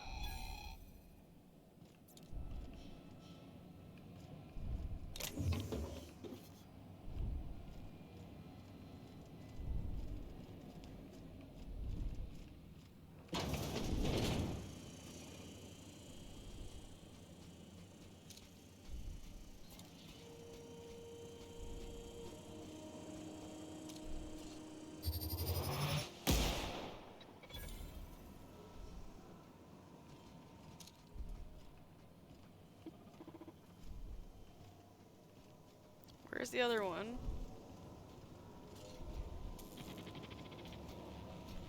Incoming, Captain!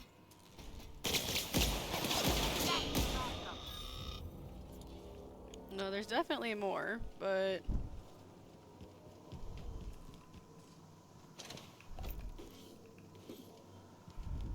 System alert. I hear them, but I don't see them.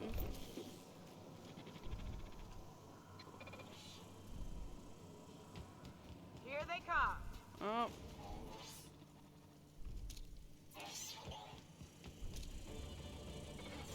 Wait, fucking where? Oh, down there? Okay, you guys take care of that.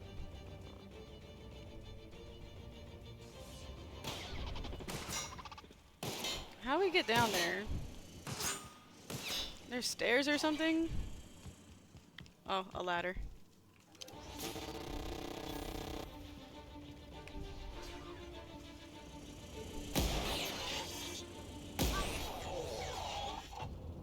There we go. That's the terminal.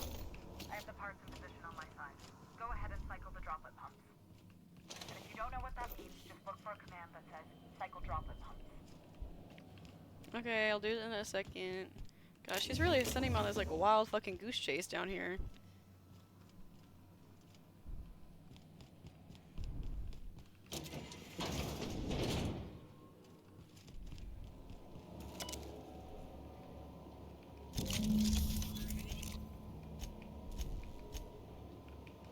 Done.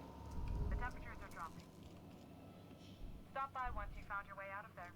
Groundbreaker owes you. Stop by once you found your way out of there. Damn, thanks so much.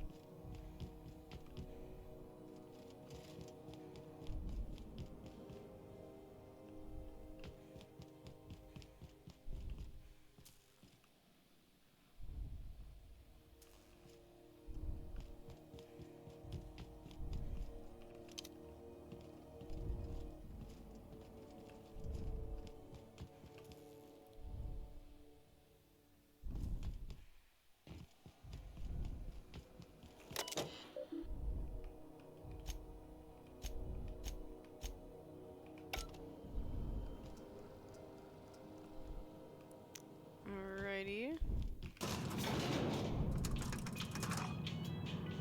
The elevator music.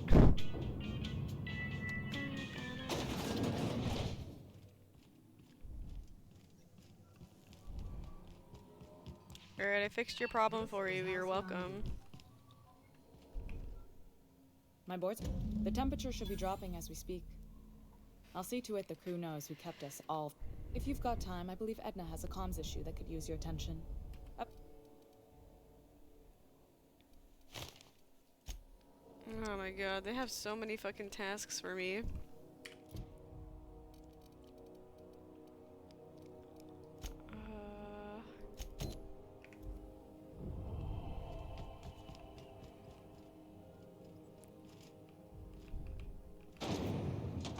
Nice. We're now friendly.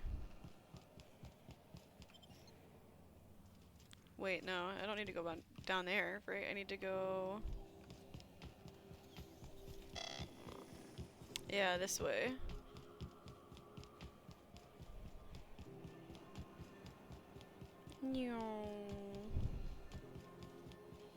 Rizzo's knock you out.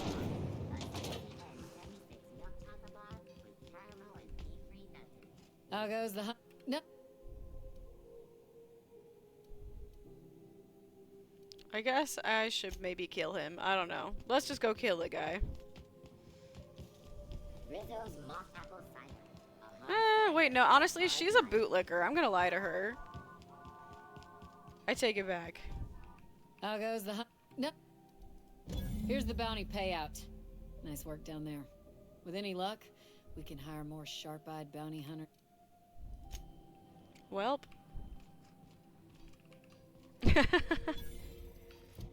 Cool. Oh shit. This is why I came here in the first place. I haven't even done this yet. What time is it? Ugh, you guys.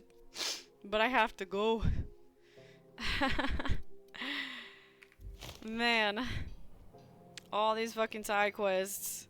I did a whole lot of just talking. But thank you guys for hanging out. I am done for the day, but I will be back tomorrow. Sometime in the evening. Sometime around like 10-ish, I'll be back. So thank you guys for hanging. Thank you for listening to my woes. And I will see you guys tomorrow around 10 p.m. EST. Stay hydrated, stay healthy, and stay lucky as always. Bye, y'all.